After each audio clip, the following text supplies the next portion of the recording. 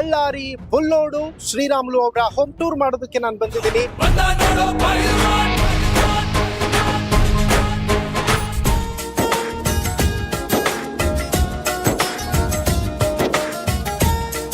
ತುಂಬಾ ಜನ ಶಾಸಕರನ್ನ ನೋಡಿದೀನಿ, ತನ್ನನ್ನ ಸೋಲಿಸ್ಬಿಟ್ಟಿದ್ದಾರೆ ಅನ್ನೋ ಕಾರಣಕ್ಕೆ ಜನ ಯಾರಾದ್ರೂ ಹೆಲ್ಪ್ ಕೇಳ್ಕೊಂಡ್ ಬಂದ್ರೆ ನೀವ್ ಯಾಕೆ ಬರ್ತೀರಿ, ನೀವು ಬರ್ಬೇಡಿ, ಹೋಗ್ತಾ ಇರಿ ಇಲ್ಲಿಂದ ಅಂತೆಲ್ಲ ಮಾತಾಡೋರು ಇದ್ದಾರೆ. ರಾಮುಲು ಅವರು ಯಾಕೆ ಆ ತರದ ಆಕ್ರೋಶನ ಹೊರಗಡೆ ಹಾಕಲ್ಲ?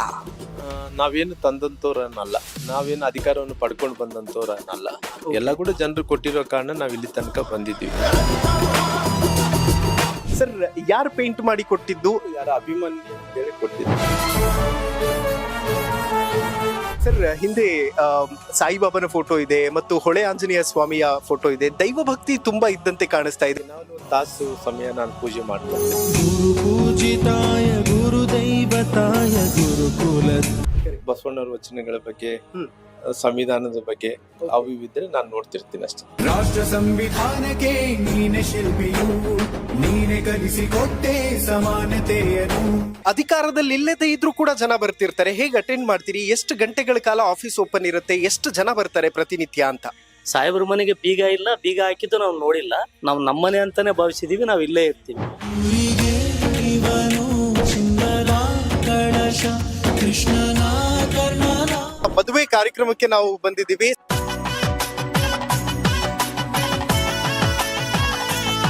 ಕೂಡ್ಲಿಗಿ ವಿಧಾನಸಭಾ ಕ್ಷೇತ್ರದ ಕಡೆ ಹೋಗ್ತಾ ಇದೀವಿ. ಅಂದ್ರೆ ಕೂಡ್ಲಿಗಿಂದ ಕಂಟೆಸ್ಟ್ ಮಾಡ್ತಾರೆ ಅನ್ನುವಂತಹ ಒಂದು ವಿಚಾರ ಇದೆ. ನಾನೊಬ್ಬ ದಂಡನಾಯಕ ಎಂದೆಂದು ನಿಮ್ಮೂರ ಸೇವಕ. ಈಗ ನೇರವಾಗಿ ಹೋಗ್ತಾ ಇರೋದು ಯಾವುದೋ ಒಂದು ಮನೆಯಲ್ಲಿ ಕಾರ್ಯಕ್ರಮ ಇದೆ, ಬಹುಶಃ ಹೊಸಕೆ ಕಾರ್ಯಕ್ರಮ ಅಂತ ಅನ್ನಿಸ್ತದೆ.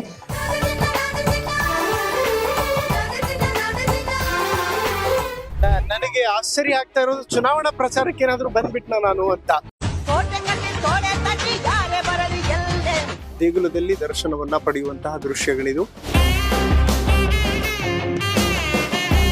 ನಾವು ಉಜ್ಜಯಿನಿ ಕಡೆ ಹೋಗ್ತಾ ಇದೀವಿ. ಅನಾದಿ ಕಾಲದಿಂದ ಕೂಡ ಒಂದು ತೈಲಾಭಿಷೇಕ ಅಂದ್ರೆಗಿನ ಅನೇಕ ಆದಿನ ಕಾಲದಿಂದ ಕೂಡ ನಾನು ನಡ್ಕೊತಾ ಬಂದಿದ್ದಾವ.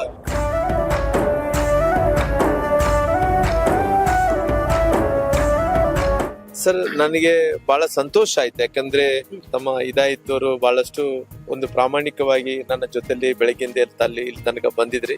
ನಾನು ಜೀವನದಲ್ಲಿ ಯಾವತ್ತೂ ಕೂಡ ಮರ್ಲಿಕ್ಕೆ ಸಾಧ್ಯ ಇಲ್ಲ.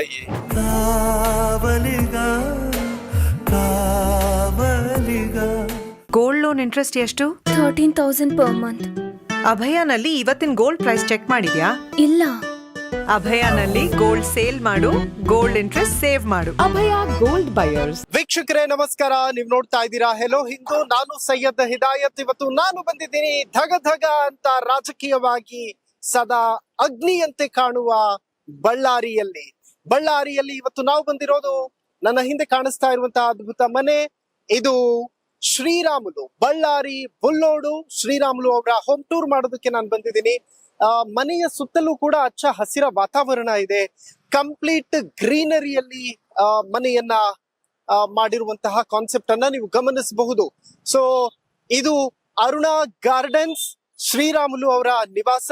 ಎಂಟರ್ ಆದ ತಕ್ಷಣ ನಮಗೆ ಸೆಕ್ಯೂರಿಟಿ ಗಾರ್ಡ್ ಇರುವಂತಹ ಒಂದು ಕ್ಯಾಬಿನ್ ಸಿಗುತ್ತೆ. ಅದಾದ ನಂತರ ಇದು ಶ್ರೀರಾಮುಲು ಅವರ ನಿವಾಸಕ್ಕೆ ಹೋಗುವಂತಹ ಮಾರ್ಗ. ಸೊ ತಮ್ಮೆಲ್ಲರಿಗೂ ಶ್ರೀರಾಮುಲು ಬಳ್ಳಾರಿ ಬುಲ್ಲೋಡು ಮನೆಗೆ ಪ್ರೀತಿಯ ಸ್ವಾಗತ. ಸೊ ಇವತ್ತು ಅವರ ಹೋಮ್ ಟೂರ್ ಮಾಡೋದಕ್ಕೆ ಬಂದಿದ್ದೀನಿ. ಎಂಟರ್ ಆದ ತಕ್ಷಣ ನಮಗೆ ಹಚ್ಚ ಹಸಿರ ವಾತಾವರಣ ಸಿಗುತ್ತೆ. ಎಲ್ಲಾ ಶಾಸಕರ ಮನೆಗಳಲ್ಲೂ ಅಷ್ಟೇ, ಎಲ್ಲಾ ಎಂಪಿಗಳ ಮನೆಗಳಲ್ಲೂ ಅಷ್ಟೇ, ಸುತ್ತಲೂ ಕೂಡ ಗ್ರೀನರಿ ಇರುತ್ತೆ. ಇಲ್ಲೂ ಕೂಡ ಹಾಗೆ ಕಂಪ್ಲೀಟ್ ಗ್ರೀನ್ ಗಾರ್ಡನ್ ಇರುವಂತಹದ್ದನ್ನ ನೀವು ಗಮನಿಸಬಹುದು. ಇದು ಮನೆಗೆ ಹೋಗುವಂತಹ ಮಾರ್ಗ. ಮತ್ತು ನನ್ನ ಬಲಭಾಗದಲ್ಲಿರುವಂತಹದ್ದು ಅವರ ಕಚೇರಿ ಹಾಗೂ ಜನಸಾಮಾನ್ಯರು ಯಾರೇ ಬಂದ್ರು ಕೂಡ ಅವರನ್ನ ಭೇಟಿ ಮಾಡೋದಕ್ಕೆ ಇರುವಂತಹ ಜಾಗ. ಒಂದು ರೀತಿಯಲ್ಲಿ ಅದ್ಭುತವಾದಂತಹ ಕೋಟೆಯನ್ನೇ ಕಟ್ಕೊಂಡಿದ್ದಾರೆ ಶ್ರೀರಾಮುಲು ಅವರು. ಮತ್ತು ನಿಮ್ಗೆ ಇನ್ನೊಂದು ವಿಶೇಷ ತೋರಿಸ್ತೀನಿ, ಮಣ್ಣಿನ ಮಡಿಕೆಗಳನ್ನು ಇಟ್ಟಿದ್ದಾರೆ. ಈ ಮಣ್ಣಿನ ಮಡಿಕೆಗಳು ಯಾಕೆ ಇಟ್ಟಿದ್ದಾರೆ ಅಂತಂದ್ರೆ, ಬೇಸಿಗೆ ಕಾಲ ಇರುವಂತಹ ಕಾರಣ ಯಾರಾದ್ರೂ ನೀರ್ ಕುಡಿಬೇಕು ಅಂತಂದ್ರೆ ಇದೇ ಮಣ್ಣಿನ ಮಡಿಕೆಗಳಲ್ಲಿ ನೀರು ಕುಡಿಯೋದಕ್ಕೂ ಕೂಡ ಒಂದು ಅದ್ಭುತವಾದಂತಹ ವ್ಯವಸ್ಥೆಯನ್ನ ಮಾಡಿದ್ದಾರೆ. ಸೊ ಇದು ಅವರ ಕಚೇರಿ.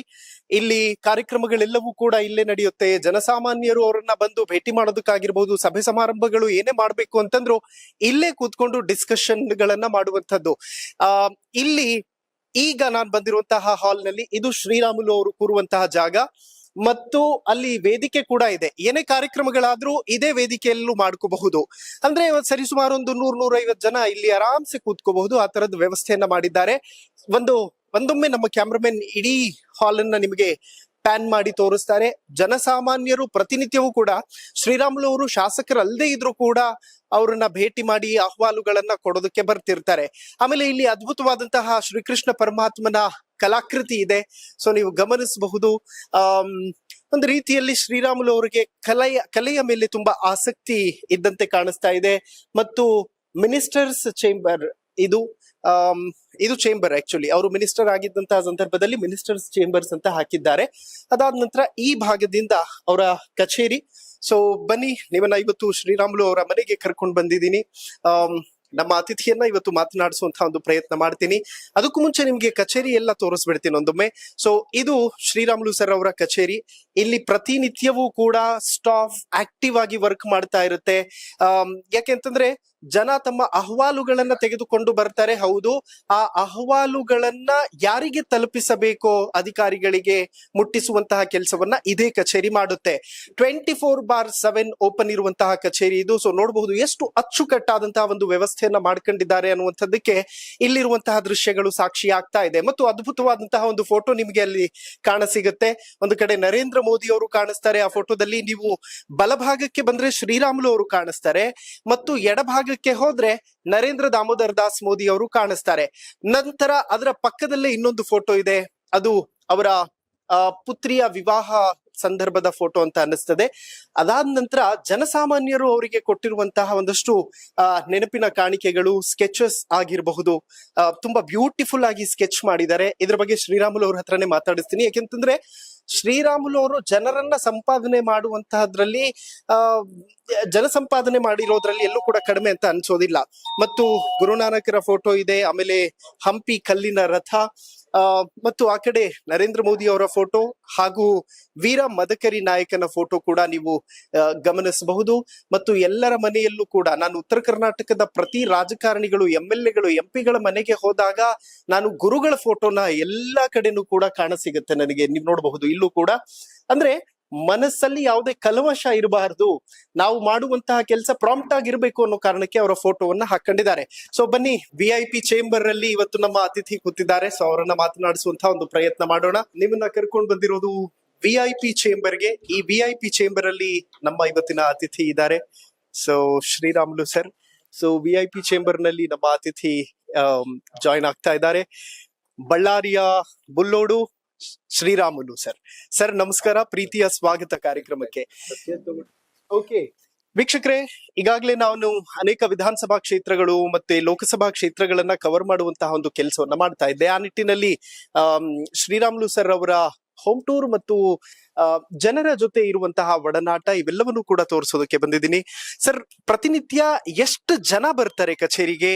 ಎಷ್ಟು ಹೊತ್ತು ಜನರಿಗೆ ಅಂತ ಮೀಸಲಿಡ್ತೀರಿ ಅಂತ? ಬೆಳಿಗ್ಗಿಂದ ರಾತ್ರಿ ತನಕ ಒಂದು 100 ಮಂದಿ ಬರ್ಬೋದ್ರಿ. ಓಕೆ, ದಿನಕ್ಕೆ ಒಂದು 100 ಮಂದಿ ಬರ್ಬೋದು.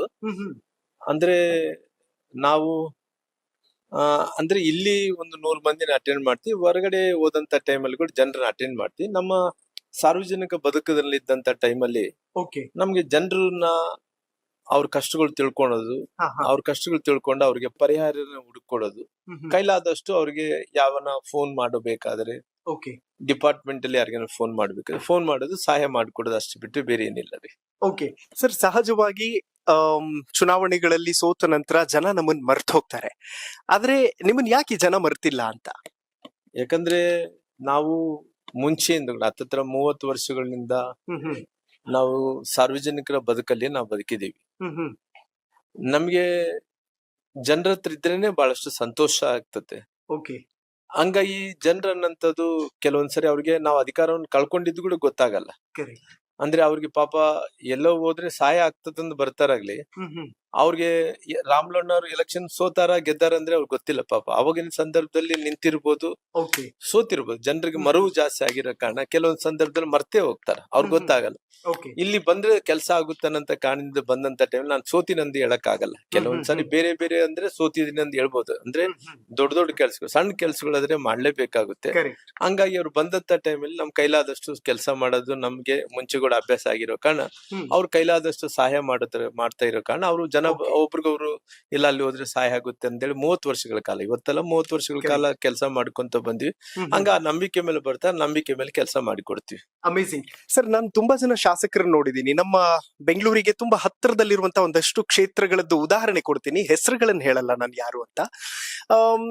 ತನ್ನನ್ನ ಸೋಲಿಸ್ಬಿಟ್ಟಿದ್ದಾರೆ ಅನ್ನೋ ಕಾರಣಕ್ಕೆ ಜನ ಯಾರಾದ್ರೂ ಹೆಲ್ಪ್ ಕೇಳ್ಕೊಂಡ್ ಬಂದ್ರೆ ನೀವ್ ಯಾಕೆ ಬರ್ತೀರಿ, ನೀವು ಬರ್ಬೇಡಿ, ಹೋಗ್ತಾ ಇರಿ ಇಲ್ಲಿಂದ ಅಂತೆಲ್ಲ ಮಾತಾಡೋರು ಇದ್ದಾರೆ. ರಾಮುಲು ಅವರು ಯಾಕೆ ಆ ತರದ ಆಕ್ರೋಶನ ಹೊರಗಡೆ ಹಾಕಲ್ಲ? ಅಲ್ಲ, ಯಾಕಂದ್ರೆ ನಾವೇನು ತಂದಂತವ್ರನ್ನಲ್ಲ, ನಾವೇನು ಅಧಿಕಾರವನ್ನು ಪಡ್ಕೊಂಡು ಬಂದಂತವ್ರನ್ನಲ್ಲ. ಎಲ್ಲ ಕೂಡ ಜನರು ಕೊಟ್ಟಿರೋ ಕಾರಣ ನಾವ್ ಇಲ್ಲಿ ತನಕ ಬಂದಿದ್ವಿ.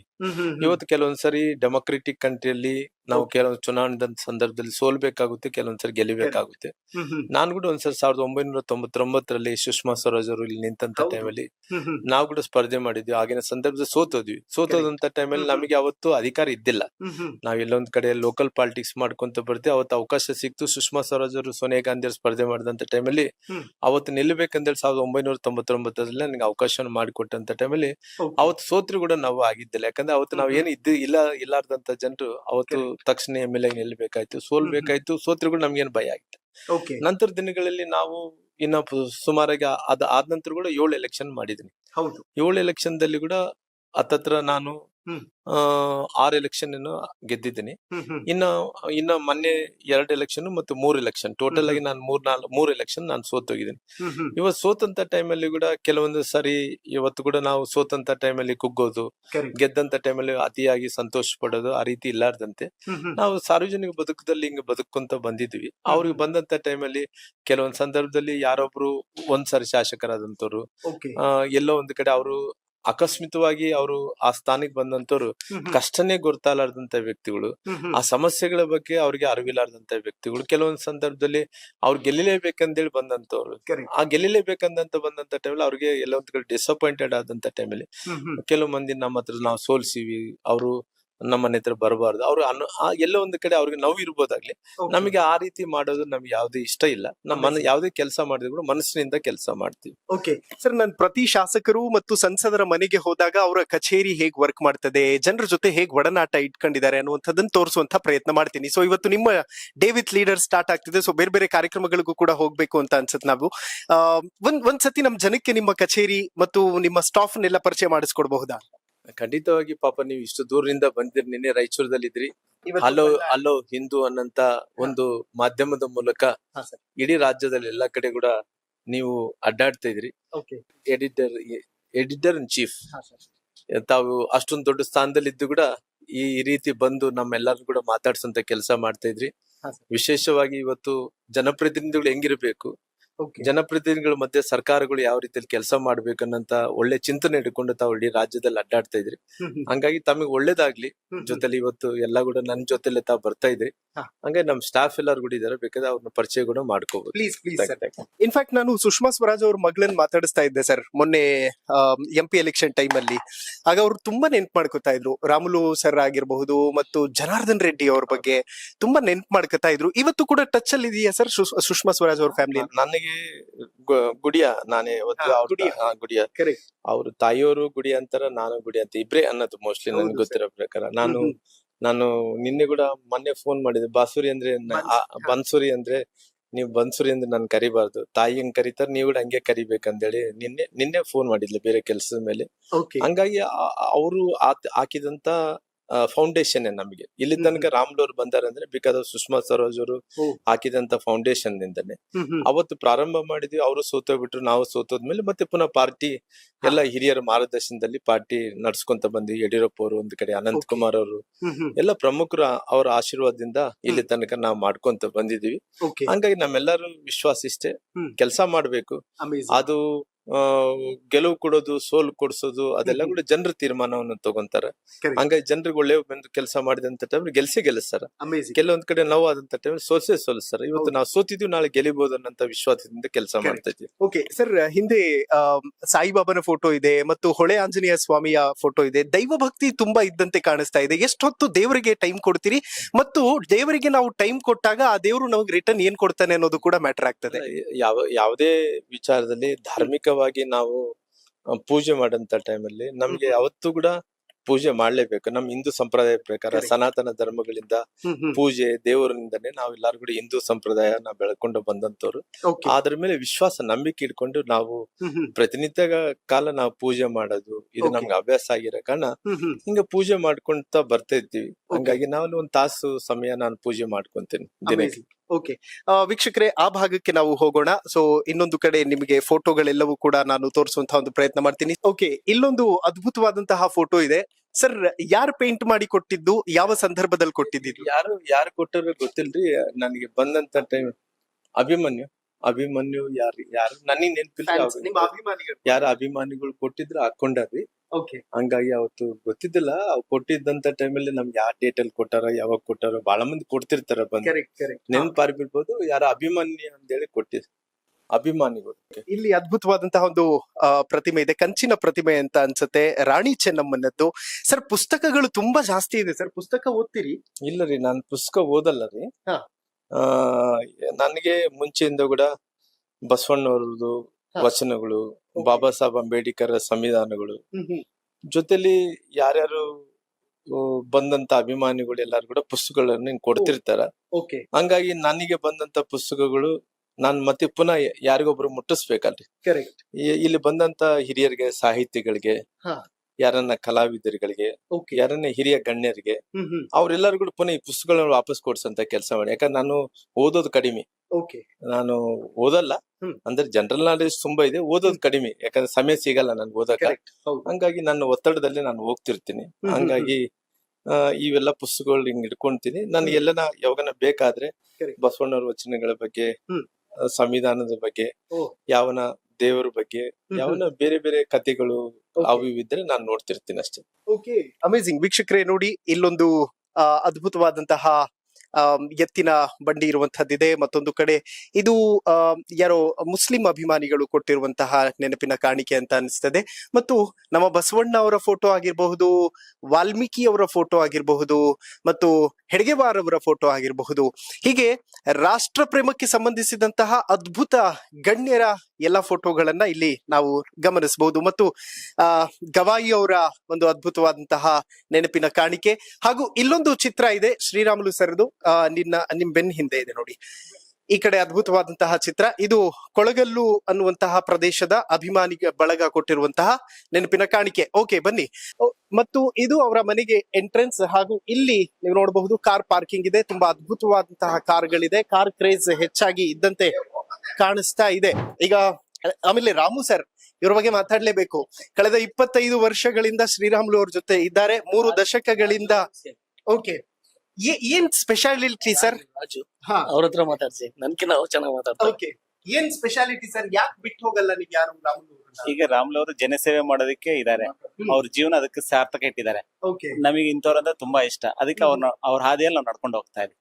ಜನಸೇವೆನೆ ದೇವರ ಸೇವೆ ಅಂತ ನಂಬ್ಕೊಂಡು ಬಂದಿದೀವಿ, ಅದು ನಡ್ಸ್ಕೊಂಡು ಹೋಗ್ತಾ ಇದೀವಿ. ಓಕೆ. ಅಲ್ಲ ಸರ್, ನಾ ಯೂಶಲಿ ಬೇರೆ ಬೇರೆ ಕಡೆಗಳಲ್ಲೆಲ್ಲ ಹೋಗ್ತಿರ್ತೀನಿ, ಬೇರೆ MLA ಗಳ PA ಅವ್ರನ್ನ ಇವ್ರನ್ನ ಮಾತಾಡಿಸ್ತೀನಿ, ಏನೋ ಒಂದ್ ಸವಲತ್ತು ವ್ಯವಸ್ಥೆ ಮಾಡ್ಕೊಂಡು ಹೋಗ್ಬಿಡ್ತಾರೆ. ಬಟ್ 2 ದಶಕ, 2.5 ದಶಕ ಅವ್ರ ಜೊತೆನೆ ಇರೋದು, it is a biggest task. ಹೇಗ್ ಬ್ಯಾಲೆನ್ಸ್ ಮಾಡ್ತಿದ್ದೀರಿ ನೀವೆಲ್ಲ ಅಂತ? ಇಷ್ಟೇ, ಅವರು ಒಂದು ರಾಮುಲು ಸಾಹೇಬರ ಪ್ರೀತಿ ವಿಶ್ವಾಸ ನಮ್ಮನ್ನ ಕಟ್ಟಿ ಹಾಕಿದೆ. ಅವ್ರು ನಡ್ಕೊಂಡೋದ್ ದಾರಿ ಚೆನ್ನಾಗಿದೆ. ನಮಗೆ ಜೀವನ ಆದರ್ಶ ವ್ಯಕ್ತಿ ಆಗಿದ್ದಾರೆ. ಸೊ ಅವ್ರು ನಡ್ಕೊಂಡು ಹೋಗೋದು ನಮ್ಗೆ ತುಂಬಾ ಇಷ್ಟ. ನಮ್ ಜೀವನದಲ್ಲಿ ಏನಪ್ಪಾ ಅಂದ್ರೆ ಜನರ ಸೇವೆ ಮಾಡ್ಬೇಕು, ಅವ್ರ ಸಂತೋಷದಲ್ಲಿ ನಮ್ ಸಂತೋಷ ನೋಡ್ಕೊಂತೀವಿ. ಅದು ನಮ್ ಕಟ್ಟಿ ಹಾಕಿ ಇಲ್ಲಿ ಕೆಲಸ ಮಾಡಿಸ್ತಾ ಇದೆ. ಯಾವತ್ತೂ ಕೂಡ ನಿಮಗೆ ಎಕ್ಸ್ಪೀರಿಯನ್ಸ್ ಆಗಿಲ್ವಾ? ಹೋಗು ಬಾ ಅಂತ ಧಾಟಿಯಲ್ಲಿ ಮಾತಾಡಿದ್ದು, ಕೋಪ ಮಾಡ್ಕೊಂಡಿದ್ದು, ಆ ತರದ ಎಕ್ಸ್ಪೀರಿಯನ್ಸ್ ಆಗಿದೆಯಾ? ರಾಮುಲು ಸರ್ ಸತ್ಯವಾಗಿ ಹೇಳ್ಬೇಕಂದ್ರೆ ಇವತ್ತು ನಮ್ಮನ್ನ ಸ್ವಂತ ತಮ್ಮಂದ್ರ ತರ ನೋಡ್ಕೊಂತಾ ಇದಾರೆ. ಸೊ ಆ ಒಂದು ಶಬ್ದ, ಆ ಒಂದು ಭಾಷೆ ಯಾವತ್ತು ಅವ್ರ ಬಾಯಿಂದ ನಾವು ಕೇಳ್ಪಟ್ಟೇ ಇಲ್ಲ. ಆದ್ರೆ ಜನರನ್ನ ಯಾವತ್ತು ನಾವು ಸರಿಯಾಗಿ ನಡ್ಕೊಂಡಿಲ್ಲ ಅಂದ್ರೆ ಅವತ್ತು ನಮ್ಮ ಮೇಲೆ ಸಿಟ್ಟಾಗಿದ್ ಮಾತು ಇದೆ. ಇಲ್ಲ ಅಂತ Okay. ಹೇಳ್ತಾ ಇಲ್ಲ. ಬಟ್ ಅವರು ಮೊದಲನೇ ಆದ್ಯತೆನಪ್ಪ ಹಾ. ಜನ ಜನ ಜನ ಬಡತನ ಜನ ಅವರಿಗೆ ಒಂದು ಪ್ರೀತಿಯಿಂದ ವಿಶ್ವಾಸದಿಂದ ಕೆಲಸ ಮಾಡ್ಕೊಡ್ರಿ, ಅವ್ರ ಪ್ರೀತಿ ಗಳಿಸ್ರಿ. ಅದ್ರಲ್ಲಿ ವಿಚಾರದಲ್ಲಿ ಬಿಟ್ರೆ ಬೇರೆ ಯಾವ ವಿಚಾರ ಸಿಟ್ಟಾಗದೇ ಇಲ್ಲ. ಅಮೇಜಿಂಗ್. ರಾಮು ಸರ್, ನೀವು ಮಾತಾಡ್ಲೇಬೇಕು, ಯಾಕೆಂತಂದ್ರೆ ನೀವು ಕೂಡ ಅವ್ರ ಜೊತೆ ಇದ್ದಂಥವ್ರು, ತುಂಬಾ ಹತ್ತಿರದಿಂದ ನೋಡಿದಿರಿ ಅವರನ್ನ. ಅಧಿಕಾರದಲ್ಲಿ ಇಲ್ಲದೆ ಇದ್ರೂ ಕೂಡ ಜನ ಬರ್ತಿರ್ತಾರೆ. ಹೇಗೆ ಅಟೆಂಡ್ ಮಾಡ್ತೀರಿ? ಎಷ್ಟು ಗಂಟೆಗಳ ಕಾಲ ಆಫೀಸ್ ಓಪನ್ ಇರುತ್ತೆ? ಎಷ್ಟು ಜನ ಬರ್ತಾರೆ ಪ್ರತಿನಿತ್ಯ ಅಂತ? ಆಕ್ಚುಲಿ ಹೇಳ್ಬೇಕಂದ್ರೆ ಸಾಹೇಬ್ರ ಮನೆಗೆ ಬೀಗ ಇಲ್ಲ ಸರ್. ಯಾವತ್ತು ಬೀಗ ಹಾಕಿಲ್ಲ ಸರ್. ಏನ್ ರಾಜು? ಸಾಹೇಬ್ರ ಮನೆಗೆ ಬೀಗ ಇಲ್ಲ, ಬೀಗ ಹಾಕಿದ್ದು ನಾವು ನೋಡಿಲ್ಲ. ಯಾವತ್ತು ಹಿಂಗೆ ಇರುತ್ತೆ. ನಾವ್ ಯಾವಾಗಾದ್ರೂ ಬರ್ಬೋದು. ಇದು ನಮ್ಮನೆ ಅಂತಾನೆ. ನಾವ್ ಅವ್ರ ಹತ್ರ ಕೆಲಸ ಮಾಡ್ತೀವಿ, ಎಂಪ್ಲಾಯ್ ಇದೀವಿ, ಸ್ಯಾಲ್ರಿ ಕೊಡ್ತಾರ, ಅದು ಸೆಕೆಂಡ್ರಿ. ನಾವು 22 ವರ್ಷದಿಂದ ಏನು ನಾನು ರಾಜು ನಾವೆಲ್ಲ ಇದೀವಿ, ಇಷ್ಟೆಲ್ಲ ಬಳಗ. ನಾವ್ ನಮ್ಮನೆ ಅಂತಾನೆ ಭಾವಿಸಿದೀವಿ, ನಾವ್ ಇಲ್ಲೇ ಇರ್ತೀವಿ. ಅಮೇಜಿಂಗ್. ಎಷ್ಟು ಜನ ಇದೀರಿ ಸರ್ 20 ವರ್ಷಗಳಿಂದ? ನಾವೊಂದು 4-5 ಜನ ಇದೀವಿ ಅವಾಗಿಂದ. ಸ್ಟಾರ್ಟಿಂಗ್ ಇವ್ರು ಪೊಲಿಟಿಕಲ್ ಸ್ಟಾರ್ಟಿಂಗ್ ಹೆಚ್ಚು ಕಡಿಮೆ ಇವ್ರು 2004 MLA ಆದಾಗಿಂದ ನಾವೆಲ್ಲ ಜೊತೆಯಲ್ಲಿದ್ದೀವಿ. ಇವತ್ತಿನವರೆಗೆ ನಾವೆಲ್ಲ ಇದೀವಿ. ನಮ್ ಫೋಟೋಗ್ರಾಫರ್ ವೀರೇಶ್ ಅವರು ನಮ್ಕಿನ ಸೀನಿಯರ್. ಅವರು 1999 ಇಂದ ಇದಾರೆ ಅವರು. ವೀಕ್ಷಕರೇ, ನಾವಿವತ್ತು ಡೇ ವಿತ್ ಲೀಡರ್ ಅನ್ನುವಂತಹ ಕಾನ್ಸೆಪ್ಟ್ ನಲ್ಲಿ ಶ್ರೀರಾಮುಲು ಅವರ ಜೊತೆ ಇಡೀ ಕ್ಷೇತ್ರವನ್ನ ಸುತ್ತಾಡುವಂತಹ ಒಂದು ಪ್ರಯತ್ನವನ್ನ ಮಾಡ್ತಾ ಇದ್ದೀವಿ. ಅಂದ್ರೆ ಒಂದು ನಾಯಕನ ದಿನಚರಿ ಹೇಗಿರುತ್ತೆ ಅನ್ನುವಂತಹದನ್ನ ತೋರಿಸುವಂತಹ ಒಂದು ಸಣ್ಣ ಪ್ರಯತ್ನ ನಮ್ಮ ಕಡೆಯಿಂದ ಆಗ್ತಾ ಇದೆ. ಇನ್ಫ್ಯಾಕ್ಟ್ ಅನೇಕ ನಾಯಕರ ಸಂದರ್ಶನಗಳನ್ನು ಕೂಡ ನೀವು ನೋಡಿರ್ತೀರಿ. ಆ ಪೈಕಿ ಶ್ರೀರಾಮುಲು ಅವರು ರಾಜಕೀಯವಾಗಿ ಮತ್ತೆ ಗೆಲುವನ್ನ ಸಾಧಿಸಬೇಕು ಅನ್ನುವಂತಹ ನಿಟ್ಟಿನಲ್ಲಿ ಹೋರಾಟವನ್ನ ಮಾಡ್ತಾ ಇದ್ದಾರೆ. ಈಗ ನಾವು ಶ್ರೀರಾಮುಲು ಅವರ ಮನೆಯಿಂದ ನೇರವಾಗಿ ಮದುವೆ ಕಾರ್ಯಕ್ರಮಕ್ಕೆ ಹೋಗ್ತಾ ಇದ್ದೀವಿ. ಸೊ ಬನ್ನಿ, ಮದುವೆ ಕಾರ್ಯಕ್ರಮವನ್ನು ಅಟೆಂಡ್ ಮಾಡೋಣ.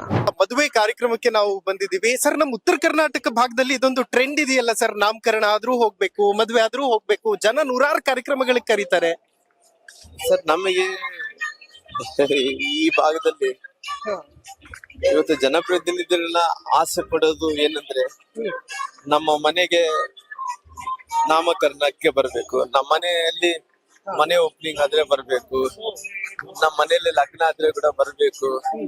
ಅವ್ರು ಏನಿದೆ ಅಲ್ಲಿ ಬಂದಂತ ಟೈಮಲ್ಲಿ ಅವ್ರ ಫೀಲ್ ಹೆಂಗಿರುತ್ತಂದ್ರೆ, ಒಬ್ಬ ದೊಡ್ಡ ಸ್ಥಾನದಲ್ಲಿ ಇದ್ದಂತ ನಮ್ಮ ಮನೆಗೆ ಬಂದಿದ್ದಾನ ಅಂತ ಆ ಗೌರವ ಅವ್ರಿಗೆ ಜಾಸ್ತಿ ಆಗುತ್ತೆ. ಅವರು ಕೂಡ ಇಲ್ಲಪ್ಪ, ನಾವು ವೋಟ್ ಹಾಕಿದಂತ ಒಬ್ಬ ಜನಪ್ರತಿನಿಧಿ ನಾನು ಹಾಕಿದಕ್ಕೋಸ್ಕರವಾಗಿ ನನಗೆ ಸಾರ್ಥಕ ಆಯ್ತು ಅಂತ ತಿಳ್ಕೊಂತಾರೆ. ಹಂಗಾಗಿ ಅವ್ರಿಗೆ ಸಮಾಧಾನ ಪಡಿಸ್ಬೇಕು, ರೊಕ್ಕ ಕೊಡಕ್ಕಾಗಲ್ಲ. ಹಂಗಾಗಿ ನಾವು ಸಹಾಯ ಮಾಡ್ಬೇಕಂದ್ರೆ ಇದ್ರ ಮೂಲಕ ಸಹಾಯ ಮಾಡ್ಬೇಕು, ಇದನ್ನ ಸಹಾಯ ಮಾಡುತ್ತೆ. ಓಕೆ ವೀಕ್ಷಕರೇ, ಈಗಾಗಲೇ ನಾವು ಮದ್ವೆಗೆ ಬಂದಿದ್ದೀವಿ. ಸೊ ಶ್ರೀರಾಮುಲು ಅವರು ಮದ್ವೆನ ಅಟೆಂಡ್ ಮಾಡ್ತಾ ಇದ್ದಾರೆ.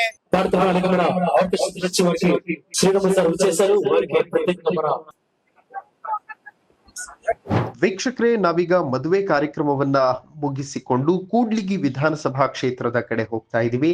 ಶ್ರೀರಾಮುಲು ಅವರು ಮುಂದಿನ ಚುನಾವಣೆಯನ್ನ ಕೂಡ್ಲಿಗಿ ವಿಧಾನಸಭಾ ಕ್ಷೇತ್ರದಿಂದ ಎದುರಿಸಲಿದ್ದಾರೆ ಅನ್ನುವಂತಹ ವಿಚಾರ ಎಲ್ರಿಗೂ ಕೂಡ ಗೊತ್ತಿರುವಂತದ್ದೇ. ಸೊ ಈಗ ಅದಕ್ಕೆ ಪುಷ್ಟಿ ಕೊಡುವಂತೆ ಶ್ರೀರಾಮುಲು ಅವರು ಪ್ರತಿನಿತ್ಯವೂ ಕೂಡ ಕೂಡ್ಲಿಗಿ ವಿಧಾನಸಭಾ ಕ್ಷೇತ್ರದಲ್ಲಿ ಎಲ್ಲಾ ಕಾರ್ಯಕ್ರಮಗಳನ್ನ ಅಟೆಂಡ್ ಮಾಡುವಂತಹ ನಿಟ್ಟಿನಲ್ಲಿ ಕೆಲಸವನ್ನ ಮಾಡ್ತಾ ಇದ್ದಾರೆ. ಅಂದ್ರೆ ಚುನಾವಣೆಗೆ 3 ವರ್ಷ ಇರುವಾಗಲೇ, ಅಂದ್ರೆ 3 ವರ್ಷ ಗ್ಯಾಪ್ ಇದೆ ಇನ್ನೂ ಕೂಡ ಚುನಾವಣೆ ಆಗ್ಲಿಕ್ಕೆ. ಅದಕ್ಕೂ ಮುಂಚೆಯೇ ಸಿದ್ಧತೆಗಳನ್ನ ಮಾಡಿಕೊಳ್ತಾ ಇದ್ದಾರೆ. ಕ್ಷೇತ್ರದಲ್ಲಿ ಒಂದು ಸ್ಟ್ರಾಂಗ್ ಬೇಸ್ ಅನ್ನ ಕ್ರಿಯೇಟ್ ಮಾಡುವಂತಹ ನಿಟ್ಟಿನಲ್ಲಿ ಶ್ರೀರಾಮುಲು ಅವರು ಹೋರಾಟವನ್ನ ಆರಂಭ ಮಾಡಿದ್ದಾರೆ. ಇನ್ಫ್ಯಾಕ್ಟ್ ನಿಮ್ಮೆಲ್ರಿಗೂ ಕೂಡ ಗೊತ್ತಿರಬಹುದು, ಶ್ರೀರಾಮುಲು ಮತ್ತು ಜನಾರ್ದನ ರೆಡ್ಡಿ ಎಷ್ಟು ಪವರ್ಫುಲ್ ಅಂತಂದ್ರೆ, ಇವರಿಬ್ಬರ ಹೆಸರಲ್ಲೇ ಹೋರಾಟ ಮಾಡಿ ಪಾದಯಾತ್ರೆಯನ್ನ ಮಾಡೋದರ ಮೂಲಕ ಸಿದ್ದರಾಮಯ್ಯ ಅವರ ಸರ್ಕಾರ ಅಧಿಕಾರಕ್ಕೆ ಬಂತು. ಅಂದ್ರೆ ಗಣಿ ವಿಚಾರದಲ್ಲಿ ನಾನು ಹೇಳ್ತಾ ಇದ್ದೀನಿ. ಆದ್ರೆ ಈಗ ಶ್ರೀರಾಮುಲು ಅವರು ಮತ್ತೆ ತಾನು ರಾಜಕೀಯದಲ್ಲಿ ನೆಲೆಯೂರಬೇಕು, ರಾಜಕೀಯದಲ್ಲಿ ತನ್ನದೇ ಆದಂತಹ ಒಂದು ಹಿಡಿತವನ್ನ ಸಾಧಿಸಿಕೊಳ್ಳಬೇಕು ಅನ್ನುವಂತ ನಿಟ್ಟಿನಲ್ಲಿ ಹೋರಾಟವನ್ನ ಮಾಡ್ತಾ ಇದ್ದಾರೆ. ಎಲ್ಲೋ ಒಂದು ಕಡೆ ಒಳ ಮೀಸಲಾತಿ ವಿಚಾರದಲ್ಲಿ ರಾಮುಲು ಅವರು ಮಾಡಿದಂತಹ ತ್ಯಾಗ ತುಂಬಾ ದೊಡ್ಡದು. ಯಾಕೆಂತಂದ್ರೆ ಯಾರು ಕೂಡ ಆ ರಿಸ್ಕ್ ತಗೊಳ್ಳೋದಕ್ಕೆ ಹೋಗೋದಿಲ್ಲ. ಮತ್ತು ಬಿಜೆಪಿಯಲ್ಲಿ ರಾಮುಲು ಅವರು ಕೊಟ್ಟಂತಹ ಕೊಡುಗೆ ಏನಿದೆ, ಈ ಒಳ ಮೀಸಲಾತಿಯ ಕೊಡುಗೆ, ಅದನ್ನ ಡಿಫೆಂಡ್ ಮಾಡಿಕೊಳ್ಳುವ ರೀತಿಯಲ್ಲಿ ಮಾತನಾಡುವಂಥವ್ರು ಕೂಡ ಅಷ್ಟಾಗಿ ಮುಂದೆ ಬರಲಿಲ್ಲ. ಸೊ ಹಾಗಾಗಿ ಎಲ್ಲೋ ಒಂದು ಕಡೆ ಈ ಹಿಂದಿನ ಚುನಾವಣೆಯಲ್ಲಿ ರಾಮುಲು ಅವರಿಗೆ ಸೋಲಾಯಿತು, ಆ ಒಳ ಮೀಸಲಾತಿಯ ವಿಚಾರ ಸರಿಯಾದ ರೀತಿಯಲ್ಲಿ ಕನ್ವೆ ಆಗ್ಲಿಲ್ಲ ಅನ್ನುವಂತಹ ಒಂದು ಖೇದ ಅವರ ಅಭಿಮಾನಿಗಳಲ್ಲಿದೆ. ಮತ್ತು ಈಗ ನಾವು ಬಂದಿರುವಂತಹ ಹಳ್ಳಿ ಕೂಡ್ಲಿಗಿ ವಿಧಾನಸಭಾ ಕ್ಷೇತ್ರದ ವ್ಯಾಪ್ತಿಯಲ್ಲಿರುವಂತಹ ಒಂದು ಹಳ್ಳಿ. ಎಂಟರ್ ಆದ ತಕ್ಷಣ ನೋಡಿ ಜನ ಹೇಗೆ ವೆಯ್ಟ್ ಮಾಡ್ತಿದ್ದಾರೆ ರಾಮುಲು ಅವರಿಗೆ ಅಂತ. ಸೊ ಇಲ್ಲಿ ಇಳಿದು ಜನರನ್ನ ಮಾತನಾಡಿಸುವಂತಹ ಒಂದು ಪ್ರಯತ್ನ ರಾಮುಲು ಅವರು ಮಾಡ್ತಿದ್ದಾರೆ. ಓಕೆ ವೀಕ್ಷಕರೇ, ಈಗ ಅಪ್ಪೇನಹಳ್ಳಿ ತಾಂಡಾಗೆ ನಾವು ಬಂದಿದ್ದೀವಿ. ಕೂಡ್ಲಿಗಿ ವಿಧಾನಸಭಾ ಕ್ಷೇತ್ರದ ವ್ಯಾಪ್ತಿಯಲ್ಲಿ ಬರುತ್ತೆ. ಸೊ ನೋಡಬಹುದು ಜನರ ಜೊತೆ ಶ್ರೀರಾಮುಲು ಅವರು ಮಾತನಾಡ್ತಾ ಇರುವಂತಹ ದೃಶ್ಯವನ್ನ ನಿಮಗೆ ನಮ್ಮ ಕ್ಯಾಮ್ರಾಮನ್ ಪ್ಯಾನ್ ಮಾಡಿ ತೋರಿಸ್ತಾರೆ. ಅಂದ್ರೆ ಕೂಡ್ಲಿಗಿಂತ ಕಂಟೆಸ್ಟ್ ಮಾಡ್ತಾರೆ ಅನ್ನುವಂತಹ ಒಂದು ವಿಚಾರ ಇದೆ. ಗೊತ್ತಿಲ್ಲ ನನಗೆ ಅದು ಎಷ್ಟರ ಮಟ್ಟಿಗೆ ಸತ್ಯ ಆಗುತ್ತೆ ಅಂತ. ಬಟ್ ಕಾನ್ಸ್ಟಿಟ್ಯೂಯೆನ್ಸಿ ಜನರ ಜೊತೆ ನಿರಂತರವಾಗಿ ಸಂಪರ್ಕದಲ್ಲಿದ್ದಾರೆ. ಅವರನ್ನ ಮಾತನಾಡಿಸುವಂತಹ ಕೆಲಸ ಮತ್ತು ಅಲ್ಲಿರುವಂತಹ ಜನರ ಸಮಸ್ಯೆಗಳ ಪರಿಹಾರವನ್ನ ಕಲ್ಪಿಸಿಕೊಡುವಂತಹ ಕೆಲಸವನ್ನ ನಿರಂತರವಾಗಿ ಮಾಡ್ತಾ ಇದ್ದಾರೆ. ಯಾವುದೋ ಒಂದು ಸಣ್ಣ ಗೂಡಂಗಡಿ ಹತ್ರ ನಾವು ನಿಂತ್ಕೊಂಡಿದೀವಿ ಈಗ. ನೋಡಿ ಎಷ್ಟು ಜನ ನಿಂತಿದ್ದಾರೆ ಅಂತಂದ್ರೆ ರಾಮುಲು ಅವರು ಬರ್ತಾರೆ ಅನ್ನುವಂತಹ ವಿಚಾರ ಅವರಿಗೆ ಗೊತ್ತಿತ್ತೋ ಗೊತ್ತಿಲ್ಲೋ ನನಗಂತೂ ಗೊತ್ತಿಲ್ಲ. But that is the spirit ಅಂತ ಅನಿಸ್ತಾ ಇದೆ. ಓಕೆ ವೀಕ್ಷಕರೇ, ಈಗ ನಾವು ಇನ್ನೊಂದು ಕಾರ್ಯಕ್ರಮಕ್ಕೆ ಹೋಗ್ತಾ ಇದೀವಿ. ಜನರನ್ನ ಭೇಟಿ ಮಾಡಿದ್ದಾಯ್ತು. ಈಗ ನೇರವಾಗಿ ಹೋಗ್ತಾ ಇರೋದು ಯಾವುದೋ ಒಂದು ಮನೆಯಲ್ಲಿ ಕಾರ್ಯಕ್ರಮ ಇದೆ. ಸೊ ಈ ಮನೆಯ ಕಾರ್ಯಕ್ರಮವನ್ನ ನಾವು ಅಟೆಂಡ್ ಮಾಡ್ತಾ ಇದೀವಿ. ನೋಡಿ ಬಹುಶಃ ಹೊಸಕೆ ಕಾರ್ಯಕ್ರಮ ಅಂತ ಅನ್ನಿಸ್ತದೆ. ಸೊ ಕುಟುಂಬಸ್ಥರೆಲ್ಲರೂ ಕೂಡ ಶ್ರೀರಾಮುಲು ಅವರನ್ನ ತುಂಬಾ ಆತ್ಮೀಯವಾಗಿ ವೆಲ್ಕಮ್ ಮಾಡಿಕೊಂಡ್ರು. ಈಗ ಮನೆಯಲ್ಲಿ ಫೋಟೋಗೆ ಎಲ್ಲರೂ ಕೂಡ ಪೋಸ್ ಅನ್ನ ಕೊಡ್ತಿದ್ದಾರೆ. ಅಂದ್ರೆ ಪ್ರತಿ ಮನೆಯಲ್ಲೂ ಯಾವುದೇ ಮನೆಯಲ್ಲಾದರೂ ಈ ತರದ ಕಾರ್ಯಕ್ರಮಗಳಾಗ್ಲಿ, ಮದುವೆ ಕಾರ್ಯಕ್ರಮಗಳಾಗ್ಲಿ, ನಾಮಕರಣ ಮಾಡುವಂತ ಕಾರ್ಯಕ್ರಮ ಆಗ್ಲಿ, ಅದನ್ನ ಮಿಸ್ ಮಾಡದೆ ಶ್ರೀರಾಮುಲು ಅವರು ಅಟೆಂಡ್ ಮಾಡ್ತಾ ಇದ್ದಾರೆ. ನಾಟ್ ಓನ್ಲಿ ದಿಸ್, ಅಂದ್ರೆ ಸಂತಸ ಇರುವಂತಹ ಮನೆಗೂ ಕೂಡ ಹೋಗ್ತಾರೆ ಮತ್ತು ದುಃಖದಲ್ಲಿರುವಂತಹ ಮನೆಗೆ ಸಾಂತ್ವನ ಹೇಳೋದಕ್ಕೂ ಕೂಡ ಹೋಗ್ತಾರೆ ಶ್ರೀರಾಮುಲು ಅವರು. ಎರಡೂ ಕಡೆಗಳಲ್ಲೂ ಕೂಡ ಒಂದು ಕಾರ್ಯಕ್ರಮಗಳನ್ನ ಬ್ಯಾಲೆನ್ಸ್ ಮಾಡುವಂತಹ ನಿಟ್ಟಿನಲ್ಲಿ ಕೆಲಸವನ್ನ ಮಾಡ್ತಾ ಇದ್ದಾರೆ. ಓಕೆ, ಈಗ ಹೊಸಕೆ ಕಾರ್ಯಕ್ರಮವನ್ನ ಮುಗಿಸಿ ಮತ್ತೊಂದು ಹಳ್ಳಿಗೆ ನಾವು ಹೋಗ್ತಾ ಇದ್ದೀವಿ. ಆ ಹಳ್ಳಿಯಲ್ಲೂ ಕೂಡ ಜನ ನಮಗಾಗಿ ವೇಟ್ ಮಾಡ್ತಾ ಇದ್ದಾರೆ.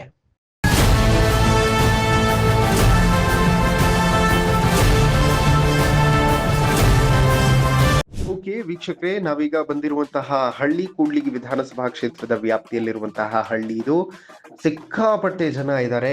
ತಮಟೆಯ ಸದ್ದು ನಿಮ್ಮೆಲ್ಲರಿಗೂ ಕೂಡ ಕೇಳಿಸ್ತಾ ಇರಬಹುದು. ಶ್ರೀರಾಮುಲು ಅವರನ್ನ ತುಂಬಾ ಅದ್ಭುತವಾಗಿ ವೆಲ್ಕಮ್ ಮಾಡ್ಕೊತಿದ್ದಾರೆ ಇಲ್ಲಿನ ಜನ. ಅಂದ್ರೆ ನನಗೆ ರಮೇಶ್ ಜಿಗಜಿಣಗಿ ಅವರು ಹೇಳಿದ್ರು, ಒಬ್ಬ ನಾಯಕನನ್ನ ಜನ ಎಕ್ಸೆಪ್ಟ್ ಮಾಡ್ಕೊಂಡಿದ್ದಾರಾ ಇಲ್ವಾ ಅನ್ನೋದು ಗೊತ್ತಾಗೋದೇ ಜನ ಅವರ ಹತ್ರ ಬಂದು ಮಾತನಾಡುವಂತಹ ರೀತಿಯಲ್ಲಿ ಅಂತ ಹೇಳ್ತಾ ಇದ್ರು. ಬಹುಶಃ ನನಗೆ ಆ ದೃಶ್ಯಗಳು ಕಾಣಸಿಗ್ತಾ ಇದೆ. ಕೂಡ್ಲಿಗಿಯಲ್ಲಿ ಒಂದು ಹವಾ ಸೃಷ್ಟಿ ಮಾಡಿದ್ದಾರೆ Sriramulu. There is no doubt at all. ನೋಡಿ, ಕೂಡ್ಲಿಗಿ ವಿಧಾನಸಭಾ ಕ್ಷೇತ್ರದಲ್ಲಿ ಈಗಾಗಲೇ ಶ್ರೀನಿವಾಸ್ ಅವರು ಶಾಸಕರಾಗಿದ್ದಾರೆ, ಕಾಂಗ್ರೆಸ್ನ ಶಾಸಕರು. ಅವರು ಕೂಡ ಆಕ್ಟಿವ್ ಆಗಿ ಕೆಲಸ ಮಾಡ್ತಿದ್ದಾರೆ. ದೋ ರಾಜಕೀಯದಲ್ಲಿ ಹೋರಾಟ ಸಹಜವಾಗಿದ್ದೇ ಇರ್ತದೆ. ಸೊ ಹಾಗಾಗಿ ಶ್ರೀರಾಮುಲು ಅವರ ಎಂಟ್ರಿ ಕೂಡ್ಲಿಗಿ ವಿಧಾನಸಭಾ ಕ್ಷೇತ್ರದ ವ್ಯಾಪ್ತಿಯಲ್ಲಿ ಯಾವ ಮಟ್ಟಕ್ಕೆ ಗೆಲುವನ್ನ ತಂದು ಕೊಡುತ್ತೆ ಅವರಿಗೆ ಅನ್ನುವಂಥದ್ದು ಒಂದು ಬಹುದೊಡ್ಡ ನಿರೀಕ್ಷೆ ಅವರ ಅಭಿಮಾನಿಗಳಲ್ಲಿದೆ. ಮತ್ತು ನಾಯಕ ಸಮುದಾಯ ಎದುರು ನೋಡ್ತಾ ಇರೋದೇ ಶ್ರೀರಾಮುಲು ಮತ್ತೆ ಅಧಿಕಾರಕ್ಕೆ ಬರಬೇಕು, ತಮ್ಮ ಸಮುದಾಯದ ಜನರನ್ನ ಬೆಳೆಸಬೇಕು ಅನ್ನುವಂತ ಒಂದು ಬಹುದೊಡ್ಡ ನಿರೀಕ್ಷೆ ನಾಯಕ ಸಮುದಾಯದಲ್ಲೂ ಕೂಡ ಇದೆ. ಓಕೆ ವೀಕ್ಷಕರೇ, ಈಗ ಕೂಡ್ಲಿಗಿಯಲ್ಲಿರುವಂತಹ ಒಂದು ಹಳ್ಳಿಗೆ ನಾವು ಬಂದಿದ್ದೀವಿ. ಹಿಂದೆ ತಮಟೆಯ ಸದ್ದು ಸಿಕ್ಕಾಪಟ್ಟೆ ಜೋರಾಗಿ ಕೇಳಿಸ್ತಾ ಇದೆ. ಇನ್ಫ್ಯಾಕ್ಟ್ ನನಗೆ ಆಶ್ಚರ್ಯ ಆಗ್ತಾ ಇರೋದು, ಚುನಾವಣಾ ಪ್ರಚಾರಕ್ಕೆ ಏನಾದ್ರು ಬಂದ್ಬಿಟ್ನ ನಾನು ಅಂತ. ಇಲ್ಲ, ಚುನಾವಣಾ ಪ್ರಚಾರಕ್ಕಲ್ಲ, ಶ್ರೀರಾಮುಲು ಅವರು ಬಂದಿರುವಂತಹ ಕಾರಣಕ್ಕೆ ಈ ಹಳ್ಳಿಯಲ್ಲಿ ಜನ ಸೇರಿದ್ದಾರೆ ಅಂತ ಅನ್ನಿಸ್ತದೆ. ಈಗ ದೇವಸ್ಥಾನದ ಒಳಗಡೆ ಹೋಗ್ತಿದ್ದಾರೆ ಶ್ರೀರಾಮುಲು ಅವರು. ಸೊ ಇದು ಇಲ್ಲಿರುವಂತಹ ಜನಸ್ತೋಮದ ಚಿತ್ರಣ. ಮಾತನಾಡಿಸೋಣ ರಾಮುಲು ಅವರನ್ನ. ನೋಡಿ, ಜನ ಅಂದ್ರೆ ತುಂಬಾ ದೊಡ್ಡ ಪ್ರಮಾಣದಲ್ಲಿ ಸೇರಿದಾರಪ್ಪ, ಪರವಾಗಿಲ್ಲ. ಓಕೆ, ದೇವರ ದರ್ಶನ ಪಡೆಯುವುದಕ್ಕಾಗಿ ಈಗಾಗಲೇ ಬಂದಿರುವಂತದ್ದು. ಒಂದು ಐತಿಹ್ಯ ಇರುವಂತಹ ಜಾಗ ಇದು ಕೂಡ. ಸೊ ದೃಶ್ಯಾವಳಿಗಳಲ್ಲಿ ನೀವು ಗಮನಿಸಬಹುದು, ರಾಮುಲು ಅವರು ಈಗಾಗಲೇ ದೇಗುಲದಲ್ಲಿ ದರ್ಶನವನ್ನ ಪಡೆಯುವಂತಹ ದೃಶ್ಯಗಳಿದು. ಬೇರೆ ಬೇರೆ ಕಡೆಗಳಲ್ಲಿ ಮುಂಜಾನೆಯಿಂದಲೂ ಕೂಡ ಕವರ್ ಮಾಡುವಂತಹ ಒಂದು ಪ್ರಯತ್ನ ಮಾಡ್ತಾರೆ. ಓಕೆ, ಈ ಊರಿನ ಮುಖಂಡರನ್ನೆಲ್ಲರೂ ಕೂಡ ಭೇಟಿ ಮಾಡಿ ಅವ್ರನ್ನ ಮಾತನಾಡಿಸುವಂತಹ ಒಂದು ಕೆಲಸವನ್ನ ಶ್ರೀರಾಮುಲು ಅವರು ಅಚ್ಚುಕಟ್ಟಾಗಿ ಮಾಡ್ತಾ ಇದ್ದಾರೆ. This is nothing but next ಚುನಾವಣೆಗೆ ಕೂಡ್ಲಿಗಿಯಲ್ಲಿ ಕಂಟೆಸ್ಟ್ ಮಾಡ್ತಾರೆ ಅನ್ನುವಂತಹ ಮಾತುಗಳು ಏನಿದೆ ಅದಕ್ಕೆ ಪುಷ್ಟಿ ಕೊಡುವಂತ ದೃಶ್ಯಗಳಿದೆ ಎಲ್ಲವೂ ಕೂಡ. ಓಕೆ, ಸೊ ಈಗ ಇಲ್ಲಿಂದ ಇನ್ನೊಂದು ಉಜ್ಜಯಿನಿ ಟೆಂಪಲ್ ಅಂತ ಅನಿಸ್ತದೆ ನನಗೆ. ಉಜ್ಜಯಿನಿ ಟೆಂಪಲ್ಗೆ ಹೋಗ್ತಾರೆ, ಅದಾದ ನಂತರ ಬೇರೆ ಬೇರೆ ಕಾರ್ಯಕ್ರಮಗಳಿಗೂ ಕೂಡ ಅಟೆಂಡ್ ಮಾಡುವಂತಹ ಒಂದು ನಿಟ್ಟಿನಲ್ಲಿ ಸಂಚಾರ ಸಾಗ್ತಾ ಇದೆ.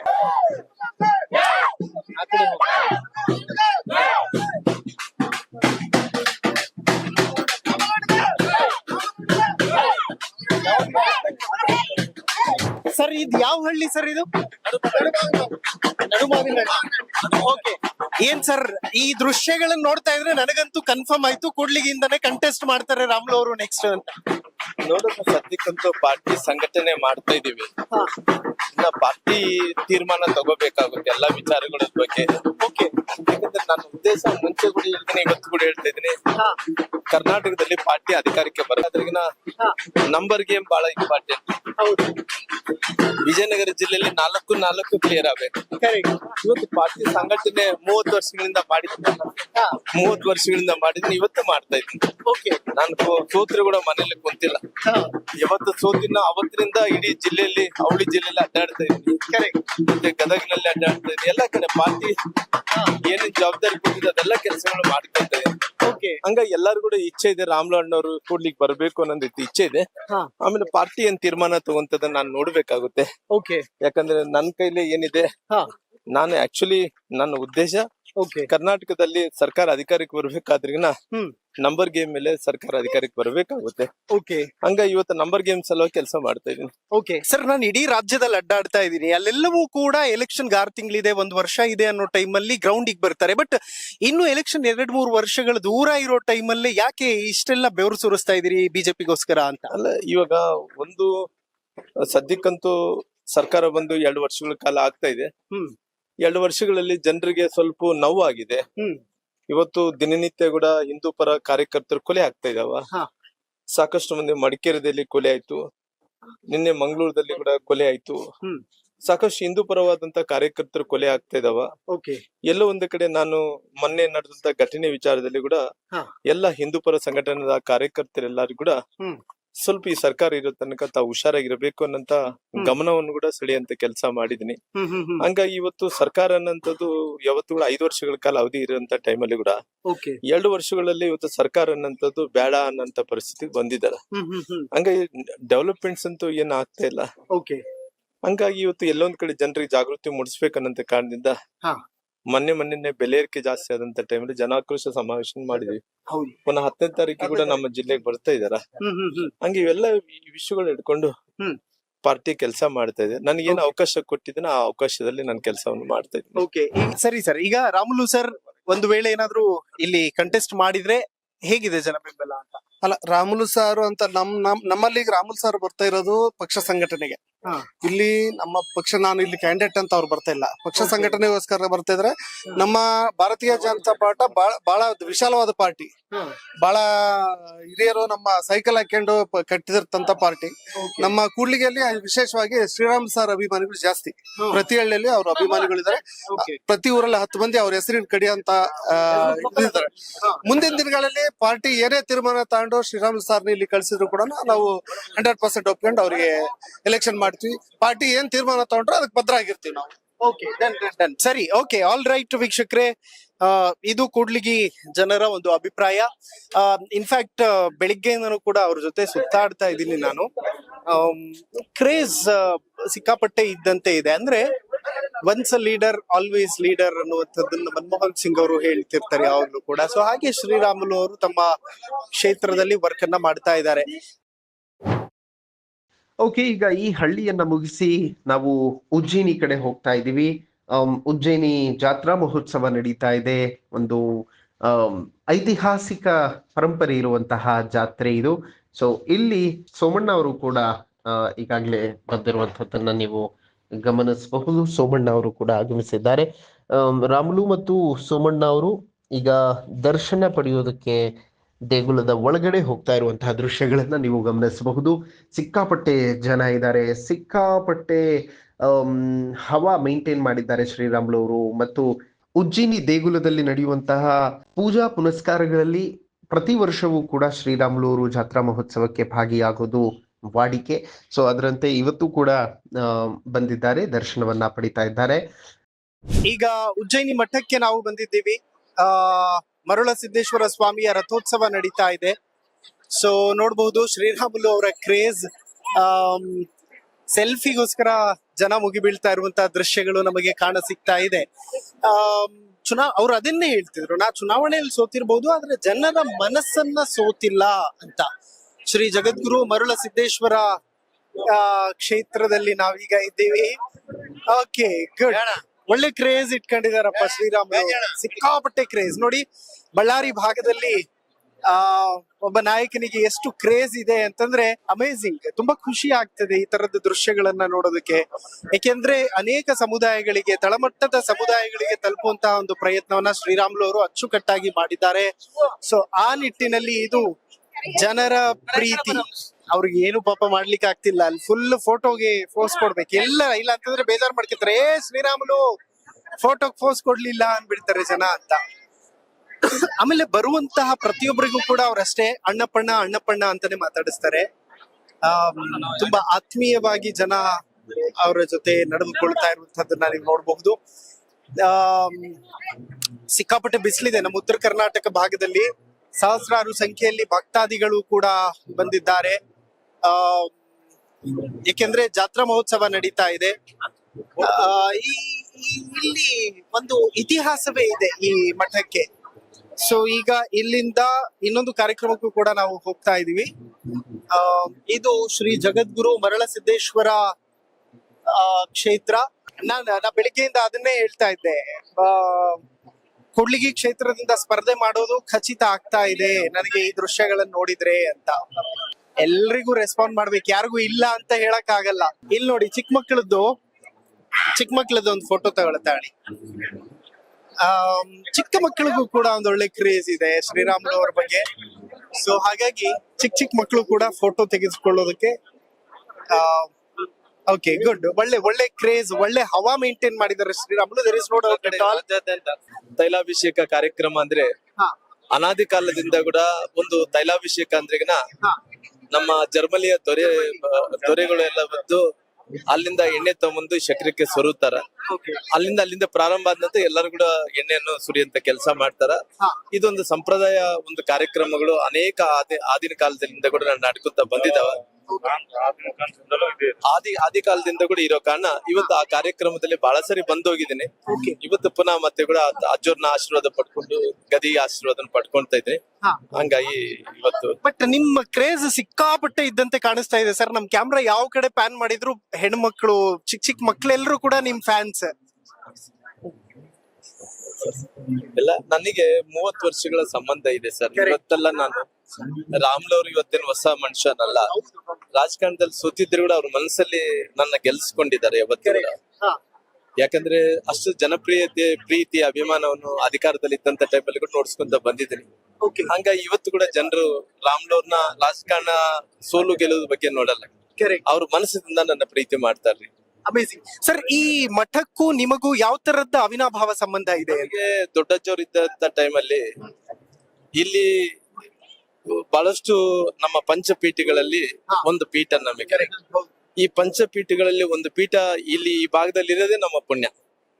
ಹಂಗಾಗಿ ಇವತ್ತು ಉಜ್ಜಯಿನಿ ಏನಿದೆ, ನಮ್ಮ ಮೇನು ಉಜ್ಜಯಿನಿ ಏನಿದೆ, ಆ ಉಜ್ಜಯಿನಿಗೆ ಇದಕ್ಕೆ ಬಹಳಷ್ಟು ಅನ್ಯನ್ಯವಾದಂತ ಸಂಬಂಧಗಳು ಆದಿ ಕಾಲದಲ್ಲಿ ಅಲ್ಲಿಂದ ಪ್ರಾರಂಭ ಆಗಿ ಮತ್ತೆ ಇಲ್ಲಿ ಬಂದು ಅಲ್ಲಿಂದ ಬಂದು ಇಲ್ಲಿ ದೇವರು ಒಲಿಸಿದಾರ ಅನ್ನಂಥದ್ದು ನಮ್ಮ ಒಂದು ಪರಂಪರೆ ಇದೆ.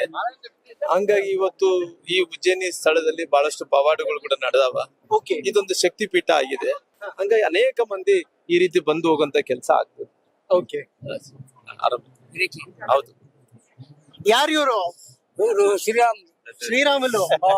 ಓಕೆ, ಈಗ ಕೂಡ್ಲಿಗಿಯಲ್ಲಿ ನಿಲ್ತಾರಂತೆ, ನೆಕ್ಸ್ಟ್ ಗೆಲ್ಲಿಸ್ತೀರಿ? ನಾವು ಹಿರೇಕೆರೆ ತಾಲೂಕಿನರು.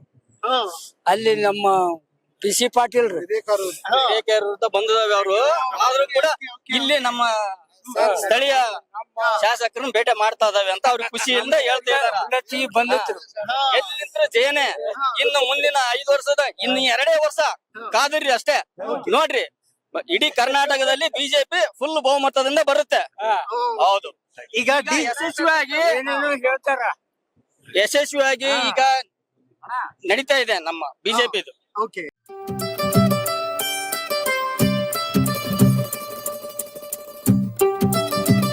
ಸೊ ತಮ್ಮೆಲ್ಲರಿಗೂ ಶ್ರೀರಾಮುಲು ಬಳ್ಳಾರಿ ಬುಲ್ಲೋಡು ಮನೆಗೆ ಪ್ರೀತಿಯ ಸ್ವಾಗತ.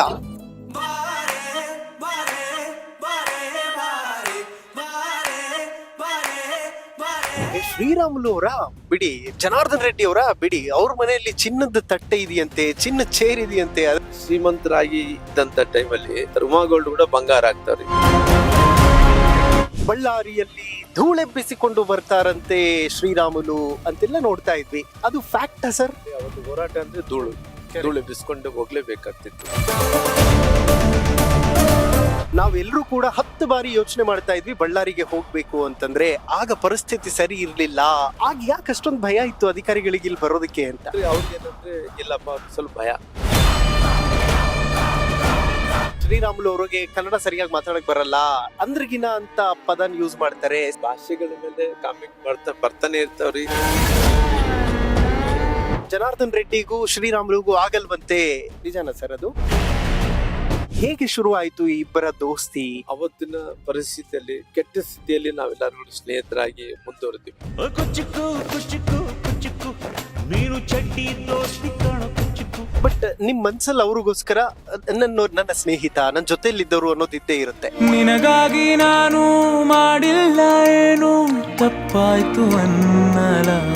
ನಮ್ ಸಾಹೇಬ್ರು ಕೇಳ್ರಿ, ಯಾಕೆ ಅವ್ರಿಗೆ ಬಿಜೆಪಿಯಲ್ಲಿ ಯಾವುದೇ ಸ್ಥಾನಮಾನ ಈಗ ಕೊಡ್ಲಿಲ್ಲ ಅಂತ. ಕೊಡೋದು ಬಿಡೋದು ಅವ್ರಿಗೆ ಬಿಟ್ಟಿರುತ್ತೆ. ನಾವು ಕೇಳಿರ್ತೀವಿ, ಕೆಲವೊಂದ್ಸರಿ ಕೊಟ್ಟಿರಂಗಿಲ್ಲ. ರಾಮುಲು ಅವ್ರು ಯಾಕೆ ಬರ್ತ್ಡೇ ಸೆಲೆಬ್ರೇಟ್ ಮಾಡ್ಕೊಳ್ಳಲ್ಲ? ಯಾಕೆ ಕೇಕ್ ಕಟಿಂಗ್ ಮಾಡಲ್ಲ? ನಮಗೆ ಊಟ ಮಾಡಕ್ಕೆ ಕಷ್ಟ ರೀ, ಬಡತನದಲ್ಲಿದ್ದಂತ ಜನ. ನಮ್ಗೆ ಬರ್ತಡೆಗಳಂದ್ರೇನೆ ಗೊತ್ತಿಲ್ಲ ರೀ. ಯಾವತ್ತಾದ್ರೂ ಕಣ್ಣೀರ್ ಇಟ್ಟಿದ್ದೀರಿ ಸರ್ ಶ್ರೀರಾಮುಲು ಅವರು? ತುಂಬಾ ಸಾರಿ ಹತ್ತಿದ್ವಿ ರೀ. ಸುಮಾರಾಗಿ ನಮ್ಮ ಮನೇಲಿ ಒಂದು ಸಣ್ಣ ಜೋಪಡಿ ಪಟ್ಟಿ ಇತ್ತು. ನಮ್ದು ದೊಡ್ಡ ಮನೇನಲ್ಲ ರೀ. ಒಂದು ಗುಡ್ಸಿಲದಲ್ಲಿ ಒಂದು ಸಣ್ಣ ರೂಮ್ ಅಲ್ಲಿ ನಾವು ಒಂದು 15 ಮಂದಿ ಮಕ್ಕೋಬೇಕು. ಯಾರು ಡಿಸೈನ್ ಮಾಡ್ತಾರೆ ಸರ್ ನಿಮ್ಗೆ ಕಾಸ್ಟ್ಯೂಮ್ಸ್ ಎಲ್ಲ ಹೇಗೆ ಅಂತ? ಬಡತನ ಇರೋಂಥ ಟೈಮಲ್ಲಿ ಒಂದು ಜೊತೆ ಬಟ್ಟೆಯನ್ನು ಬೆಳಿಗ್ಗೆ ಹಾಕೊಳೋದು, ಮತ್ತೆ ರಾತ್ರಿ ತೊಳ್ಕೊಳೋದು. ಬಟ್ಟೆಯನ್ನು ಅರ್ಧೋದಂತ ಟೈಮ್ ನಾವೇ ಸೂದಿ ಹತ್ರ ಕೂಡ ನಾವೇ ಹೊಲ್ಕೊಂಡಿದ್ವಿ. ಈ ಊಟದ ಬೆಲೆ ಯಾರಿಗ್ ಗೊತ್ತಿರುತ್ತೆ ಅಂತಂದ್ರೆ, ಹಸಿವನ್ನ ತುಂಬಾ ಹತ್ತಿರದಿಂದ ನೋಡಿದವ್ರಿಗೆ ಮಾತ್ರ ಅದರ ಬೆಲೆ ಗೊತ್ತಿರುತ್ತೆ. ಶ್ರೀರಾಮುಲು ಅವ್ರಿಗೆ ಯಾವತ್ತಾದ್ರೂ ಆ ಎಕ್ಸ್ಪೀರಿಯನ್ಸ್ ಆಗಿತ್ತಾ? ವಾರಕ್ಕೊಮ್ಮೆ ನುಚ್ಚುತ್ತಾ ಇರ್ತಿದ್ವಿ, ಅಷ್ಟು ಬಡತನ ರೀ. ಊಟಕ್ಕೆ ಪರದಾಡಂತ ದಿನಗಳು ಕೂಡ ಇದಾವೆ. ಕೆಲವೊಂದ್ಸರಿ ಊಟ ಸಿಗ್ಲಾರ್ದಂತ ಟೈಮಲ್ಲಿ ಉಪವಾಸ ಮಕ್ಕೊಂಡಂತ ದಿನಗಳನ್ನು ಕೂಡ ನಾನು ನೋಡಿದ್ದೇನೆ. ಸೋಲು ಅನ್ನೋದು ಮನುಷ್ಯನಿಗೆ ತುಂಬಾ ಪಾಠಗಳನ್ನ ಕಲಿಸಿಕೊಡುತ್ತೆ ಮತ್ತು ತನ್ನ ಜೊತೆ ಇರೋರು ಸತ್ಯವಂತರ ಅನ್ನೋದನ್ನ ತಿಳಿಸ್ಕೊಡುತ್ತಾ ಅಂತ. ಮಂದಿ ಮೋಸ ಮಾಡಂತವ್ರಿಗೆ ಕಾಲ.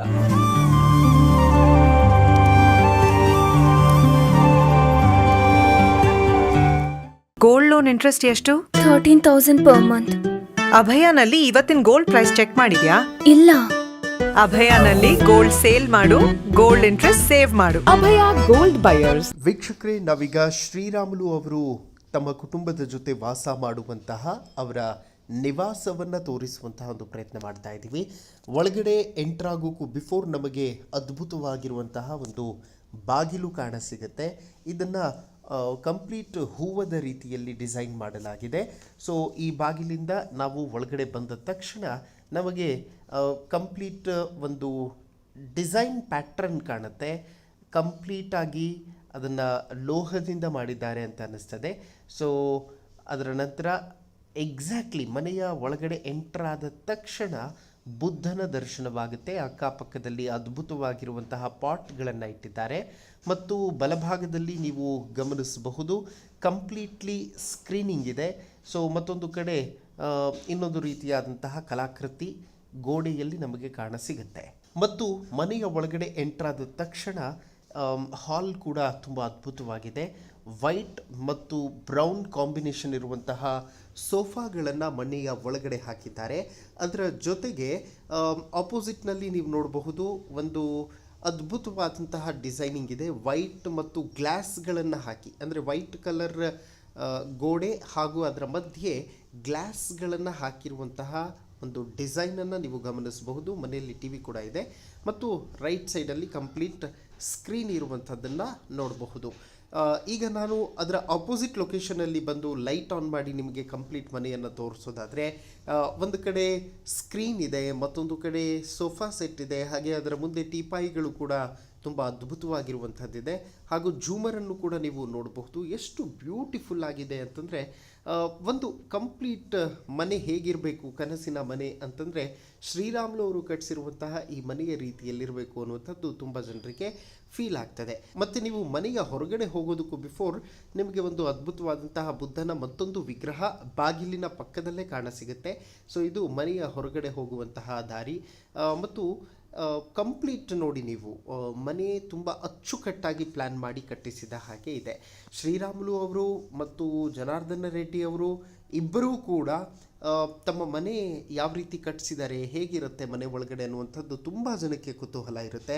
ಸೊ ಆ ನಿಟ್ಟಿನಲ್ಲಿ ಇವತ್ತು ನಾನು ಶ್ರೀರಾಮುಲು ಅವರ ಮನೆಯನ್ನು ತೋರಿಸುವಂಥ ಒಂದು ಪ್ರಯತ್ನವನ್ನು ಮಾಡಿದ್ದೀನಿ. ಇದು ಇಡೀ ಫ್ಯಾಮಿಲಿ ಕುಳಿತುಕೊಳ್ಳುವಂತಹ ತುಂಬ ಅದ್ಭುತವಾಗಿರುವಂತಹ ಹಾಲ್, ಒಂದು ರೀತಿಯಲ್ಲಿ ಮದುವೆ ಮನೆಯ ಫೀಲ್ ಕೊಡುತ್ತೆ. ಇನ್ನೂ ಕೂಡ ಮನೆಯಲ್ಲಿ ಪ್ರತಿನಿತ್ಯ ಪೂಜೆ ಪುನಸ್ಕಾರಗಳು ಎಲ್ಲವೂ ಕೂಡ ನಡೆಯುತ್ತೆ. ದೇವರ ಒಂದು ಕಾರ್ಯಗಳಲ್ಲಿ, ದೇವರಿಗೆ ಪೂಜೆಯನ್ನು ಸಲ್ಲಿಸುವಂತಹ ಕಾರ್ಯಗಳಲ್ಲಿ ಶ್ರೀರಾಮುಲು ಅವರು ನಿರಂತರವಾಗಿ ತಮ್ಮನ್ನು ತೊಡಗಿಸಿಕೊಂಡಿದ್ದಾರೆ. ಪ್ರತಿನಿತ್ಯ ಬೆಳಗ್ಗೆ 4 ಗಂಟೆ ಸುಮಾರಿಗೆ ಅವರು ಎದ್ದೇಳ್ತಾರೆ. 2 ಗಂಟೆಗಳ ಕಾಲ ದೇವರಿಗೆ ಪೂಜೆಯನ್ನು ಸಲ್ಲಿಸುವಂತಹ ಕೆಲಸವನ್ನು ಕೂಡ ಮಾಡ್ತಾರೆ. ಸರ್, ಡೈಲಿ ಎಷ್ಟು ಪ್ಲೇಸ್ಗಳನ್ನು ವಿಸಿಟ್ ಮಾಡ್ತೀರಿ ಮತ್ತು ಗ್ರೌಂಡ್ ಅಲ್ಲಿ ಈಗಲೂ ಕೂಡ ವರ್ಕ್ ಮಾಡ್ತಿದ್ದೀರಾ ಅನ್ನುವಂಥದ್ದನ್ನ ಕೇಳ್ಪಟ್ಟೆ. ಸೊ ಎಲ್ಲೆಲ್ಲಿ ಹೋಗ್ತೀರಿ ಸರ್? ಇವತ್ತೇನೇನ್ ಕಾರ್ಯಕ್ರಮಗಳಿದೆ? ಒಂದು ಯಾವ್ದೋ ಒಂದು ಲಗ್ನ ಇದೆ. ಆಮೇಲೆ ಈ ಭಾಗದಲ್ಲಿ ಉಜ್ಜಯಿನಿ ಬಹಳ ಪ್ರಸಿದ್ಧವಾದಂತ ಉಜ್ಜಯಿನಿ ಮಠ ಇದೆ ಸರ್. ಆ ಉಜ್ಜಯಿನಿದಲ್ಲಿ ಕೂಡ್ಲಿಗಿ ತಾಲೂಕಲ್ಲಿ ಬರುತ್ತೆ. ಅಲ್ಲಿ ನಿನ್ನೆ ಜಾತ್ರಾ ಮಹೋತ್ಸವ ಆಗಿದೆ. ಇವತ್ತು ಮುಂಚೆಯಿಂದ ಕೂಡ ಸಂಪ್ರದಾಯ ಏನಂದ್ರೆ ಅಲ್ಲಿ ಜರ್ಮಲಿ ದೊರೆಗಳಿದ್ದಾರೆ ಸರ್. ವಾಲ್ಮೀಕಿ ಸಮುದಾಯದ ಜರ್ಮಲಿ ದೊರೆಗಳಿದ್ದಾರೆ. ಮುಂಚೆಯಿಂದ ಕೂಡ ಎಷ್ಟೋ ಶತಮಾನಗಳಿಂದ ಕೂಡ ಅಲ್ಲಿ ಶಿಖರಕ್ಕೆ ಎಣ್ಣೆ ಹಾಕುವಂತ ಕಾರ್ಯಕ್ರಮ ಇವತ್ತು ನಡೀತಾ ಇದೆ. ಹಂಗಾಗಿ ಆ ಕಾರ್ಯಕ್ರಮ ಕೂಡ ನಾನು ತೆರಳ್ತಾ ಇದ್ದೀನಿ. ಹಂಗಾಗಿ ನಾನು ಪ್ರತಿನಿತ್ಯ ಕೂಡ ಅಂದ್ರೆ ಅಧಿಕಾರದಲ್ಲಿ ಇದ್ದಂತ ಟೈಮಲ್ಲಿ 30 ವರ್ಷಗಳ ಕಾಲ ಕೆಲಸ ಮಾಡಿದ್ದೀನಿ ಸರ್. ಕರೆಕ್ಟ್. ನನಗೇನಂದ್ರೆ ದಿನನಿತ್ಯ ಕೂಡ ಕೆಲಸ ಮಾಡೋದು ನನಗೆ ಅಭ್ಯಾಸ ಆಗಿದೆ ಸರ್. ನಾನು ಎಲ್ಲೋ ಒಂದು ಕಡೆ ಕುಂತು ಸಮಯ ವ್ಯರ್ಥ ಮಾಡಕ್ ಆಗಲ್ಲ. ನನ್ನ ಸಮಯ ಏನಿದೆ ಪ್ರತಿಯೊಬ್ಬ ಬಡವ ರೈತನಿಗೆ ಕೂಡ ಅನುಕೂಲ ಆಗಬೇಕು. ಅವ್ರಿಗೆ ಎಲ್ಲೋ ಒಂದ್ ಕಡೆ ನಾನು ಹೋಗೋದ್ರಿಂದ ಸಹಾಯ ಆಗುತ್ತಂದ್ರೆ ಖಂಡಿತವಾಗಿ ಅವ್ರು ಮುಟ್ಟಿ ಆ ಸಹಾಯವನ್ನು ಕೂಡ ನಾನು ಮಾಡೋಂತ ಕೆಲಸ ಮಾಡ್ತೀನಿ. ಹಂಗಾಗಿ ಇವತ್ತು ರಾಮುಲು ಅಲ್ಲಿ ಬರ್ದು ನಮ್ಮ ಹತ್ರ ಬಂದು ಮಾತಾಡ್ತಾ ಇದ್ದೀನಿ ಅಂದ್ರೆ ಅವತ್ತು ಕೆಲಸದ ಒತ್ತಡದಲ್ಲಿ ನಾನು ಕೆಲವೊಂದು ಸಮಯ ಕೊಡ್ಲಿಕ್ಕೆ ಆಗ್ಲಿಲ್ಲ. ಇವತ್ತು ನಾನು ಎಲೆಕ್ಷನ್ ಸೋತಿ ನಂತರ ಇವತ್ತು ನನಗೆ ಅವಕಾಶ ತುಂಬಾ ಇದೆ. ಅಂದ್ರೆ ಸಮಯ ಬಹಳ ಜಾಸ್ತಿ ಇರೋ ಕಾರಣ ಎಲ್ಲರ ಹತ್ರ ಕೂಡ ಹೋಗಿ, ಯಾಕಂದ್ರೆ ನನ್ನ ಪಾರ್ಲಿಮೆಂಟ್ ಕ್ಷೇತ್ರ ಕೂಡ್ಲಿಗಿ ಅಂದ್ರೆ ನನಗೆ 18-19 ಕೂಡ ಗೆಲ್ಸಿದಾರ. ನಂತರ ನನಗೆ ಯಾವತ್ತು ನಾನು ಅಲ್ಲಿ ಕೂಡ್ಲಿಗಿ, ಬಳ್ಳಾರಿ ಜಿಲ್ಲೆ, ಇವತ್ತು ರಾಯಚೂರು, ಕೊಪ್ಪಳ ಈ ಕಡೆ ಎಲ್ಲ ಕೂಡ ನಾನು ಯಾವತ್ತು ಹೋಗಿದ್ದನೋ ಅಷ್ಟೋ ಇಷ್ಟೋ ನನ್ನ ಮೇಲೆ ವಿಶ್ವಾಸ, ಪ್ರೀತಿ, ಅಭಿಮಾನದಿಂದ ಕೂಡ ಜನರೆಲ್ಲರೂ ಕೂಡ ಕಾರ್ಯಕರ್ತರು, ಭಾರತೀಯ ಜನತಾ ಪಾರ್ಟಿ ಕಾರ್ಯಕರ್ತರೆಲ್ಲರೂ ಕೂಡ ಎಲ್ಲ ಶಾಸಕರು ಕೂಡ ಗೆಲ್ಸಂತ ಕೆಲಸ ಮಾಡಿದಾರೆ. ಈ ಸಾರಿ ರಾಮುಲು ಸೋತಿರೋ ಕಾರಣ, ಟೈಮ್ ಇರೋ ಕಾರಣ ಎಲ್ಲರನ್ನ ಹೋಗಿ ಮಾತಾಡ್ಸೋದು, ಅವ್ರ ಹತ್ರ ಹೋಗಿ ಕಷ್ಟ ಸುಖಗಳು ತಿಳ್ಕೊಳೋದು, ಏನೋ ಸಣ್ಣ ಪುಟ್ಟ ನನ್ನ ಕೈಲಿ ಆದ್ರೆ ಅವ್ರು ಸಹಾಯ ಮಾಡೋದು, ಆ ಕೆಲಸ ಮಾಡ್ಕೊಂತ ಬರ್ತಾನೆ ಇದೆ. Amazing sir. ರಾಮುಲು ಅವರು ರಾಜ್ಯಾಧ್ಯಕ್ಷರಾಗಬೇಕು ಅಥವಾ ರಾಮುಲು ಅವರು ಬಿಜೆಪಿಯಲ್ಲಿ ಒಂದು ಸ್ಥಾನವನ್ನ ಪಡ್ಕೋಬೇಕು ಅನ್ನುವಂತಹ ಕೂಗು ತುಂಬಾ ದೊಡ್ಡ ಪ್ರಮಾಣದಲ್ಲಿದೆ. ಇವತ್ತು ನಾನು ಬಳ್ಳಾರಿಯಲ್ಲಿ ಬೆಳಿಗ್ಗೆ ಅಡ್ಡಾಡುವ ಟೈಮಲ್ಲಿ ತುಂಬಾ ಜನ ಹೇಳ್ತಿದ್ರು, ನಮ್ ಸಾಹೇಬ್ರು ಕೇಳ್ರಿ ಯಾಕೆ ಅವ್ರಿಗೆ ಬಿಜೆಪಿಯಲ್ಲಿ ಯಾವುದೇ ಸ್ಥಾನಮಾನ ಈಗ ಕೊಡ್ಲಿಲ್ಲ ಅಂತ ಕೇಳ್ತಿದ್ದಾರೆ. ಏನ್ ಉತ್ತರ ಕೊಡ್ತೀರಿ? ಯಾಕಂದ್ರೆ ಇವತ್ತು ಭಾರತೀಯ ಜನತಾ ಪಾರ್ಟಿ ನನಗೆ ಮೇನ್ ಕೋರ್ ಕಮಿಟಿ, ನಾವೇನಿದು ರಾಜ್ಯ ಮಟ್ಟದ ಏನು ಕೋರ್ ಕಮಿಟಿ ಇದೆಯೋ, ಬಹುಶಃ ನನಗೆ ಗೊತ್ತಿರೋ ಪ್ರಕಾರ ಅದರಲ್ಲಿ ಮುಖ್ಯಮಂತ್ರಿಗಳು, ಉಪಮುಖ್ಯಮಂತ್ರಿಗಳು, ಪ್ರಮುಖರೆಲ್ಲರೂ ಕೂಡ ಒಂದು 10-15 ಮಂದಿ ಇದ್ದಾರೆ. 10-15 ಮಂದಿಯಲ್ಲಿ ಕೂಡ ನನ್ನ ಮೇನ್ ಕೋರ್ ಕಮಿಟಿಯಲ್ಲಿ ನಾನು ಕೂಡ ಒಬ್ಬ ಸದಸ್ಯನಿದ್ದೀನಿ. ಹಂಗಾಗಿ ಪಾರ್ಟಿ ವಿಚಾರ ಬಂದಂತ ಟೈಮಲ್ಲಿ ಪಾರ್ಟಿ ನನಗೆ ಅವಕಾಶಗಳು ತುಂಬಾ ಕೊಟ್ಟಿದೆ, ಇಲ್ಲ ಅನ್ನಕ್ ಹೋಗಲ್ಲ. ಅಂದ್ರೆ ಅವಕಾಶ ಅಂದ್ರೆ ನನಗೆ ಒಬ್ಬ ರಾಮುಲುಗೆ 2 ಕಡೆ ನಿಲ್ಲಂತ ಅವಕಾಶ ಬಾದಾಮಿ ಮತ್ತು ಮೊಳಕಾಲ್ಮೂರು. ಬಾದಾಮಿ ನಿಂತ ಟೈಮಲ್ಲಿ ಬೇರೆ ಬೇರೆ ಕಾರಣಗಳಿಂದ ಕೇವಲ 1600 ಓಟಲ್ಲಿ ನಾನು ಬಿದ್ದೋದೆ. ಸಿದ್ದರಾಮಯ್ಯ ಅವತ್ತು ಗೆದ್ರು. ಅವ್ರು ಗೆದ್ರಂತ ಅವ್ರು ಮುಖ್ಯಮಂತ್ರಿಗಳು ಕೂಡ ಆದ್ರು, 2ನೇ ಬಾರಿ ಮುಖ್ಯಮಂತ್ರಿ ಆದ್ರು. ಕರೆಕ್ಟ್. ನಾನು ಅವತ್ತು ರಾಮ್ಲು ಅವ್ರಿಗೆ ಎಷ್ಟು ದೊಡ್ಡ ಅವಕಾಶ ಕೊಟ್ಟಿದ್ದ ಅಷ್ಟು ತರ ಅವಕಾಶ ಕೊಟ್ಟಿದೆ. 4 ಬಾರಿ ಮಂತ್ರಿ ಆಗಿದೆ. ಬಿಕಾಸ್ ಪಾರ್ಟಿ ಓನ್ಲಿ ನನಗೆ ಇಷ್ಟೊಂದು ದೊಡ್ಡ 4 ಬಾರಿ ಅವಕಾಶಗಳು ಸಿಕ್ಕಿದೆ. ನಂತರ ಪಾರ್ಟಿ ಮೊನ್ನೆ ವಿಧಾನಸೌಧದ ಚುನಾವಣೆಯಲ್ಲಿ ನಾನು ಸೋತೋದ ನಂತರ ಲೋಕಸಭೆದಲ್ಲಿ ಕೂಡ ನನ್ಗೆ ಅವಕಾಶ ಮಾಡಿಕೊಟ್ಟಿದ್ದೆ. ಹಂಗಾಗಿ ಪಾರ್ಟಿ ನನಗೆ ಯಾವತ್ತೂ ಆ ಜವಾಬ್ದಾರಿ ಕೊಟ್ಟಿದ್ದೇನೆ. ಆ ಜವಾಬ್ದಾರಿಯನ್ನು ನಾನು ನಿಭಾಯಿಸಂತ ಕೆಲಸ ಮಾಡಿ ಇಡೀ ರಾಜ್ಯದಲ್ಲಿ ಪಾರ್ಟಿ ಸಂಘಟನೆ ಮಾಡಿದ್ದೀನಿ. ಇಡೀ 224 ಕ್ಷೇತ್ರಗಳು ಕೂಡ ನಾನು ಅಡ್ಡಾಡಿದ್ದೀನಿ. ಇವತ್ತು ನನಗೆ ಅವಕಾಶ ಇದ್ದಂತ ಪಾರ್ಟಿ ಅವಕಾಶ ಇದ್ದಂತ ಟೈಮಲ್ಲಿ ಕೂಡ ನನಗೆ ಫ್ಲೈಟ್ ಕೊಟ್ಟು ಹೆಲಿಕಾಪ್ಟರ್ ಕೊಟ್ಟು ಸುಮಾರಾಗಿ 130 ಕಾನ್ಸ್ಟಿಟ್ಯೂನ್ಸಿ ಅಲ್ಲಿ ಅಡ್ಡಾಡ್ಸಂತ ಕೆಲಸ ಮಾಡಿದೆ. ನಾನು 2 ಕಡೆ ನಿಂತಂತ ಟೈಮಲ್ಲಿ ಕೂಡ ನಾನು ಅಲ್ಲಿ ಬಾದಾಮಿಯಲ್ಲಿ ಒಂದು ದಿನ ಪ್ರಚಾರ ಮಾಡಿದ್ದೀನಿ, ಮೊಣಕಾಲ್ಮೂರದಲ್ಲಿ 2 ದಿನ ಪ್ರಚಾರ ಮಾಡಿದ್ದೀನಿ. ಇನ್ನ ಜಾಸ್ತಿ ದಿನ ಮಾಡಿದ್ರೆ ಅಲ್ಲಿ ಬಾದಾಮಿಯಲ್ಲಿ ಕೂಡ ನಾನು ಗೆಲ್ಲಿತಿದ್ದೆ. ಹಂಗೆ ಪಾರ್ಟಿ ನನಗೆ ಯಾವತ್ತೂ ಅವಕಾಶ ಅಂದ್ರೆ ತುಂಬಾ ಅವಕಾಶಗಳು ಮಾಡಿಕೊಟ್ಟಿದೆ. ಎಲ್ಲರಿಗೂ ಏನಂದ್ರೆ ರಾಮ್ಲು ಅವ್ರು ಇವತ್ತು ಪರಿಸ್ಥಿತಿಯಲ್ಲಿ ಅಲ್ಲಿ ಎಲ್ಲೋ ಕಳೆದ ಬಾರಿ 18-19ರಲ್ಲಿ ಕೂಡ ರಾಮ್ಲು ಅವ್ರು ಉಪಮುಖ್ಯಮಂತ್ರಿ ಆಗ್ತೀವಿ ಅಂದ್ಕೊಂಡಿದ್ರು, ಆಗ್ಲಿಲ್ಲ. ಅನಂತರ ನಾವು ಅದೆಲ್ಲ ಇದ್ದಂತ ಟೈಮಲ್ಲಿ ಕೂಡ ಈ 2 ಎಲೆಕ್ಷನ್ ಬಿದ್ದ ನಂತರ ಕೂಡ ಜನರಲ್ಲಿ ಏನಂದ್ರೆ ಅನುಕಂಪ ಜಾಸ್ತಿ ಆಗ್ಬಿಟ್ಟಿದೆ. ರಾಮ್ಲು ಅವ್ರು ಇದ್ದಿದ್ರೆ ಚಲೋ ಇತ್ತೇನೋ, ರಾಮ್ಲು ಅವ್ರು ಇದ್ದಿದ್ರೆ ವಿಧಾನಸೌಧದಲ್ಲಿ ನಮ್ಮ ಪರವಾಗಿ ಮಾತಾಡ್ತಿದ್ದ. ಉದಾಹರಣೆಗೆ ST ಸಮುದಾಯದ ನಿಗಮದ ಅಮೌಂಟ್, ವಾಲ್ಮೀಕಿ ಅಭಿವೃದ್ಧಿ ನಿಗಮದ ಅಮೌಂಟ್ 187 ಕೋಟಿ ರೂಪಾಯಿ ಅವತ್ತು ಸರ್ಕಾರ ಬೇರೆ ಬೇರೆ ಕಾರಣಗಳಿಂದ ಜಿಲ್ಲಾ ಮಂತ್ರಿಗಳು ಮತ್ತು ಪರಿಶಿಷ್ಟ ವರ್ಗಗಳ ಮಂತ್ರಿ ಆದಂತ ನಾಗೇಂದ್ರ ಅವರು ಅದ್ರ ಎಲ್ಲೋ ಒಂದು ಕಡೆ ಅಮೌಂಟೇ ಡ್ರಾ ಮಾಡಿಬಿಟ್ರು. ಆ ಡ್ರಾ ಮಾಡಿದಂತ ಟೈಮಲ್ಲಿ ಕೂಡ ರಾಮ್ಲು ಅವ್ರು ಇದ್ರೆ ಚೆನ್ನಾಗಿತ್ತು ಅನ್ನಂತ ಎಲ್ಲರಲ್ಲಿ ಕೂಡ ಮನಸ್ಸಲ್ಲಿ ಸ್ವಲ್ಪ ನೋವು ಇದೆ. ಆಮೇಲೆ ಅವ್ರೆಲ್ಲಾರು ಕೂಡ ರಾಮ್ಲು ಅವರು ಯಾವತ್ತು ಕೂಡ ಸೋತಿದ್ದು ನೋಡಿದ್ದಿಲ್ಲ. ಇವತ್ತೆಲ್ಲರೂ ಕೂಡ ಸೋತ ನಂತರ ರಾಮ್ಲು ಅವರು ಇದ್ದಿದ್ರೆ ಚೆನ್ನಾಗಿತ್ತು ಅಂತ ಹೇಳಿ ಸ್ವಲ್ಪ ನೋವನ್ನು ಪಡಿತಾ ಇದಾರೆ. ಹಂಗಾಗಿ ಅವ್ರೆಲ್ಲಾರಿಗೂ ಏನಂದ್ರೆ ರಾಮ್ಲು ಅವ್ರು ಏನೂ ಹುದ್ದೆ ಇಲ್ಲ, ಇವಾಗ ಏನು ಹುದ್ದೆ ಕೊಡ್ಲಿ ಅಂತ ಹೇಳಿ ಒತ್ತಾಯ ಮಾಡ್ತಾರೆ. ಅದನ್ನ ಅಭಿಮಾನ ಪಾರ್ಟಿ ಕೊಟ್ಟಿಲ್ಲ ಅಂತ ಎಲ್ಲಾ ಕೊಟ್ಟಿದ್ದೆ ಪಾಪ. ಇವಾಗ ಬೇರೆ ಬೇರೆ ಒತ್ತಡಗಳಿಂದ ಇವತ್ತು ಮುಂದಿನ ದಿನಗಳಲ್ಲಿ ಕೂಡ ಪಾರ್ಟಿ ಅನ್ನಂತದ್ ನಾನು ಯಾವತ್ತೂ ಕೂಡ ಕೀಳಾಗಿ ನೋಡಿಲ್ಲ, ಕೀಳಾಗಿ ನಡ್ಕೊಂಡಿಲ್ಲ. ನನಗೇನು ಇವತ್ತು ರಾಮ್ಲುಗೆ ಏನ್ ಗೌರವವನ್ನು ಕೊಡ್ಬೇಕಾಯ್ತು ಎಲ್ಲವನ್ನು ಕೂಡ ಪಾರ್ಟಿ ಕೊಟ್ಟಿದೆ. ಹಂಗಾಗಿ ಇವತ್ತು ನಾನು ಪಡ್ಕೊಂಡು ನೋಡಿದ್ದೀನಿ, ಕಳ್ಕೊಂಡು ನಾನು ನೋಡಿದ್ದೀನಿ. ಇವತ್ತು ಪಡ್ಕೊಂಡಾಗ ಹೆಂಗಿತ್ತು, ಕಳ್ಕೊಂಡಾಗ ಹೆಂಗಿತ್ತು ಎಲ್ಲ ಕೂಡ ನಾನು ನೋಡ್ತಾ ಇದ್ದೀನಿ. ಹಂಗಾಗಿ ಇವತ್ತು ಏನೇ ಆದ್ರೆ ಕೂಡ ಪಾರ್ಟಿ ನನಗೆ ಅವತ್ತು ಸಹಾಯ ಮಾಡಿದೆ, ಇವತ್ತು ಸಹಾಯ ಮಾಡಿ, ಮುಂದೆ ಕೂಡ ಸಹಾಯ ಮಾಡುತ್ತೆ ಅನ್ನೋ ವಿಶ್ವಾಸ ಇದೆ. ಇವತ್ತು ನೀವು ಹೇಳ್ತಿದ್ರೆ ರಾಜ್ಯಾಧ್ಯಕ್ಷರ ವಿಚಾರ ಆಗಿರ್ಬೋದು, ಪಾರ್ಟಿಯಲ್ಲಿ ಒಂದು ಸ್ಥಾನಮಾನ ವಿಚಾರ ಆಗಿರ್ಬೋದು. ರಾಮ್ಲು ಅವ್ರು ಇವತ್ತು ನಾನು ಸುಮಾರಿಗೆ 30 ವರ್ಷ ಅಂದ್ರೆ ನಾನು ಕೂಡ ಸೀನಿಯರ್ ಇದ್ದೀನಿ, ತುಂಬಾ ಸೀನಿಯರ್ ಇದ್ದೀನಿ. ರಾಮ್ಲು ಅವರು ಇದು ಕೊಟ್ರೆ ನಿಭಾಯಿಸಕ್ ಆಗಲ್ಲ ಅನ್ನೋದು ಎಲ್ಲ ನಿಭಾಯಿಸಂತ ಶಕ್ತಿ ಇದೆ. ಆದ್ರೆ ಪಾರ್ಟಿ ಕೆಲವೊಂದು ಸಂದರ್ಭದಲ್ಲಿ ಕೆಲವೊಂದು ನಿರ್ಧಾರಗಳು ತಗೋಬೇಕಾಗುತ್ತೆ. ಅವಕಾಶಗಳು ಬೇರೆಯವ್ರು ಕೊಟ್ಟಂತ ಟೈಮಲ್ಲಿ ಕೂಡ ನಾವೆಲ್ಲ ಕೂಡ ಸರಿ ಮಾಡ್ಕೊಂಡು ಹೋಗ್ಬೇಕಾಗುತ್ತೆ. ಪಾರ್ಟಿ ಅಂದ್ಮೇಲೆ ರಾಷ್ಟ್ರೀಯ ಪಾರ್ಟಿಗಳು ಕೆಲವೊಂದು ನಿರ್ಧಾರಗಳು ರಾಷ್ಟ್ರೀಯ ನಾಯಕರು ತಗೊಂಡಂತ ಟೈಮಲ್ಲಿ ಕೂಡ ಕೇಳೋದು ನಮ್ ಸಹಜ. ಇದು ಕೊಡ್ರಿ, ಇದು ಕೊಡ್ರಿ, ಕೊಡೋದು ಬಿಡೋದು ಅವ್ರಿಗೆ ಬಿಟ್ಟಿರಂತ ನಾವು ಕೇಳಿರ್ತೀವಿ. ಕೆಲವೊಂದ್ಸರಿ ಕೊಟ್ಟಿರಂಗಿಲ್ಲ, ಕೊಟ್ಟಿಲ್ಲ ಅಂತೇಳಿ ಪಾರ್ಟಿಗೆ ವಿರುದ್ಧ ಮಾಡೋದು ಆಗಲ್ಲ. ನಾವು ಪಾರ್ಟಿ ಒಂದ್ ತಾಯಿ ಇದ್ದಂತೆ ಕೆಲಸ ಮಾಡ್ಕೊಂಡಿರ್ತೀವಿ. ಪಾರ್ಟಿ ಜೊತೆಲಿ ಮುಂದಕ್ಕೆ ಕರ್ನಾಟಕದಲ್ಲಿ ಇವತ್ತಿದ್ದಂತ ಸರ್ಕಾರಗಳು ನೋಡ್ತಾ ಇದ್ರಲ್ಲ ಪರಿಸ್ಥಿತಿ. ದಿನಗೆದ್ರೆ ಕೂಡ ಒಂದು ಮರ್ಡರ್ ಆಗ್ಲೇಬೇಕು. ಬೆಳಗ್ಗೆ ಎದ್ರೆ ಒಂದು ಹಿಂದೂ ಪರ ಸುಹಾನ್ ಶೆಟ್ಟಿದು ಪಾಪ ಒಂದು ಮರ್ಡರ್ ಆಗೇ ಆಗ್ಬೇಕು. ಇದಕ್ಕಿಂತ ಮುಂಚೆ ಮಡಿಕೇರಿದಲ್ಲಿ ಒಬ್ಬ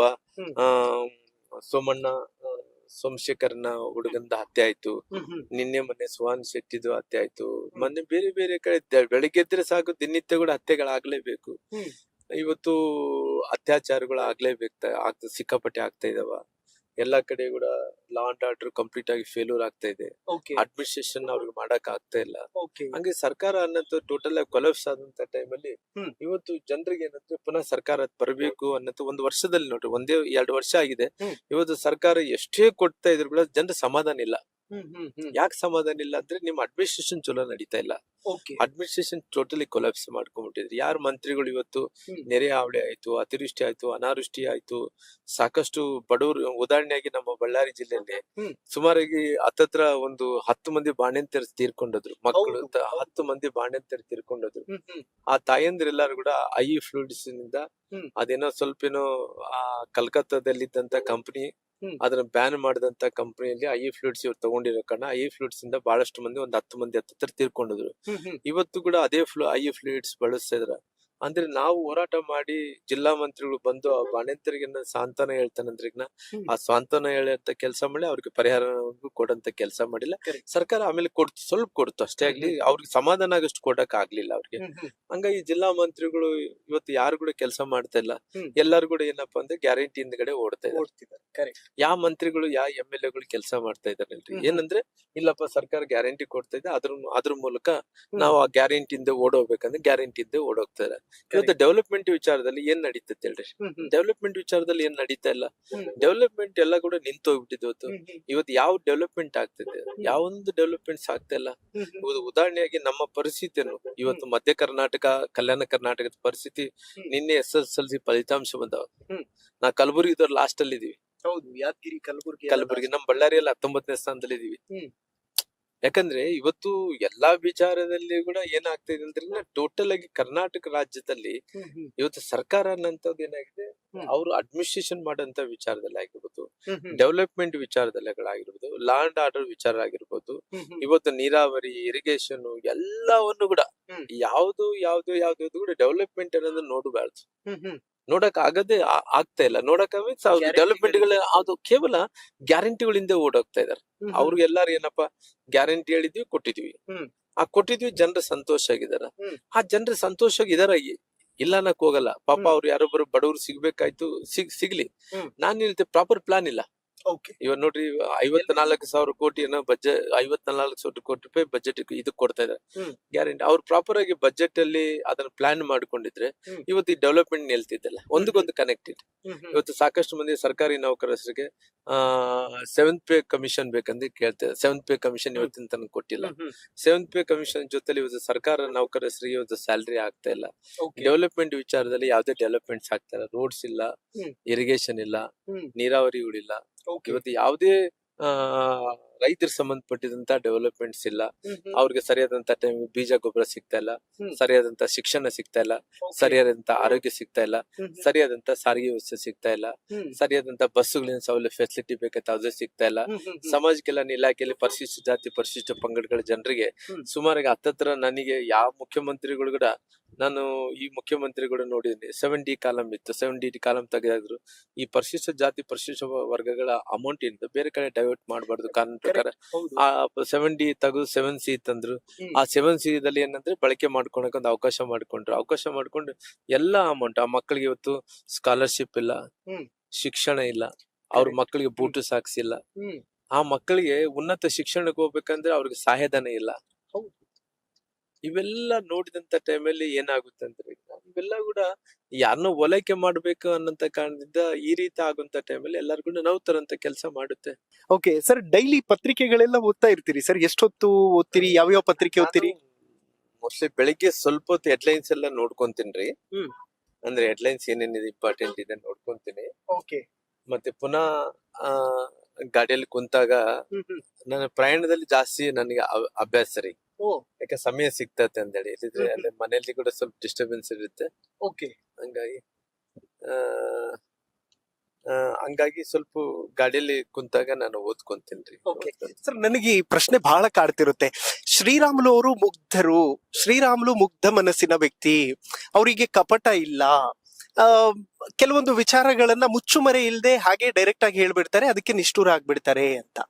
ಅಲ್ಲ, ಯಾವತ್ತಿದ್ರು ಕೂಡ ಸತ್ಯ ಹೇಳಲೇಬೇಕಾಗುತ್ತೆ ನೋಡ್ರಿ. ಯಾಕಂದ್ರೆ ಕೆಲವೊಂದು ಸಂದರ್ಭದಲ್ಲಿ ಕೆಲವೊಂದು ಸತ್ಯ ಹೇಳೋದ್ರಿಂದ ನಿಷ್ಠುರ ಆಗೇ ಆಗ್ತೀವಿ, ಅದ್ರಲ್ಲಿ ಬೇರೆ ಮಾತೇ ಇಲ್ಲ. ಯಾಕಂದ್ರೆ ಕೆಲವೊಂದ್ಸರಿ ಅವಾಗ ಲೇಟ್ ಆಗಿ ಹೇಳೋದ್ರಿಂದ ಮತ್ತೆ ಅವತ್ತನಾಗ್ಲಿ ನೋವು ಪಡ್ತಾರ ಅಂದೇಳಿ ಇವತ್ತೇ ಏನಾಗುತ್ತೆ, ಇಲ್ಲಪ್ಪ ಹಿಂಗಾಗುತ್ತೆ ಹಿಂಗಾಗಲ್ಲ ಅಂತ ಹೇಳಿ ಮುಂಚೆಯಿಂದ ಕೂಡ ಹಂಗೆ ಹೇಳ್ಕೊಂತ ಬಂದಿರೋ ಕಾರಣ ಅವ್ರು ಏನನ್ನ ನೋವು ಪಡಂಗಿದ್ರೆ ಇವಾಗ ನೋವು ಪಡ್ಲಿ, ಆಮೇಲೆ ನೋವು ಪಡೋದ್ ಬೇಡ. ಹಂಗಾಗಿ ನಾವು ಕೆಲವೊಂದ್ಸರಿ ಓಪನ್ ಆಗಿ ರಾಜಕಾರಣ ಅಂದ್ಮೇಲೆ ಯಾವ ಮುಚ್ಚಿ ಮರಿ ಏನು ಮಾಡಕ್ ಆಗಲ್ಲ ಸರ್. ಹಂಗಾಗಿ ನಾವು ಈ ರೀತಿ ಓಪನ್ ಆಗಿರೋದೇ ನಮ್ಗೆ ಚಲೋ ಅಂತೇಳಿ ನಮ್ಗೆ ಅನ್ಸಿದೆ. ಹಂಗಾಗಿ ಓಪನ್ ಆಗಿ ಇರೋ ಕೆಲಸ ಮಾಡ್ತೀರಿ. ಯಾವ್ದು ಮುಗ್ಧತೆ ಅಂದ್ರೆ ನಾವ್ ಇರೋದು ಹಿಂಗ, ನಾವೇನ್ ನಾಟಕ ಮಾಡಕ್ ಆಗಲ್ಲ. ಓಕೆ. ಮತ್ತೆ ನಾವು ಇಲ್ಲಿದ್ದು ಕ್ರಿಯೇಟ್ ಮಾಡ್ಕೊಳಕ್ ಆಗಲ್ಲ.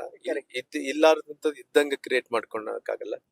ಇಲ್ಲಿದ್ದನ್ನ ಇದ್ದಂತನ್ನ ಇಲ್ಲ ಹಂಗ ಹೇಳಿ ಕ್ರಿಯೇಟ್ ಮಾಡ್ಕೊಳಕ್ ಆಗಲ್ಲ. ಹಂಗಾಗಿ ನಾವು ಇದೇ ತರ ಜೀವನ ಮಾಡ್ಕೊಂತ ಹೋಗ್ತಿದ್ವಿ. ಹಂಗೆ ಅಭ್ಯಾಸ ಹಂಗೆ ಮಾಡ್ಕೊಂತ ಹೋಗ್ತೀವಿ. ಓಕೆ ಸರ್, ನಾವೆಲ್ಲ ಸ್ಕೂಲ್ ನಲ್ಲಿ ಓದೋ ಟೈಮ್ ಅಲ್ಲಿ ಚಾನೆಲ್ ಗಳನ್ನ ನೋಡ್ತಾ ಇದ್ವಿ. ಯಾಕೆ ತುಂಬಾ ಸಣ್ಣವ್ರು ನಾವೆಲ್ಲ. ಬಳ್ಳಾರಿಯಲ್ಲಿ ಧೂಳೆಬ್ಬಿಸಿಕೊಂಡು ಬರ್ತಾರಂತೆ ಶ್ರೀರಾಮುಲು ಅಂತೆಲ್ಲ ನೋಡ್ತಾ ಇದ್ವಿ. ಅದು ಫ್ಯಾಕ್ಟಾ ಸರ್? ಧೂಳೆಬ್ಬಿಸಿಕೊಂಡು ಬರ್ತಿದ್ರ ಆಗ ಅಂತ? ನಾವು ಏನಂದ್ರೆ ಉದಾಹರಣೆಯಾಗಿ ಇದು ಸ್ವಲ್ಪ ಬಳ್ಳಾರಿ ನಗರ ಮಾತ್ರ ಸ್ವಲ್ಪ ಆಂಧ್ರ ಮತ್ತು ಕರ್ನಾಟಕ ಭಾಗದ ಜನರು ಜಾಸ್ತಿ ಇಲ್ಲಿ. ಯಾಕಂದ್ರೆ ನಮಗೆ ಈ ಬಳ್ಳಾರಿ ಬಾರ್ಡರ್ ದಲ್ಲಿ 1 ಕಿಲೋಮೀಟರ್ಗೆ 2 ಕಿಲೋಮೀಟರ್ಗೆ ನಮ್ಮ ಆಂಧ್ರ ಬಾರ್ಡರ್ಸ್ ಇದಾವೆ. ಓಕೆ. ಇಲ್ಲಿ ಸ್ವಲ್ಪ ಪಾಲಿಟಿಕ್ಸ್ ಅಂದ ತಕ್ಷಣ ಸ್ವಲ್ಪ ಟಿಪಿಕಲ್ ಪಾಲಿಟಿಕ್ಸ್. ಓಕೆ. ಅಂದ್ರೆ ಕೆಲವು ಮಂದಿ ಇಲ್ಲಿ ಎಲ್ಲಾ ಜಾತಿಯ ಜನರು ಮೈಗ್ರೇಟ್ ಆಗಿ ಬಹಳ ಮಂದಿ ಬಂದಂತ ಜನರು ಬಹಳ ಜಾಸ್ತಿ ಇರೋ ಕಾರಣ ಇಲ್ಲಿ ಸ್ವಲ್ಪ ಹೆಂಗಂತ ಹೇಳಿದ್ರೆ ಮುಂಚೆಯಿಂದ ಕೂಡ ಫೀಡಲ್ ಸಿಸ್ಟಮ್ ಇತ್ತು. ಅಂದ್ರೆ you know that what is the meaning of the feudal system. ಆ ಫೀಡಲ್ ಸಿಸ್ಟಮ್ ದಲ್ಲಿ ಅವತ್ತು ರಾಜಕಾರಣದಲ್ಲಿ ಅವತ್ತಿನ ಸಂದರ್ಭದಲ್ಲಿ ನಾನು ಹೋರಾಟ ಮಾಡ್ಲೇಬೇಕಾಯ್ತು. ಅವತ್ತಿನ ಸಂದರ್ಭದಲ್ಲಿ ವಹಿಸಿದ್ದಂತ ಟೈಮಲ್ಲಿ ಅವತ್ತು ಹೋರಾಟ ಅಂದ್ರೆ ಧೂಳು ಎಬ್ಬಿಸ್ಕೊಂಡು ಹೋಗ್ಲೇಬೇಕಾಗ್ತಿತ್ತು. ಅವತ್ತಿನ ಸಂದರ್ಭದಲ್ಲಿ ಧೂಳು ಎಬ್ಬಿಸ್ಕೊಂಡು ಹೋಗಿದ್ವಿ, ಹೋರಾಟಗಳು ಮಾಡಿದ್ವಿ. ಅವತ್ತಿನ ಫೀಡಲ್ ಸಿಸ್ಟಮ್ ವಿರುದ್ಧ ನಾನು ಹೋರಾಟ ಮಾಡಿದ್ದೀನಿ. ಹೋರಾಟ ಮಾಡಿಕೊಂಡು ಅವತ್ತಿನ ಸಂದರ್ಭದಲ್ಲಿ ನನಗೆ ಅವಕಾಶ ಸಿಕ್ತು. ಮತ್ತೆ 2004 ಅಲ್ಲಿ ಕೂಡ ನಾನು MLA ಆದೆ. ಆಮೇಲೆ ಸೋತದ ನಂತರ ಕೂಡ ಮತ್ತೆ ನಾನು 99 ಅಲ್ಲಿ ಸೋತ ನಂತರ 2004 ಅಲ್ಲಿ ನನಗೆ ಅವಕಾಶ ಸಿಕ್ತು. ಅವತ್ತು ನಾನು MLA ಕೂಡ ಆದೆ. MLA ಆದ ನಂತರ ಕೂಡ ನಾನು ಮುಂಚೆಯಿಂದ ಕೂಡ ಈ ಭಾಗದಲ್ಲಿ ನನ್ನ ಏನ್ ಕನಸಿತ್ತು, ನನ್ನ ಊರು ಅನ್ನಂತದ್ದು ಹಿಂಗ ಫೀಡಲ್ ಸಿಸ್ಟಮ್ ವಿರುದ್ಧವಾಗಿ ಹೋರಾಟ ಮಾಡಬೇಕಾಯ್ತು. ಬಡವರಿಗೆ ಶಕ್ತಿಯನ್ನು ತುಂಬಬೇಕಾಯ್ತು, ಬಡವರಿಗೆ ಜಸ್ಟಿಸ್ ಅನ್ನು ಕೊಡಬೇಕಾಯ್ತು. ಎಲ್ಲಾ ವರ್ಗದ ಜನರು ಅವ್ರು ಎಲ್ಲಾರು ಕೂಡ ಪ್ರಶಾಂತದಿಂದ ಅಂದ್ರೆ ಸಮಾಧಾನದಿಂದ ಜೀವನ ಮಾಡಬೇಕಾಗಿತ್ತು. ಅವತ್ತಿನ ವಾತಾವರಣಗಳೇ ಬೇರೆ ಇತ್ತು. ಹಂಗಾಗಿ ನಾನು ಆ ಸಂದರ್ಭದಲ್ಲಿ ಹೋರಾಟ ಮಾಡಿದ್ದು ನಿಜ, ಧೂಳು ಎಬ್ಸಿದ್ದು ನಿಜ, ಅವತ್ತು ಹೋರಾಟದಲ್ಲಿ ಸಕ್ಸಸ್ ಆಗಿದ್ದು ಕೂಡ ನಿಜ. ಹಂಗಾಗಿ ಅದು ಏನಿದೆ ಅವತ್ತಿನಿಂದ ಇವತ್ತಿನ ತನಕ ಕೂಡ ಹಂಗೆ ಮಾಡ್ಕೊಂತ ಬಂದಿದ್ದೀನಿ. ಹಂಗಾಗಿ ಎಲ್ಲ ಒಂದ್ ಕಡೆ ರಾಜಕಾರಣದಲ್ಲಿ ಸ್ವಲ್ಪ ಹಿಂದೇಟ್ ಆಗಿದೆ. ಓಕೆ ಸರ್, ನನಗೆ ಈ ಜಿಲ್ಲೆಗೆ DC ಆಗಿದ್ದಂಥವ್ರೊಬ್ರು ಹೇಳ್ತಾ ಇದ್ರು, ನಾವೆಲ್ಲರೂ ಕೂಡ 10 ಬಾರಿ ಯೋಚನೆ ಮಾಡ್ತಾ ಇದ್ವಿ ಬಳ್ಳಾರಿಗೆ ಹೋಗ್ಬೇಕು ಅಂತಂದ್ರೆ, ಆಗ ಪರಿಸ್ಥಿತಿ ಸರಿ ಇರ್ಲಿಲ್ಲ ಅಂತೆಲ್ಲ ಹೇಳ್ತಾ ಇದ್ರು. ಬಟ್ ನೀವು ತುಂಬಾ ಪೊಲೈಟು, ತುಂಬಾ ಸಾಫ್ಟ್ ಆಗಿ ಅಧಿಕಾರಿಗಳಿಗೆಲ್ಲ ಅಣ್ಣಪ್ಪ ಅಂತೆಲ್ಲ ಮಾತಾಡಿಸ್ತಾ ಇರ್ತೀರಿ. ಆಗ ಯಾಕೆ ಅಷ್ಟೊಂದು ಭಯ ಇತ್ತು ಅಧಿಕಾರಿಗಳಿಗೆ ಇಲ್ಲಿ ಬರೋದಕ್ಕೆ ಅಂತ? ಅಂದ್ರೆ ಆಕ್ಚುಲಿ ನಮಗೆ ಉದಾಹರಣೆಯಾಗಿ ಹೇಳ್ಬೇಕಂದ್ರೆ ನಮ್ಮ ಭಾಗಕ್ಕೆ ಬರೋದು ಬಹಳ ಕಡಿಮೆ ಅಧಿಕಾರಿಗಳು. ಯಾಕಂದ್ರೆ ಇವತ್ತು ಟೀಚರ್ಸ್ ಅಪಾಯಿಂಟ್ಮೆಂಟ್ ವಿಚಾರದಲ್ಲಿ ತಗೊಳ್ರಿ, ಹೆಲ್ತ್ ಡಿಪಾರ್ಟ್ಮೆಂಟ್ ಅಧಿಕಾರಿಗಳನ್ನ ಅಪಾಯಿಂಟ್ಮೆಂಟ್ ವಿಚಾರದಲ್ಲಿ ತಗೊಳ್ರಿ, ಪೊಲೀಸ್ ಅಧಿಕಾರಿಗಳನ್ನ ಅಪಾಯಿಂಟ್ಮೆಂಟ್ ವಿಚಾರದಲ್ಲಿ ಆಗಿರ್ಬೋದು, ಇವತ್ತು ಕೂಡ ನಮಗೆ ಈ ಕಲ್ಯಾಣ ಕರ್ನಾಟಕ ಭಾಗಕ್ಕೆ ಎಲ್ಲಾ ಇಲಾಖೆಗಳಲ್ಲಿ ಕೂಡ ಸಿಬ್ಬಂದಿ ಕೊರತೆ ಇದೆ. ಸಿಬ್ಬಂದಿ ಕೊರತೆ ಇದ್ದಂತ ಟೈಮಲ್ಲಿ ಕೂಡ ಈ ಭಾಗದಲ್ಲಿ ಏನಂತ ಹೇಳಿದ್ರೆ ಜಾಸ್ತಿ ಅಧಿಕಾರಿಗಳು ಆ ಕಡೆನೆ ಆಯ್ಕೆ ಮಾಡ್ಕೊಂತಾರ. ಏನು ಮೈಸೂರು, ಮಂಡ್ಯ, ಓಲ್ಡ್ ಮೈಸೂರು, ಬೆಂಗಳೂರು, ನಂತರ ಕರಾವಳಿ ಪ್ರದೇಶ ಆ ಕಡೆ ಆಯ್ಕೆ ಮಾಡ್ಕೊಂತಾರೆ. ಈ ಕಡೆ ಬರೋದು ಬಹಳ ಕಡಿಮೆ. ಅವ್ರು ಯಾಕ ಅಂತ ಹೇಳಿದ್ರೆ ಸ್ವಲ್ಪ ಬಿಸಿಲು ಜಾಸ್ತಿ ಇರುತ್ತೆ ಈ ಭಾಗದಲ್ಲಿ. ಜನ ಕೂಡ ಅಷ್ಟೇ ಸಿಟ್ಟಾಗಿರ್ತಾರ ಬಹಳ ಮಂದಿ. ಅವ್ರಿಗೆ ಅಧಿಕಾರಿಗಳು ಏನಂತ ಹೇಳಿದ್ರೆ ಇಲ್ಲಿ ಬಂದ್ರೆ ಸ್ವಲ್ಪ ಜನರು ಹೊರಟಾಗಿದ್ದಾರೆ, ಮನಸ್ಸು ಒಳ್ಳೇದಿಲ್ಲ, ಮನಸ್ಸು ಮಾತ್ರ ಬಹಳ ಒಳ್ಳೆ ಮನಸ್ಸು, ನೋಡಕ ಹೊರಟಾಗಿ ಕಾಣ್ತಾರ. ಅಷ್ಟು ಬಿಟ್ರೆ ಜನರಿಗೆ ಅವ್ರಿಗೆ ಏನಂದ್ರೆ ಇಲ್ಲಪ್ಪ ಅವ್ರಿಗೆ ಸ್ವಲ್ಪ ಭಯ. ಇಲ್ಲಿ ಭಯ ಜೊತೆಲಿ ಆ ಸರ್ಕಾರ ಕೂಡ ನಮಗೆ ನೋಡ್ರಿ, ಉದಾಹರಣೆಯಾಗಿ ನಮ್ಗೆ ಇಂಡಿಪೆಂಡೆನ್ಸ್ ವಿಚಾರದಲ್ಲಿ ಕೂಡ ನಮ್ಗೆ ಒಂದಿನ ತಡವಾಗಿ ನಮ್ಗೆ ಈ ಕಲ್ಯಾಣ ಕರ್ನಾಟಕ ನಮ್ಗೆ ಸ್ವಾತಂತ್ರ್ಯ ಸಿಕ್ಕಿದೆ. ರಜಾಕರದ ಅವಳಿಯಿಂದ ನಾವು ಮತ್ತೆ ಪುನಃ ನಾವು ಇಂಡಿಪೆಂಡೆನ್ಸ್ ಪಡ್ಕೋದ್ರೆ 1947 ದೇಶಕ್ಕೆ ಸ್ವಾತಂತ್ರ್ಯ ಬಂದ್ರೆ ಆಫ್ಟರ್ 1 ಡೇ ನಮಗೆ ಕೂಡ ಸಿಕ್ಕಿದೆ. ಹಂಗಾಗಿ ಅವತ್ತು ನಿಜಾಮ್ರಿದ್ರು, ನಿಜಾಮ್ರನ್ನ ಸರ್ದಾರ್ ವಲ್ಲಭಾಯ್ ಪಟೇಲ್ ಅವರು ಗೃಹ ಮಂತ್ರಿಗಳಿದ್ರು. ಅವತ್ತಿನ ಸಂದರ್ಭದಲ್ಲಿ ನಿಜಾಮ್ರನ್ನ ಅವ್ರು ಶರಣ ಆಗ್ಲಿಲ್ಲ. ಆಮೇಲೆ ಬೇರೆ ಬೇರೆ ಕಾರಣಗಳಿಂದ ಒಂದಿನ ತಡವಾಯ್ತು ನಮಗೆ. ಹಂಗೆ ಅವತ್ತಿನಿಂದ ಕೂಡ ಇವತ್ತಿನ ತನಕ ಕೂಡ ಸ್ವಲ್ಪ ಹಿಂದೆ ಬಿದ್ದಿದೆ. ಇತ್ತೀಚೆಗೆ ನಾವು ನೋಡ್ರಿ, ಕಲ್ಯಾಣ ಕರ್ನಾಟಕಕ್ಕೆ 371 ಆರ್ಟಿಕಲ್ ಜಾರಿಗೆ ಬಂದ 371J ಆರ್ಟಿಕಲ್ ಬಂದ ನಂತರ ಇವತ್ತು ಶಿಕ್ಷಣ, ಮೂಲಭೂತ ಸೌಕರ್ಯಗಳು ಅವು ಅಂದ್ರೆ ಸರ್ಕಾರ ಅನ್ನಂಥದ್ದು ಇವತ್ತು ಯಾವೇ ಮಂತ್ರಿಗಳಾಗ್ಲಿ ಯಾವ್ದೇ ಸರ್ಕಾರಗಳು ಬರ್ಲಿ ಸ್ವಲ್ಪ ಅಷ್ಟು ಇಷ್ಟು ನಮಗೆ ಫಂಡ್ಸ್ ಸಿಗ್ತಾ ಇದಾವೆ. ಹಂಗ ಆ ಭಾಗದಿಂದ ನಮ್ಗೆ ಏನ್ ಹಿಂದುಳಿದಂತ ಪ್ರದೇಶಗಳಿಗೆ ಶಿಕ್ಷಣಕ್ಕೆ ಒತ್ತು ಕೊಡ್ತಾ ಇದೀವಿ, ಮೂಲಭೂತ ಸೌಕರ್ಯಗಳಿಗೆ ಒತ್ತು ಕೊಡ್ತಾ ಇದೀವಿ, ಜೊತೆಲಿ ಆಸ್ಪತ್ರೆಯ ಆರೋಗ್ಯಕ್ಕೆ ಒತ್ತನ್ನು ಕೊಡ್ತಾ ಇದೀವಿ, ಇರಿಗೇಷನ್ ಕೂಡ ಒತ್ತನ್ನು ಕೊಡಂತ ಕೆಲಸ ಮಾಡ್ತಾ ಇದೀವಿ. ಇತ್ತೀಚೆಗೆ ನಮ್ದು ಕೂಡ ಈ ಭಾಗದಲ್ಲಿ ಬಹಳಷ್ಟು ಬೆಳವಣಿಗೆ ಕೂಡ ಆಗ್ತಾ ಇದೆ. ಸರ್, ಬಳ್ಳಾರಿ ಬದಲಾಗಿದೆ, ಬಳ್ಳಾರಿ ಬದಲಾದಂತೆ ತಮ್ಮ ರಾಜಕೀಯವು ಬದಲಾಗಿದೆಯಾ ಅಂತ ನನ್ನ ಪ್ರಶ್ನೆ. ಬಳ್ಳಾರಿ 100% ಬದಲಾವಣೆ ಆಗಿದೆ, ಇಲ್ಲ ಅನ್ನಕ್ ಹೋಗಲ್ಲ. ಯಾಕಂದ್ರೆ ಯಾವ್ದು ಕೂಡ ಬದಲಾವಣೆ ಅನ್ನೋಂಥದ್ದು ಕೇವಲ ನಿಂತ ನೀರೇನಲ್ಲ. ಕರೆಕ್ಟ್. ಯಾರೇ ರಾಜಕಾರಣಿಗಳು ಇರ್ಲಿ, ರಾಜಕಾರಣ ಇಲ್ಲಿದಂತ ಹೋಗ್ಲಿ, ಕೆಲವೊಂದ್ ಸಂದರ್ಭದಲ್ಲಿ ಶಾಸಕರಲ್ಲಿ ಕೆಲವು ಸಾರಿ ಮಾಜಿಗಳಾಗಿರ್ಲಿ, ಹಂಗ ಆದಂತ ಟೈಮಲ್ಲಿ ಕೂಡ ಅದು ಸರ್ಕಾರಗಳು ಬಂದಂತ ಟೈಮಲ್ಲಿ ಡೆವಲಪ್ಮೆಂಟ್ ಗಳು ಆಗ್ತಾನೆ ಹೋಗ್ತಾವ. ಉದಾಹರಣೆ, ಯಾರೋ DC ಕಚೇರಿ ಕಟ್ತಾರ, ಯಾರೋ SP ಕಚೇರಿ ಕಟ್ತಾರ, ಯಾರೋ ರೋಡ್ ಹಾಕ್ತಾರ, ಯಾರೋ ಇನಾಗ್ರೇಷನ್ ಮಾಡ್ಬೇಕಾದ ಅಷ್ಟೊಳಗೆ ಅವಧಿ ಮುಗಿದೋಗ್ತಾವ, ಬೇರೆಯವ್ರು ಬಂದು ಮಾಡ್ತಾರ. ಕ್ರೆಡಿಟ್ ಅವ್ರಿಗೆ. ಕ್ರೆಡಿಟ್ ಅನ್ನೋದಕ್ಕಿಂತ ಅದು ನಿಂತ ನೀರಲ್ಲ ನೋಡ್ರಿ, ಅದು ನಿರಂತರವಾಗಿ ಕ್ರಮೇಣಾಂತರವಾಗಿ ಡೆವಲಪ್ಮೆಂಟ್ಸ್ ನಡಿಲೇಬೇಕು. ಕರೆಕ್ಟ್. ಹಂಗಾಗಿ ಇವತ್ತು ರಾಜಕಾರಣದಲ್ಲಿ ಬದಲಾವಣೆ ಅಂದ್ರೆ 100% ಐ ಆಮ್ ಶೂರ್. ನನಗೆ ಜನ್ಮ ಕೊಟ್ಟಂತ ತಾಲೂಕು ಬಳ್ಳಾರಿ ನಗರ, ಬಳ್ಳಾರಿ ಗ್ರಾಮಾಂತರ, ನಂತರ ಅನೇಕ ಕಡೆ ನಾನು ಕರ್ಮಭೂಮಿಗಳು, ಮೊಣಕಾಲ್ಮೂರು ನನಗೆ ಅವಕಾಶ ಮಾಡಿಕೊಟ್ರು. ಅಲ್ಲಿ ನನಗೆ ಅವಕಾಶ, ಬಾದಾಮಿಯಲ್ಲಿ ಅವಕಾಶ ಸಿಕ್ತು, ಅಲ್ಲಿ ಮಾಡಿಕೊಟ್ರೆ. ಜಿಲ್ಲಾ ಮಂತ್ರಿಗಳು ಅಂದ್ರೆ ನಾನ್ ಚಾಮರಾಜನಗರದಿಂದ ಆಲ್ಮೋಸ್ಟ್ ಎಲ್ಲಾ ಜಿಲ್ಲೆಗಳು ನಾನು ಮಾಡಿದ್ದೀನಿ. ದೊಡ್ಡ ದೊಡ್ಡ ಇಲಾಖೆಯನ್ನು ಕೂಡ ನಾನು ನಿಭಾಯಿಸಿದ್ದೀನಿ. ಈ ಕೋವಿಡ್ ಬಂದಂತ ಟೈಮಲ್ಲಿ, ಅವತ್ತು ಕೋವಿಡ್ ಅಂದ್ರೇನೆ ಯಾರಿಗೂ ಗೊತ್ತಿದ್ದಿಲ್ಲ. ಕರೆಕ್ಟ್. ಅವತ್ತು ಕೋವಿಡ್ ಬಂದಂತ ಟೈಮಲ್ಲಿ ಎಲ್ಲಾರು ಕೂಡ ಜನರೆಲ್ಲಾರು ಕೂಡ ಮನೆಯಲ್ಲಿ ಅವತ್ತು ಹೊರಗಡೆ ಬರಕ್ಕೆ ಹೆದರ್ತಿದ್ರು. ಅವತ್ತು ದೇವಸ್ಥಾನಗಳು ಹೋಗ್ಬೇಕಾದ್ರೆ ಹೆದರ್ತಿದ್ರು, ಲಗ್ನಗಳು ಆಗ್ತಿದ್ದಿಲ್ಲ, ಯಾರನ್ನ ಹೊರಗಡೆ ಬರ್ಬೇಕಾದ್ರೆ ಮಾಸ್ಕ್ ಹಾಕೊಂಡು ಬರ್ಬೇಕಾಯ್ತು. ಅವತ್ತಿನ ಜೀವ ಉಳಿಸ್ಕೊಳ್ಳೋದೇ ಕಷ್ಟ ಆಗಿತ್ತು. ದೊಡ್ಡ ದೊಡ್ಡ ಇಲಾಖೆಯಲ್ಲಿ ನಾನು ನಿಭಾಯಿಸಿದಂತ ಟೈಮಲ್ಲಿ ನಾನು ಪ್ರಾಮಾಣಿಕವಾಗಿ ಕೆಲಸ ಮಾಡಿದ್ದೀನಿ. ಇವತ್ತು ರಾಮ್ಲೂರು ಅಧಿಕಾರ ಇಲ್ಲ ಅನ್ನೋದು ಒಂದೇ ಬಿಟ್ರೆ, ನಾನು ವಿಧಾನಸೌಧಕ್ಕೆ ಹೋಗ್ತಾ ಇಲ್ಲ ಅನ್ನೋದು ಬಿಟ್ರೆ, ನಾ ಪಾರ್ಲಿಮೆಂಟ್ ಗೆ ಹೋಗಕ್ ಆಗ್ತಾ ಇಲ್ಲ ಅನ್ನೋದು ಬಿಟ್ರೆ, ಅಧಿಕಾರದಲ್ಲಿದ್ದಂತ MP MLAಗಳು ಎಷ್ಟು ಗೌರವ ಇರಬೇಕಾಯ್ತು, ಎಲ್ಲ ಗೌರವ ಇವತ್ತು ಭಗವಂತ ಜನರು ಕೊಡ್ತಾ ಇದಾರೆ. ಅಷ್ಟು ಸಮಾಧಾನ ನನಗಿದೆ. ಅಮೇಜಿಂಗ್. ಸರ್, ನನಗೆ ನಿಮ್ ಸ್ಟೈಲ್ ಬಗ್ಗೆ ತುಂಬಾ ಕ್ಯೂರಿಯಾಸಿಟಿ ಇದೆ ಸರ್. ಲೈಕ್ ತುಂಬಾ ಕಡಿಮೆ ರಾಜಕಾರಣಿಗಳು ಫ್ಯಾಷನ್ ನಲ್ಲಿ ಐಕಾನಿಕ್ ಆಗಿರೋದು, ಆ ಪೈಕಿ ನೀವು ಕೂಡ ಒಬ್ರು. ಯಾಕೆಂತಂದ್ರೆ ಯಾರು ಡಿಸೈನ್ ಮಾಡ್ತಾರೆ ಸರ್ ನಿಮ್ಗೆ ಕಾಸ್ಟ್ಯೂಮ್ಸ್ ಎಲ್ಲ ಹೇಗೆ ಅಂತ?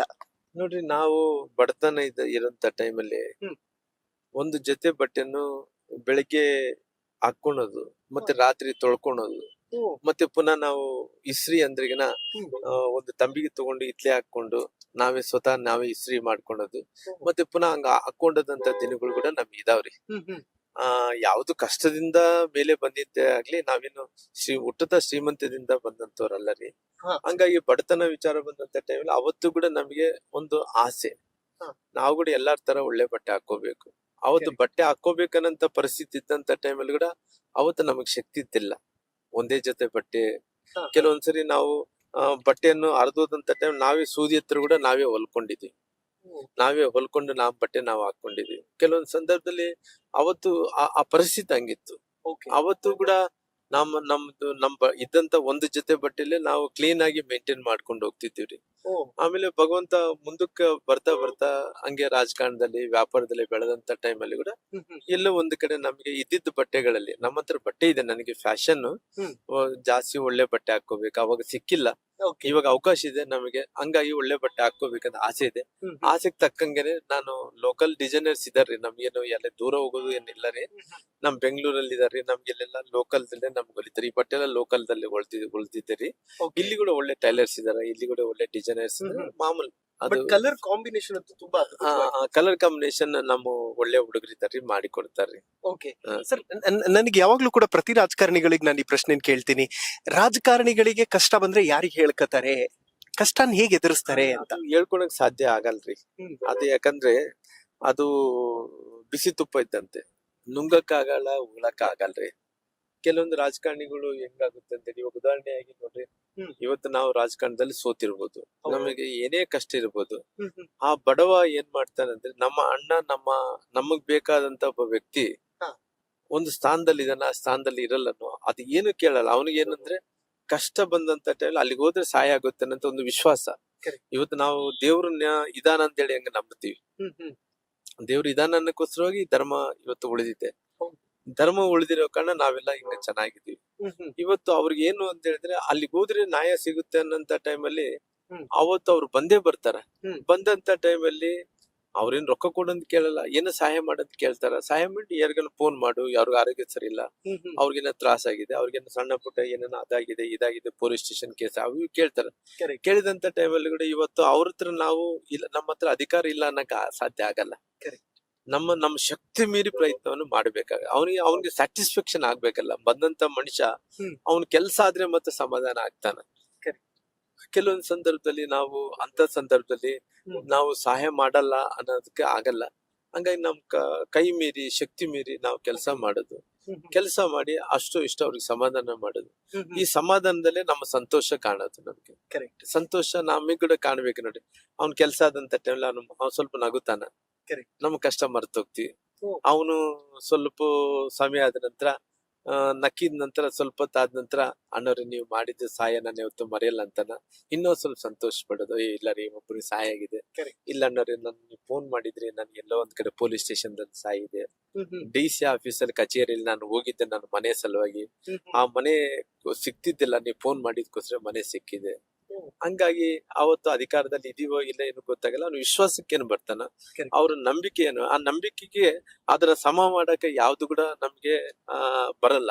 ಹಂಗಾಗಿ ಬಂದಂತ ಟೈಮಲ್ಲಿ ಕೆಲವೊಂದು ಅಧಿಕಾರಿಗಳು, ಉದಾಹರಣೆಗೆ ನಾನಿದ್ದೀನಿ, ನನಗೆ ಬಹುಶಃ ನನಗೆ ಇವತ್ತು ಅಧಿಕಾರ ಇಲ್ಲ ಅಂದ್ರೆ 30 ವರ್ಷಗಳ ಕಾಲ ಅಧಿಕಾರದಲ್ಲಿ ಇದೀನಿ ನೋಡ್ರಿ. ಹಂಗಾಗಿ ಅವ್ರಿಗೆ ಯಾವತ್ತು ಕೂಡ ಅಧಿಕಾರದಲ್ಲಿ ಇದ್ದಂತ ಟೈಮಲ್ಲಿ ಯಾವತ್ತು ಕೂಡ ನಾನು ಬೇರೆ ಭಾಷೆಯಿಂದ ನಾನು ಮಾತಾಡ್ದು ಅಂತಾನಲ್ಲ, ಅವತ್ತು ಕೂಡ ರಿಕ್ವೆಸ್ಟ್ ಮಾಡಿ ಕೆಲಸ ಮಾಡ್ಕೊಳದೆ. ಇವತ್ತು ಅಧಿಕಾರದಲ್ಲಿ ಇಲ್ಲದಂತ ಟೈಮಲ್ಲಿ ಕೂಡ ಅವ್ರು ಹೇಳ್ತಾರ, ಅಣ್ಣವ್ರೆ ನೀವು ಅಧಿಕಾರದಲ್ಲಿ ಇದ್ದಂತ ಟೈಮಲ್ಲಿ ರಿಕ್ವೆಸ್ಟ್ ಮಾಡ್ಕೊಂಡು ಕೆಲಸ ಮಾಡ್ತಿದ್ರಿ, ಇವತ್ತು ನೀವು ಅಧಿಕಾರದಲ್ಲಿ ಇಲ್ಲ, ಇವತ್ತು ನೀವು ಕೇಳ್ತಾ ಇದ್ರಿಂದ ನಾ ಮಾಡ್ಕೊಡೋದು ನಮ್ ಧರ್ಮ ಅಂತೇಳಿ ಯಾರೇ ಫೋನ್ ಮಾಡ್ಲಿ ಎಲ್ಲಾ ಇಲಾಖೆಯಲ್ಲಿ ಇವತ್ತು ನಾನು ಹೇಳ್ತೀನಲ್ಲ, ನಾನು MLA ಇಲ್ಲ MP ಇಲ್ಲ ಅನ್ನೋದಂತ ನಾವು ಬಿಟ್ರೆ ಯಾರು ಹೋದ್ರು ಕೂಡ ನನಗೆ ರಾಮ್ಲೋರ್ ಅಂದ ತಕ್ಷಣ ಎಷ್ಟು ಗೌರವ ಕೊಡ್ತಾರೆ ಅಂದ್ರೆ, ಅಧಿಕಾರದಲ್ಲಿ ಇದ್ದಂತ ವ್ಯಕ್ತಿಗೆ ಎಷ್ಟು ಗೌರವ ಕೊಡ್ತಾರೆ ಅಷ್ಟು ಗೌರವ ಕೊಡ್ತಾರೆ. ನನ್ ಕೆಲಸ ಕೂಡ ಮಾಡಿ ಕೊಡ್ತಾ ಇದಾರೆ, ಯಾಕೆ ಸುಳ್ಳು ಹೇಳ್ಬಾರ್ದು. ನಂತರ ಈಗ ಗೌರ್ಮೆಂಟ್ ಅಲ್ಲಿ ಕೂಡ ನಾನು ಯಾರಿಗನ ಮಂತ್ರಿಗಳು ಫೋನ್ ಮಾಡಿದ್ರೆ ಕೂಡ ಪಾಪ ಇಲ್ಲ ರೀ ರಾಮ್ಲು ಒಳ್ಳೆಯವನಿದ್ದಾನ, ಸಹಾಯ ಮಾಡಿದಾನ. ನನ್ನ ಆಸೆ ಏನಂದ್ರೆ, ಈಗ ನನ್ನ ಮನೆ ಹತ್ರ 7 ಮಿನಿಸ್ಟರ್ ಕ್ವಾರ್ಟರ್ಸ್ ಅಲ್ಲಿ ನಾನು ಇದ್ದೆ. 7 ಮಿನಿಸ್ಟರ್ ಕ್ವಾರ್ಟರ್ಸ್ ಅಲ್ಲಿ ನಾನು ಇದ್ದಂತ ಟೈಮಲ್ಲಿ ಬಹಳ ಮಂದಿ 7 ಮಿನಿಸ್ಟರ್ ಕ್ವಾರ್ಟರ್ಸ್ ಅಲ್ಲಿ ಜನ ಬಹಳ ಕಡಿಮೆ ಹೋಗೋದು. ಅಂದ್ರೆ ಎಲ್ಲಾ ಮಿನಿಸ್ಟರ್ ಕ್ವಾರ್ಟರ್ಸ್ ಹೋದ್ರೆ ನಮ್ಮ ಮನೆ ಹತ್ರ ಈ ದಾಸೋಹ ಇರ್ತದೆ. ಅವತ್ತು ನಾನ್ ಮಿನಿಸ್ಟರ್ ಆದ್ರೆ ಸಾಕು ದಾಸೋಹ.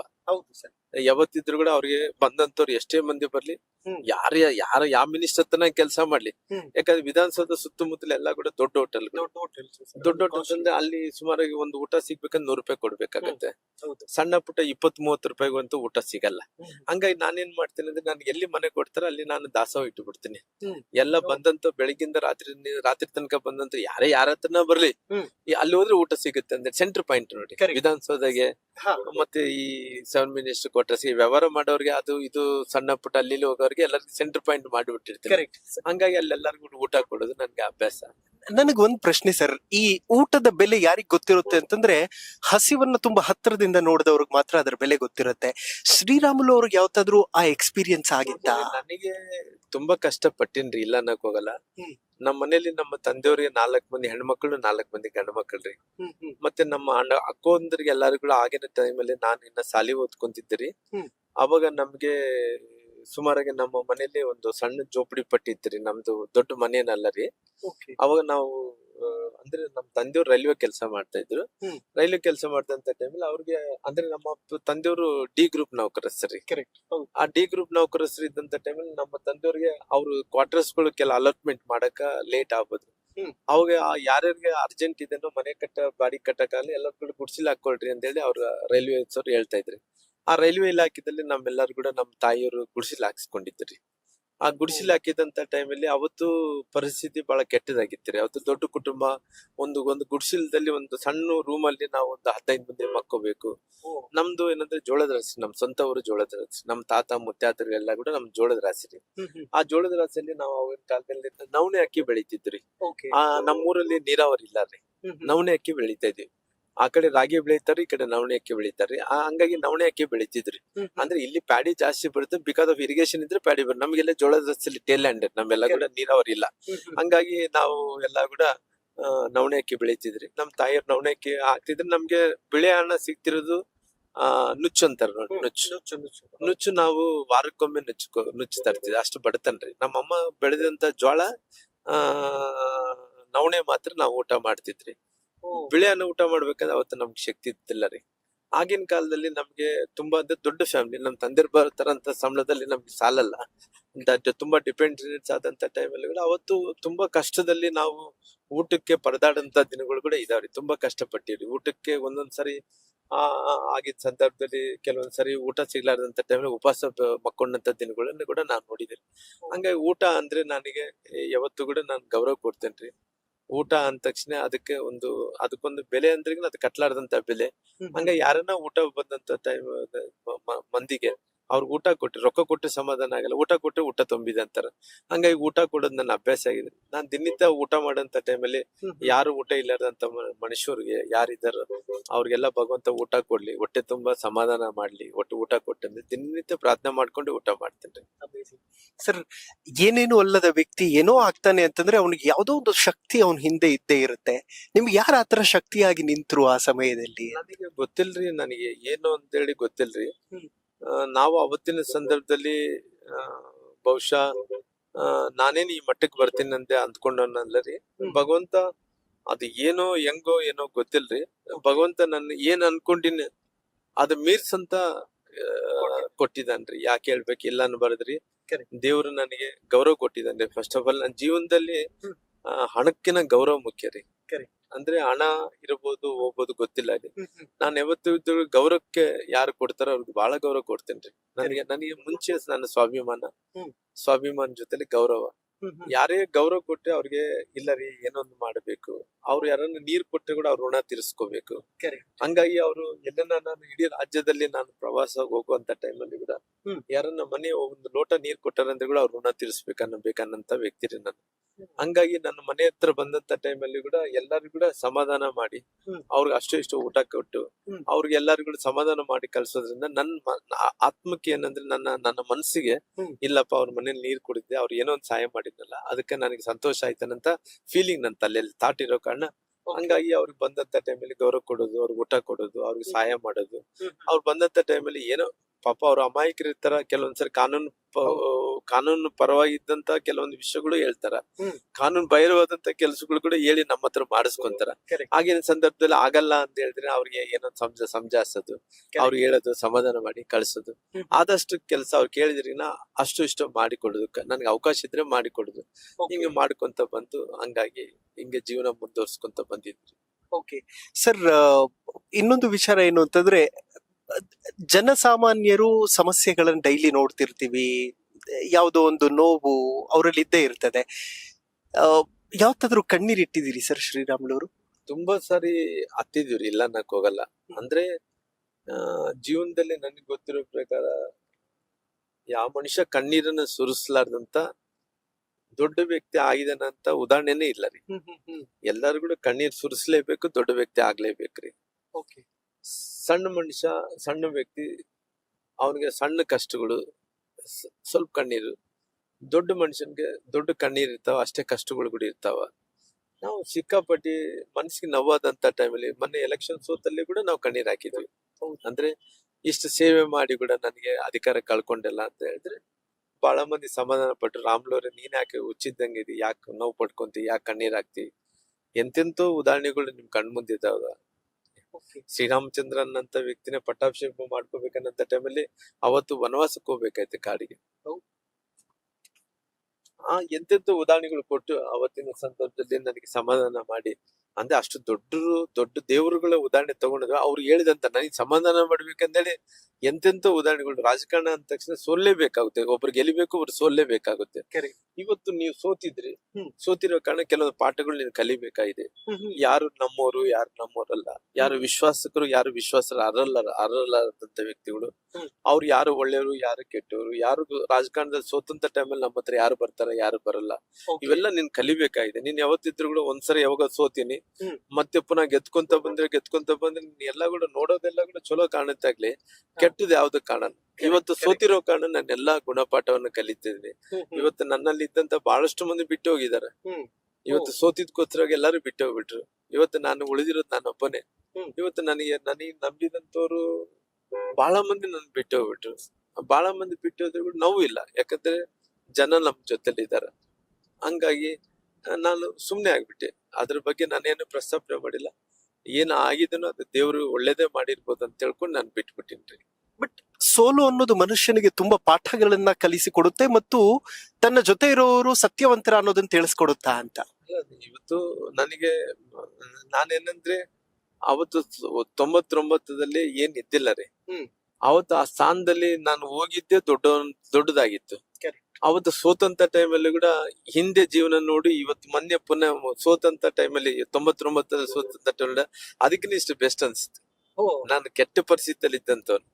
99ದಲ್ಲಿ ಒಬ್ಬ ಸೋನಿಯಾ ಗಾಂಧಿ ಅವರು ಕಂಟೆಸ್ಟ್ ಮಾಡಿದ್ರ, ಸುಷ್ಮಾ ಸ್ವರಾಜ್ ಅವ್ರು ಕಂಟೆಸ್ಟ್ ಮಾಡಿದ್ರ, ಅದ್ರಲ್ಲಿ MLA ರಾಮ್ಲು ಅವ್ರು ನಿಂತಾರಂತ ಹೇಳಿದ್ರೆ ಅದಕ್ಕಿಂತ ಬೆಟರ್ ಲೈಫ್ ಅಲ್ರಿ. ಸೋತಿರ್ಬೋದು, ಬೆಟರ್ ಲೈಫ್ ಅಲ್ರಿ. ಹಂಗಾಗಿ ಇವತ್ತು ನಾನು ಎಲ್ಲ ಪಡ್ಕೊಂಡು ಕಳ್ಕೊಂಡಿನಿ ನೋಡ್ರಿ. ಅಂದ್ರೆ ಕಳ್ಕೊಂಡು ಪಡ್ಕೊಳೋದು ಬೇರೆ, ಪಡ್ಕೊಂಡು ಕಳ್ಕೊಳೋದು ಬೇರೆ. ನಾನು ಪಡ್ಕೊಂಡು ಕಳ್ಕೊಂಡಿನಿ. ಹಂಗಾಗಿ ಏನಿಲ್ಲ ಅರ್ಧಂತ ಟೈಮಲ್ಲಿ ಕಳ್ಕೊಂಡಿದ್ದೆ, ಏನಿದ್ದಿಲ್ಲ. 0ದಿಂದ ಅಲ್ಲಿ ಬಂದಾನಂದ್ರೆ ಸಂತೋಷ ಪಟ್ಟಿದ್ದೆ. 0 to 10 ಬಂದಿನಂದ್ರೆ ಸಂತೋಷ ಪಟ್ಟಿದ್ದೆ. ಅಲ್ಲಿ 10 ಬಂದ ಮೇಲೆ ಮತ್ತೆ ಪುನಃ ದೇವರ ಆಶೀರ್ವಾದದಿಂದ ಮತ್ತೆ ಮುಂದಕ್ಕೆ ಬಂದೇನೆ.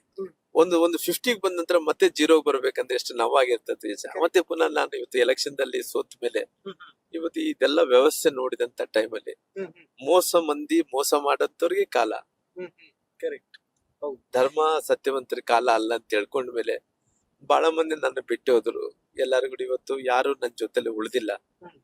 ನಾನು ಇನ್ನ ದೇವ್ರು ಇದಾರ, ಜನ ಇದಾರ ಅಂತೇಳಿ ನಾನು ಅಡ್ಡಾಡ್ತಾ ಇದ್ದೇನೆ ಅಷ್ಟೇ ಬಿಟ್ಟು ಬೇರೆ ಏನಿಲ್ಲ.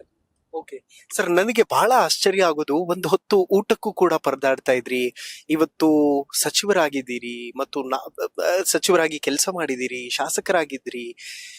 ಹೇಗೆ ಹೇಗೆ ಬಿಲ್ಡ್ ಆಯ್ತು ಸರ್ ಈ ಎಂಪೈರ್? ಹೇಗೆ ಬಿಲ್ಡ್ ಮಾಡಿದ್ರಿ ಅಂತ? ಅದು ಎಂಪೈರ್ ಅನ್ನೋದಕ್ಕಿಂತ ದೇವ್ರ ಆಶೀರ್ವಾದ ಇತ್ತು, ಜನರ ಆಶೀರ್ವಾದ ಇತ್ರಿ.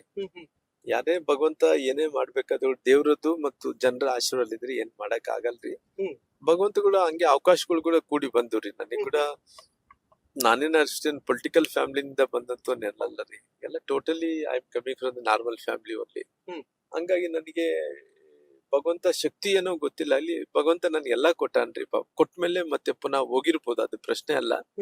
ಮತ್ತೆ ಪುನಃ ಭಗವಂತ ಕೊಡ್ತೀನಿ ಅನ್ನೋ ವಿಶ್ವಾಸ ಇದೆ. ಹಂಗಾಗಿ ನನಗೆ ಗೊತ್ತಿರುವಂತ ಪ್ರಕಾರ ಇವತ್ತು ರಾಜಕಾರಣದಲ್ಲಿ ಸದ್ಯಕ್ಕಂತೂ ಹಿಂಗಿದೀವಿ. ಮುಂದೆ ಏನ್ ಮಾಡ್ತಾನೋ ಭಗವಂತ ಗೊತ್ತಿಲ್ಲ. ಇವತ್ತು ನಾನು ಕಳ್ಕೊಂಡು ನೋಡಿದೀನಿ, ಪಡ್ಕೊಂಡು ಕೂಡ ನೋಡ್ಕೊಂಡು. ಸರ್, ನಿಮ್ಮ ಜೊತೆ ಇಂಟರ್ವ್ಯೂ ಮಾಡ್ತಿದ್ದೀನಿ ಅಂದಾಗ ನನಗೆ ತುಂಬಾ ಜನ ಮೆಸೇಜ್ ಮಾಡಿದ್ದು ನಿಮ್ಮ ಗೆಳೆತನದ ಬಗ್ಗೆ ತುಂಬಾ ಜನ ಮಾತಾಡ್ತಾರೆ ಇವತ್ತು ಕೂಡ. ರೆಡ್ಡಿಗೂ, ಜನಾರ್ದನ್ ರೆಡ್ಡಿಗೂ ಶ್ರೀರಾಮುಲುಗೂ ಆಗಲ್ವಂತೆ, ಅವರಿಬ್ರು ದೂರ ದೂರ ಅಂತೆ. ನಿಜಾನ ಸರ್ ಅದು? ಏನು ರೀ, ಅವತ್ತಿನ ಕಾಲದಲ್ಲಿ ಕೂಡಿದ್ವಿ, ಇವತ್ತಿನ ಕಾಲದಲ್ಲಿ ಬೇಡ ಆಯ್ತು, ದೂರ ಆಗಿದ್ದೀವಿ. ಅದು ಆ ಪರಿಸ್ಥಿತಿ ಹಂಗರಿ. ಯಾಕಂದ್ರೆ ಯಾವ್ದು ಕೂಡ ಶಾಶ್ವತ ಅಲ್ಲ ರೀ ಜೀವನದಲ್ಲಿ. ನಾನ್ ನೋಡ್ರಿ ಒಂದು ಕುಟುಂಬದಲ್ಲಿ ಅಣ್ಣ ತಮ್ಮಂದು ನೋಡಿದ್ವಿ, ಬೆಳಿತಾ ಬೆಳಿತಾ ಎಲ್ಲಾರು ಕೂಡ ದಾಯಾದಿಗಳಾಗ್ತಾರ. ಇದ್ದಂತ ಟೈಮಲ್ಲಿ ಅಣ್ಣ ತಮ್ಮಂದ್ರು ಬೆಳಿತಾ ಬೆಳಿತಾ ದಾಯಾದಿಗಳಾಗ್ತಾರ. ಹಂಗಾಗಿ ಇವತ್ತಿನ ಪರಿಸ್ಥಿತಿಯಲ್ಲಿ ಅವತ್ತಿದ್ದಂತ ಟೈಮಲ್ಲಿ ಕೂಡಿದ್ವಿ, ಬೇರೆ ಬೇರೆ ಕಾರಣಗಳಿಂದ ದೂರ ಆಗಿವಿ. ದೇವ್ರ ಇಚ್ಛೆ ಮುಂದೆ ಕೂಡ್ಬೋದು, ಹಂಗೆ ದೂರನೇ ಇರ್ಬೋದೇನೋ. ಅದ್ ಕಾಲನೇ ಏನಾಗುತ್ತೆ ನಮಗೆ ಗೊತ್ತಿಲ್ಲ ರೀ. ಹಂಗಾಗಿ ಇವತ್ತು ಸದ್ಯಕ್ಕಂತೂ ದೂರ ಇದೆ, ಮುಂದಕ್ಕೆ ಏನಾಗುತ್ತೆ ದೇವರನ್ನು ನೋಡ್ಬೇಕಾಗುತ್ತೆ. ಬಟ್ ಬಹಳ ಜನರಿಗೆ ಒಂದು ಪ್ರಶ್ನೆ ಸರ್, ಹೇಗೆ ಶುರು ಆಯ್ತು ಈ ಇಬ್ಬರ ದೋಸ್ತಿ? ಇಬ್ರು ಕೂಡಿದ್ದಾಗ ತುಂಬಾ ಎಲ್ಲವೂ ಸರಳವಾಗಿ ಸುಲಲಿತವಾಗಿ ಎಲ್ಲವೂ ಚೆನ್ನಾಗಿ ಹೋಗ್ತಿತ್ತಲ್ಲ ಅಂತ. ಪಾಪ ನೋಡ್ರಿ, ಮನುಷ್ಯ ನಾನು ಒಳ್ಳೆಯವರು, ಅವ್ರು ಒಳ್ಳೆಯವರು, ನಾನ್ ಕೆಟ್ಟವನ ಅವ್ರು ಕೆಟ್ಟವ್ರ ಅನ್ನೋದಕ್ಕಿನ್ನ ಅವತ್ತಿನ ಸಂದರ್ಭದಲ್ಲಿ, ಅವತ್ತಿನ ಪರಿಸ್ಥಿತಿಯಲ್ಲಿ, ಕೆಟ್ಟ ಸ್ಥಿತಿಯಲ್ಲಿ ನಾವೆಲ್ಲರೂ ಕೂಡ ಸ್ನೇಹಿತರಾಗಿ ಮುಂದುವರೆದಿವಿ. ಬೆಳಿತಾ ಬೆಳಿತಾ ಭಗವಂತ ಎಲ್ಲವನ್ನು ಕೂಡ ಕೊಟ್ಟ, ಇಲ್ಲ ಅನ್ನಕ್ ಹೋಗಲ್ಲ. ಕೊಟ್ಟಂತ ಟೈಮಲ್ಲಿ ಕೂಡ ಉದಾಹರಣೆಯಾಗಿ ನನ್ನ ಪರವಾಗಿ ನಾನು ಒಳ್ಳೆಯವನು, ಅವ್ರ ಪರವಾಗಿ ಅವ್ರು ಒಳ್ಳೆಯವರು. ಇದನ್ನ ನಾನು ಒಳ್ಳೆಯನ ಅವ್ರು ಒಳ್ಳೆಯವ್ರ, ಅವ್ರು ಕೆಟ್ಟವರ ನಾನು ಕೆಟ್ಟವನ ಅನ್ನೋದಕ್ಕೆ ಜಡ್ಜ್ ಮಾಡ್ಬೇಕಾಯ್ತು ದೇವ್ರೇ ಜಡ್ಜ್ ಮಾಡ್ಬೇಕು. ಹಂಗಾಗಿ ಸದ್ಯಕ್ಕಿರುವಂತ ಪರಿಸ್ಥಿತಿಯಲ್ಲಿ ನಾವು ದೂರ ಆಗಿದ್ವಿ. ಮುಂದೆ ಭಗವಂತ ಕೂಡ್ತಾವೋ ಇಲ್ಲೋ ಗೊತ್ತಿಲ್ಲ. ಅದ್ರ ಬಗ್ಗೆ ನಾನು ಯಾವ್ದು ಕೂಡ ಪರ್ಮನೆಂಟ್ ಅನ್ಕೊಂಡಿಲ್ಲ. ಇವತ್ತಿದ್ದಂತ ಮನುಷ್ಯ ನಾಳೆ ಇಲ್ಲ. ನಮ್ದು ಇವೆಲ್ಲ ಕೂಡ ಕ್ಷಣಿಕ ಅಷ್ಟೇ ಅಲ್ರಿ. ನಮ್ಮ ಜೀವನನೇ ಕ್ಷಣಿಕ ಆದಂತ ಟೈಮಲ್ಲಿ ನಾಳೆ ಭಗವಂತನ ಇಚ್ಛೆ ಇದ್ರೆ ಕೂಡ್ಬೋದು, ಭಗವಂತನ ಇಚ್ಛೆ ಇಲ್ಲ ಆದ್ರೆ ಕೂಡ್ಲಾರ್ದಂತ ಕೂಡ ಇರ್ಬೋದೇನೋ, ಗೊತ್ತಿಲ್ಲ. ಹೇಗೆ ಭೇಟಿ ಹೇಗೆ ಆಯ್ತು ಸರ್ ತಮ್ಮಿಬ್ಬರದು ಮೊದಲ ಬಾರಿ? ಆಗಿನ ಸಂದರ್ಭದಲ್ಲಿ ಬಾಲ್ಯದ ಟೈಮಲ್ಲಿ ಅವ್ರು ಎಲ್ಲೋ ಒಂದು ಕಡೆ ನಮ್ಗೆ ಪರಿಚಯ ಆದ್ರು.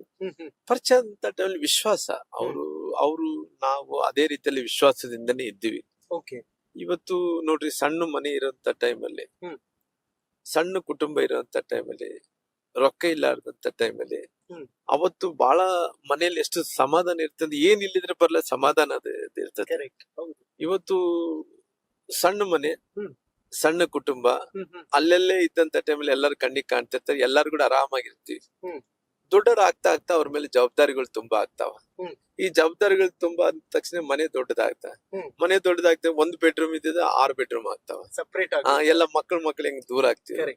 ಕುಟುಂಬದಲ್ಲಿ ಕೂಡ ಹಂಗಾಗಿ ಹಂಗ ಸ್ವಲ್ಪ ಡಿಸ್ಟೆನ್ಸ್ ಅಂತೂ ಅವ್ರದ್ದು ನಮ್ದು ಬೆಳೆದಿದೆ. ಇಲ್ಲ ಅನ್ನಕ್ ಹೋಗಲ್ಲ. ಅಂದ್ರೆ ನಮಗೇನಂದ್ರೆ ಅಷ್ಟೇ, ಒಳ್ಳೆ ಟೈಮಲ್ಲಿ ಕೂಡಿದ್ವಿ. ಸಣ್ಣ ಇರೋಂತ ಟೈಮಲ್ಲಿ, ಕಷ್ಟ ಇರೋಂತ ಟೈಮಲ್ಲಿ ಇವತ್ತು ಭಗವಂತನ ಆಶೀರ್ವಾದದಿಂದ ಅವ್ರಿಗೆ ಊಟ ಕೊಟ್ಟಿದ್ದಾನ, ಬಟ್ಟೆ ಕೊಟ್ಟಿದ್ದಾನ, ನಮಗೆ ಊಟ ಕೊಟ್ಟಿದ್ದಾನ, ಬಟ್ಟೆ ಕೊಟ್ಟಿದ್ದಾನ. ಇವತ್ತು ದೂರ ಆಗಿದೀವಿ. ಹಂಗಾಗಿ ಮುಂದೆ ಏನಾಗುತ್ತೋ ಗೊತ್ತಿಲ್ರಿ. ಬಟ್ ನಿಮ್ ಮನ್ಸಲ್ಲಿ ಅವ್ರಿಗೋಸ್ಕರ ನನ್ನ ಸ್ನೇಹಿತ, ನನ್ನ ಜೊತೆಲಿದ್ದವರು ಅನ್ನೋದು ಇದ್ದೇ ಇರುತ್ತೆ. ಅಲ್ಲ, ಅದು ಖಂಡಿತ ಇದ್ದೇ ಇರ್ತದಲ್ರಿ. ಪಾಪ ಅವು ಅಲ್ರಿ, ನಾವು ತಂದಿದ್ದಂತೂ ಏನೈತೆ, ಕಳ್ಕೊಳೋದೇನೈತ್ರಿ. ಅವರು ಸಣ್ಣ ಮಟ್ಟದಿಂದ ಈ ಸ್ಟೇಜ್ ತನ ಬಂದ್ರು. ನಾವು ಏನಿಲ್ಲಾರ್ದಂತವ್ರು ಇಲ್ಲಿ ತನ ಬಂದಿವಿ. ನಾವು ಸ್ನೇಹಿತರಂದ್ರೆ ನೋಡ್ರಿ, ನಾವು ಅವ್ರು ಭೇಟಿ ಆಗ್ಲಾರ್ದಂತ ಪರಿಸ್ಥಿತಿ ಇರ್ಬೋದ್ರಿ, ಇಲ್ಲ ನಾಕಲ್ಲ. ಎಲ್ಲ ಅವ್ರ ಮನಸ್ಸಲ್ಲಿ ನಮಗೆ ಒಳ್ಳೇದಾಗ್ಬೇಕು ಅಂದೇಳಿ ಇದ್ದೇ ಇರ್ಬೋದೇನೋ. ಎಲ್ಲ ಕೆಟ್ಟದಂತ ಮಾಡಕ್ ಆಗಲ್ಲ ನೋಡ್ರಿ. ನಾವು ಕೆಟ್ಟ ಮಾಡಕ್ ನಾವ್ ಯಾರ್ರಿ? ನಮ್ಮ ಮನಸ್ಸಿನಲ್ಲಿ ಅವ್ರಿಗೆ ಒಳ್ಳೇದಾಗ್ಬೋದು ಇದ್ದೇ ಇರುತ್ತೆ. ಅದರಲ್ಲೇ ಬೇರೆ ಪ್ರಶ್ನೆ ಏನಿಲ್ಲ. ಎಲ್ಲೇ ಇದ್ರು ದೂರ ಇರ್ಬೋದಾಗ್ಲಿ, ಎಲ್ಲೇ ಇದ್ರು ಅವ್ರು ಚಲೋ ಇರ್ಲಿ, ನಾವು ಚಲೋ ಇರ್ತೀವಿ, ಅಷ್ಟೆಲ್ಲ. ಮೊದ್ಲೆಲ್ಲ ಡೈಲಿ ಟಚ್ ಅಲ್ಲೇ ಇರ್ತಿದ್ರ ಸರ್? ಫೋನ್ ಕಾಲ್ಸ್ ಆಗ್ಲಿ ಅಥವಾ ಮೀಟ್ ಮಾಡೋದು? ಆಲ್ಮೋಸ್ಟ್ ನಾವು ಅವರು ಕೂಡಿರ್ತಿದ್ವಿ, ಕೂಡಿ ಮಾತಾಡ್ತಿದ್ವಿ, ಎಲ್ಲ ಕೂಡ ಮಾಡ್ತಿದ್ವಿ. ಎಲ್ಲ ನಾಕ್ ಹೋಗಲ್ಲ, ಚಲೋ ಇದ್ವಿ, ಹಂಗೇನಿಲ್ಲ ರೀ. ಯಾಕಂದ್ರೆ ಅವ್ರಿಗೆ ರೆಸ್ಪಾನ್ಸಿಬಿಲಿಟಿ ಜಾಸ್ತಿ ಆಯ್ತು. ಮಕ್ಕಳು ದೊಡ್ಡವರಾದ್ರು, ಅವ್ರಿಗೆ ಮಕ್ಕಳು ಲಗ್ನ ಆಯ್ತು, ಮೊಮ್ಮಕ್ಕಳಾದ್ರು. ನಂತರ ನಮ್ದು ಕುಟುಂಬ 4 ಮಂದಿ, ನಮ್ಮ ಮಕ್ಕಳು ಲಗ್ನ ಆಯ್ತು. ನಮ್ದು ಒಂದು ದೊಡ್ಡ ಕುಟುಂಬ. ನಮ್ಗೆ ಅದು ಅಣ್ಣ ತಮ್ಮಂದ್ರ ಮಕ್ಕಳು, ಅವರೆಲ್ಲ ಕೂಡ ಇದಾರ. ಹಂಗಾಗಿ ನೋಡ್ರಿ, ಅವಾಗಿನ ಪರಿಸ್ಥಿತಿ ನಾನು ಜನಾರ್ದನ್ ರೆಡ್ಡಿ, ಅವ್ರಿಗೆ ಲಗ್ನ ಆಗಿದ್ದಿಲ್ಲ, ನಮ್ಗೆ ಲಗ್ನ ಆಗಿದ್ದಿಲ್ಲ. ಆಗಿನ ಸಂದರ್ಭ ಕೂಡಿದ್ವಿ. ಅವ್ರಿಗೆ ಜವಾಬ್ದಾರಿ ಜಾಸ್ತಿ ಆದ್ಮೇಲೆ ಯಾವತ್ತೊಂದ್ ದಿವಸ ದೂರ ಆಗ್ಲೇಬೇಕಲ್ರಿ. ಕರೆಕ್ಟ್. ಹೌದು ಸರ್. ಸರ್, ಬಳ್ಳಾರಿ ತುಂಬಾ ಅದ್ಭುತವಾಗಿ ಕಾಣಿಸ್ತಾ ಇದೆ. ಒಂದ್ಸತಿ ನಮ್ ಕ್ಯಾಮ್ರಾಮನ್ ನಿಮಗೆ ಪ್ಯಾನ್ ಮಾಡಿ ತೋರಿಸ್ತಾರೆ. ಬೆಟ್ಟ ಗುಡ್ಡಗಳ ಮಧ್ಯೆ ಅದ್ಭುತವಾದಂತಹ ವ್ಯಕ್ತಿತ್ವವನ್ನ ನಾನು ಮಾತಾಡಿಸ್ತಾ ಹೋಗ್ತಾ ಇದ್ದೀನಿ. ಬಳ್ಳಾರಿ ಸಿಕ್ಕಾಪಟ್ಟೆ ಧಗೆ, ರಾಜಕೀಯ ಈಗ್ಲೂ ಕೂಡ ಹಾಗೆ ಧಗ ಅಂತಿರುತ್ತ ಸರ್ ಇಲ್ಲಿ? ಇಲ್ಲಿ ಆತರ ವಾತಾವರಣ ಇಲ್ಲ ರೀ. ದಗ ಅಂತ ವಾತಾವರಣ ಇಲ್ಲಿ ಕರ್ನಾಟಕ ರಾಜ್ಯದಲ್ಲಿ ಎಲ್ಲಿಲ್ಲ. ನಮ್ ಕಡೆ ಬಹಳ ಸ್ಮೂತ್ ಮಂದಿರಿ. ಜಗಳ ಮಾಡ್ಕೊಂಡು ರಾಜಕಾರಣ ಮಾಡಕ್ ಹೋಗಣ್ರಿ. ಆ ಕಾಲ ಮುಂಚೆ ಹೋಗೋ ಇತ್ತು. ಆ ಜಗಳ ಮಾಡ್ಕೊಂಡು ರಾಜಕಾರಣ ಇವತ್ತು ಯಾರು ಮಾಡ್ಕೊಂತಾರೆ? ಎಲ್ಲ ಕೂಡ ಮಕ್ಕಳೆಲ್ಲರೂ ಕೂಡ ಒಳ್ಳೆ ವಿದ್ಯಾವಂತರಾಗಿದಾರ್ರಿ. ಮಕ್ಕಳು ತಂದೆಯವ್ರು ತಪ್ಪು ಮಾಡಿದ್ರೆ ಮಕ್ಕಳು ಇದು ತಪ್ಪು ಅನ್ನೋಂತ ಸ್ಥಿತಿಗೆ ಬಂದಾರ್ರಿ. ಮಕ್ಕಳೆಲ್ಲರೂ ಕೂಡ ಒಳ್ಳೆ ವಿದ್ಯಾವಂತರಾಗಿದಾರ. ನಂತರ ಕಲ್ಚರ್ ಬಹಳಷ್ಟು ಬೆಳೆದಿದೆ, ಧರ್ಮ ಅನ್ನಂತದ್ ಬಂದಿದೆ. ಎಲ್ಲಾ ಕಡೆ ಕೂಡ ಮಠಮಾನ್ಯಗಳು ಜಾಸ್ತಿ ಆಗಿದಾವ. ಮಠಮಾನ್ಯಗಳು ಅಂದ್ರೆ ಬಹುಶಃ ನನಗೆ ಗೊತ್ತಿರೋ ಪ್ರಕಾರ ಅವ್ರಿಗೆ ಸಂಸ್ಕಾರವನ್ನು ತುಂಬಂತ ಕೆಲಸ ಮಾಡಿದೆ. ಯಾವುದೇ ಜಾತಿ ಮಕ್ಕಳಿಗೆ, ಅದು ಹಿಂದೂ ಮುಸಲ್ಮಾನರನ್ನ ನೋಡ್ಲಾರ್ದಂತೆ ಎಲ್ಲಾ ಮಠಗಳಲ್ಲಿ ಇವತ್ತು ಒಳ್ಳೆ ಎಜುಕೇಶನ್ ಕೊಡ್ತಾ ಇದಾರೆ. ಹ್ಯಾಪಿ. ಅವ್ರೆಲ್ಲರಿಗೂ ಯಾವುದೇ ಜಾತಿ ಕೇಳ್ತಾ ಇಲ್ಲ. ನಾವು ಇವು ಬಹಳಷ್ಟು ಮಂದಿ ಮಕ್ಕಳು ಆ ಜಾತಿ ಈ ಜಾತಿ ಅಂತ ಕೇಳಲಾರ್ದಂತೆ ಎಲ್ಲ ಮಠಮಾನ್ಯಗಳು, ಉದಾಹರಣೆಗೆ ಸಿದ್ಧಗಂಗಾ ಶ್ರೀಗಳು, ನಮ್ಮ ತೋಟದಾರ ಸಿದ್ಧಲಿಂಗೇಶ್ವರ ಶ್ರೀಗಳು, ಕೊಪ್ಪಳಿನ ಗವಿಸಿದ್ದೇಶ್ವರ ಶ್ರೀಗಳು, ಆ ಕಡೆ ಕಲಬುರಗಿ ಶ್ರೀಗಳು, ಎಲ್ಲರೂ ಕೂಡ ನೋಡ್ರಿ. ನಮ್ಮ ಕರ್ನಾಟಕದಲ್ಲಿ ಮಠಮಾನ್ಯಗಳಿಗೇನೆ ಧರ್ಮ ಇಲ್ಲ, ಕಡಿಮೆ ಇಲ್ಲ ರೀ. ದಾಸೋಹ ಆಗಿರ್ಬೋದು, ಶಿಕ್ಷಣಕ್ಕಾಗಿರ್ಬೋದು, ವಸತಿಗಾಗಿರ್ಬೋದು, ಅವ್ರ ಮನೆಯಲ್ಲಿಗಿನ ಚಲೋ ನೋಡ್ಕೊಂಡು ಶಿಕ್ಷಣ ಸಂಸ್ಕಾರವನ್ನು ಕೊಡುವಂತ ಕೆಲಸ ಮಠಮಾನ್ಯಗಳು ಮಾಡಿರೋ ಕಾರಣ ಬಹುಶಃ ನನಗೆ ಗೊತ್ತಿರೋ ಬೇಕಾದ್ರೆ ನಮ್ಮ ಕರ್ನಾಟಕದಲ್ಲಿ ಎಲ್ಲಾ ಕೂಡ ಶಾಂತಿಯುತವಾಗಿ ಚುನಾವಣೆಗಳು ನಡೀತಾವ. ಜೊತೆ ಮಕ್ಕಳು ಕೂಡ ಬುದ್ಧಿವಂತರಾಗಿರೋ ಕಾರಣ ಇವಾಗ ಮಕ್ಕಳೇ ಈ ತಪ್ಪು ಅಂದ್ರೆ, ಇವಾಗ ಟೆಕ್ನಾಲಜಿ ಬೆಳೆದಿದೆ. ಇವತ್ತು ಬೆಳಗ್ಗೆ ಎದ್ರೆ ಮೊಬೈಲ್ ಅಲ್ಲಿ ಏನಾಗ್ತದೆ ಎಲ್ಲಾ ವಿಚಾರ ಗೊತ್ತಾಗುತ್ತೆ. ಹಂಗಾಗಿ ಇವತ್ತಿನ ಸಂದರ್ಭದಲ್ಲಿ ಯಾವ್ದು ಕೂಡ ಬಿಸಿ ಧೂಳಾಗಿ ಅದ ರಾಜಾರೋಷವಾಗಿ ಜಗಳ ಮಾಡ್ಕೊಂಡು ಚುನಾವಣೆ ನಡೆಯೋದು ಏನು ಅದರಿಂದ ಏನು ಆಗಲ್ಲ ರೀ. ಏನನ್ನ ಮಾಡ್ಬೇಕಾದ್ರೆ ಪ್ರೀತಿ ಅಭಿಮಾನದಿಂದನೇ ಅವ್ರಿಗೆ ತಗ್ಗಿ ಮಗ್ಗಿ ಅವ್ರಿಗೆ ಕೈಗೆ ನಮಸ್ಕಾರ ಮಾಡಿ ಅವ್ರಿಗೆ ಸಂದರ್ಭದಲ್ಲಿ ಏನ್ ಬೇಕಾದ್ರೆ ಹೇಳಿ ಅವ್ರ ಮನ್ಸು ಗೆಲ್ಲಬೇಕಾಗಲಿ. ಬೇರೆ ರೀತಿಯಲ್ಲಿ ನಾವು ಗೆಲ್ತೀವಿ ಅಂದ್ರೆ ಆಗಲ್ಲ ರೀ. ಓಕೆ ಸರ್, ನಿಮ್ಮ ಕನ್ನಡದ ಬಗ್ಗೆ ತುಂಬಾ ಜನ ಕಾಮೆಂಟ್ ಮಾಡ್ತಿರ್ತಾರೆ. ಶ್ರೀರಾಮುಲು ಅವ್ರಿಗೆ ಕನ್ನಡ ಸರಿಯಾಗಿ ಮಾತಾಡಕ್ ಬರಲ್ಲ, ಅಂದ್ರಗಿನ ಅಂತ ಪದನ್ ಯೂಸ್ ಮಾಡ್ತಾರೆ. ಸರ್, ಈ ಅಂದ್ರಗಿನ ಅನ್ನೋ ಪದ ಹೇಗ್ ಶುರು ಆಯ್ತು ಅಂತ? ನೋಡ್ರಿ ಕರ್ನಾಟಕದಲ್ಲಿ ಯಾವುದೇ ಪ್ರದೇಶಕ್ಕೆ ಹೋದ್ರೆ 10 ಕಿಲೋಮೀಟರ್ಗೆ ಭಾಷೆ ಬದಲಾವಣೆಗಳಾಗ್ತವೆ. ನೀವು ಕರ್ನಾಟಕದಲ್ಲಿ ನೀವು ನೋಡ್ರಿ, ಉದಾಹರಣೆಯಾಗಿ ಹೇಳ್ತೀನಿ, ನೀವು ಬೆಂಗಳೂರಲ್ಲಿ ಹೋಗಿ ಒಂದು ಕನ್ನಡ ನೋಡ್ತೀರಿ, ನೀವು ಪುನಃ ಮಲ್ಲೇಶ್ವರಂದಲ್ಲಿ ಹೋಗಿ ಒಂದು ಕನ್ನಡ ನೋಡ್ತೀರಿ. ಕರೆಕ್ಟ್. ಮತ್ತೆ ಆ ಕಡೆ ಹೋಗ್ತಾ ಹೋಗ್ತಾ ಶ್ರೀರಾಮ್ಪುರ ನಗರಕ್ಕೆ ಹೋಗಿ ಒಂದು ಕನ್ನಡ ಹ್ಮ್. ಕರ್ನಾಟಕದಲ್ಲಿ ನಮ್ಮ ಉತ್ತರ ಕರ್ನಾಟಕ ಶೈಲಿ ಕರ್ನಾಟಕ ಬೇರೆ, ಕರೆಕ್ಟ್. ಹೌದು. ನಮ್ಮ ಹೈದರಾಬಾದ್ ಕರ್ನಾಟಕ ಶೈಲಿ ಕನ್ನಡನೇ ಬೇರೆ. ನಮಗೆ ಎಲ್ಲಾ ರೀತಿಯಲ್ಲೂ ಕೂಡ ಇವತ್ತು ಬಾಂಬೆ ಕರ್ನಾಟಕ ಕರ್ನಾಟಕ, ಮಧ್ಯ ಕರ್ನಾಟಕ, ಚಾಮರಾಜನಗರ ಕರ್ನಾಟಕ 10 ಕಿಲೋಮೀಟರ್ಗಳಿಗೆ ಭಾಷೆ ಬದಲಾವಣೆ ಆಗ್ತಾರೆ. ಹೌದು. ಇವತ್ತು ನಾವು ಭಾಷೆದ ಬಗ್ಗೆ ಯಾರು ಕೂಡ ಪಾಂಡಿತ್ಯವನ್ನು ಮಾಡಿ ಇದೇ ತರ ಮಾತಾಡ್ಬೇಕನ್ನೋದು ಮ್ಯಾಂಡೇಟರಿ ಏನಿಲ್ಲ ರೀ. ಕರೆಕ್ಟ್. ಇವತ್ತು ಭಾಷೆ ಹೆಂಗನಿರ್ಲಿ ಮನಸ್ಸಿನಿಂದ ಅದನ್ನ ಸ್ವೀಕಾರ ಮಾಡ್ಕೋಬೇಕ್ರಿ. ನೋಡ್ರಿ, ಭಾಷೆದಿಂದ ಏನಾಗುತ್ತೆ ರೀ? ಕರೆಕ್ಟ್. ಈ ಭಾಷೆದಿಂದ ಏನನ್ನ ನಾವು ಯಾರನ್ನ ಸಮಾಧಾನ ಪಡಿಸಕ್ ಆಗುತ್ತೇನ? ಕೆಲವೊಂದು ಸಂದರ್ಭದಲ್ಲಿ ಭಾಷೆಗಳು ಬದಲಾವಣೆ ಆಗಂತ ಟೈಮಲ್ಲಿ ನಾನು ಹಿಂಗ ಹೇಳಿದಂತ ಟೈಮಲ್ಲಿ ಕೂಡ ಬಹಳಷ್ಟು ಮಂದಿ ನಾನು ಟೀಕೆ ಮಾಡ್ತಿರ್ತೀನಿ. ಅಂದ್ರೆ ನಾವು ಮಂಡ್ಯ ಹಾಸನ್ ಕನ್ನಡ ಬೇರೆ ಇದ್ರಿ. ಹೌದು ಸರ್. ಅಲ್ಲಿ ರಾಗ ಹೇಳದ್ ಮಾತಾಡ. ನಮ್ಮ ಮೈಸೂರು ಕನ್ನಡ ಬೇರೆ ಇದ್ರಿ. ಚಾಮರಾಜನಗರ ಜಿಲ್ಲೆ ಕನ್ನಡ ಬೇರೆ ಇದ್ರಿ. ಬಳ್ಳಾರಿ ಜಿಲ್ಲೆ ಕನ್ನಡ ಬೇರೆ ಇದ್ರಿ. ಹಂಗಾಗಿ ಇವೆಲ್ಲ ಕೂಡ ಇವು ಬೆಳಗಾಮದಲ್ಲಿ ಹೋದ್ರೆ ಮರಾಠಿ ಮಿಕ್ಸ್ ಮಾಡ್ಕೊಂಡ್ ಮಾಡ್ಕೊಂತಾರೆ. ಕರೆಕ್ಟ್. ಬೀದರ್ದಲ್ಲಿ ಹೋದ್ರೆ ಮತ್ತೆ ಅಲ್ಲಿ ತೆಲುಗು ಮಿಕ್ಸ್ ಮಾಡ್ಕೊಂಡು ಕೆಲವು ಮಾತಾಡ್ತಾರೆ. ಕರೆಕ್ಟ್. ಹಂಗಾಗಿ ನಮ್ ಕರ್ನಾಟಕದಲ್ಲಿ ಕೂಡ ಬಳ್ಳಾರಿಯಲ್ಲಿ ಕೂಡ ಸ್ವಲ್ಪ ತೆಲುಗು ಮಿಕ್ಸ್ ಮಾಡ್ಕೊಂಡು ಮಾತಾಡ ಕನ್ನಡ ಇದೆ ರೀ. ಹಂಗಾಗಿ ನಾವು ನಮ್ಮ ಭಾಷೆ ನೋಡ್ರಿ, ಆಡು ಭಾಷೆ. ಕರೆಕ್ಟ್. ಹೌದು. ನಾವು ಆಡು ಭಾಷೆಯನ್ನು ನಾವು ಬದಲಾವಣೆ ಮಾಡ್ಕೊಳಕ್ ಆಗಲ್ರಿ. ನಮ್ದು ಹಂಗೆ ಮಾತಾಡ್ಬೇಕು, ಜನರ ಇಷ್ಟ ಪಡ್ತಾರ್ರಿ. ಹೌದು. ನಾವೇನನ್ನ ಅಕಸ್ಮಾತ್ವಾಗಿ ಬೇರೆ ಕನ್ನಡ ಮಾತಾಡಕ್ ಹೋದ್ರೆ ಅವ್ರು ಒಪ್ಪಲ್ಲ ರೀ. ಹೌದು. ಆಮೇಲೆ ಪುಸ್ತಕದ ಭಾಷೆನ್ ಮಾತಾಡಕ್ ಹೋದ್ರೆ ಜನ ಬೇಗ ಕನೆಕ್ಟ್ ಆಗೋದು ಇಲ್ಲ ನಮ್ಗೆ. ಕನೆಕ್ಟ್ ಆಗೋದಿಲ್ರಿ. ಲೋಕಲ್ ಲ್ಯಾಂಗ್ವೇಜ್ ಅಲ್ಲಿ ನೋಡ್ರಿ, ನಾವ್ ಯಾವತ್ತೂ ಕೂಡ ಲೋಕಲ್ ಲ್ಯಾಂಗ್ವೇಜ್ ಗೆ ಆದ್ಯತೆಯನ್ನು ಕೊಡ್ಬಾರ್ದು. ಸ್ಥಳೀಯ ಲ್ಯಾಂಗ್ವೇಜ್ ಇದೆ, ಆ ಸ್ಥಳೀಯ ಲ್ಯಾಂಗ್ವೇಜ್ ಅಲ್ಲಿ ನಮ್ದು ಭಾಷೆ ಏನಿದೆ ಕನೆಕ್ಟ್ ಆಗುತ್ತೆ ರೀ. ಹೌದು. ಹಂಗಾದ್ರೆ ನಾವು ಗದಗ ಹೋದ ತಕ್ಷಣ ಹುಬ್ಳಿ ಧಾರವಾಡ ತಕ್ಷಣ ರೀ ಅನ್ನಂತ ಶಬ್ದ ಬಳಕೆ ಮಾಡ್ತೀವಿ. ನಾವ್ ಇಲ್ಲಿ ರೀ ಅನ್ನಕ್ ಹೋಗಲ್ಲ. Correct sir. ಡಿಫರೆನ್ಸ್ ಇದೆ. ನೋಡ್ರಿ, 10 ಕಿಲೋಮೀಟರ್ಗೆ ಭಾಷೆ ಬದಲಾವಣೆ ಇದೆ ರೀ ಕನ್ನಡದಲ್ಲಿ. ಹಂಗಾಗಿ ನಮ್ ಕನ್ನಡ ಇಲ್ಲಿ ಜನಕ್ಕೆ ಕನೆಕ್ಟ್ ಆಗ್ತಿರೋ ಈ ಕನ್ನಡ ಮಾತಾಡ್ತೀವಿ. ಮತ್ತೆ ನಾವು ಗದಗು ನಾವೆಲ್ಲ ಕೂಡ ಬಾಂಬೆ ಕರ್ನಾಟಕ ಹೋದ ತಕ್ಷಣ ಕನ್ನಡ ನಾವು ಬದಲಾವಣೆ ಮಾಡ್ತೀವಿ. ಇಲ್ಲಿ ನಾನು ಆ ಕನ್ನಡ ಇಲ್ಲಿ ಮಾತಾಡಿದ್ರೆ ಒಪ್ಪಲ್ರಿ ನಾನು. Correct sir. ನಂದು ಲ್ಯಾಂಗ್ವೇಜ್ ಇಲ್ಲಿ ಡಿಫ್ರೆನ್ಸ್ ಇರೋಕೊಂಡು ಇವ್ರ ಪ್ರಕಾರನೇ ನಾನ್ ಮಾತಾಡ್ಬೇಕ್ರಿ. ಕರೆಕ್ಟ್. ಬಟ್ ನನಗ್ ಬಹಳ ಖುಷಿಯಾಗಿದ್ದು ಸರ್, ನನ್ನ ಜನಕ್ಕೋಸ್ಕರ ನಾನು ಇರ್ತೇನೆ ಹೊರತು ಇನ್ನೊಬ್ರಿಗೋಸ್ಕರ ಬದಲಾಗಲ್ಲ ಅನ್ನೋ ಆ ಛಲ ಇದೆಯಲ್ಲ ನಿಮ್ಮಲ್ಲಿ. ದಟ್ ಇಸ್ ದ ಬ್ಯೂಟಿ ಅಂತ ಅನಿಸ್ತದೆ. ನಾನು ಬಹಳ ಸರಿ ಕಾಮೆಂಟ್ ಬರ್ತಿರ್ತಾವ್ರಿ. ನೋಡ್ರಿ, ಭಾಷೆಗಳ ಮೇಲೆ ಕಾಮೆಂಟ್ ಬರ್ತಾನೆ ಇರ್ತಾವ್ರಿ. ನಾವು ಕೆಲವೊಂದ್ಸರಿ ನಮ್ಗಿನ ಜಾಸ್ತಿ ಓದ್ಕೊಂಡಿರ್ಬೋದು. ಅವ್ರೆಲ್ಲ ಒಂದ್ ಕಡೆ, ನಾವು ಎಲ್ಲ ಒಂದ್ ಕಡೆ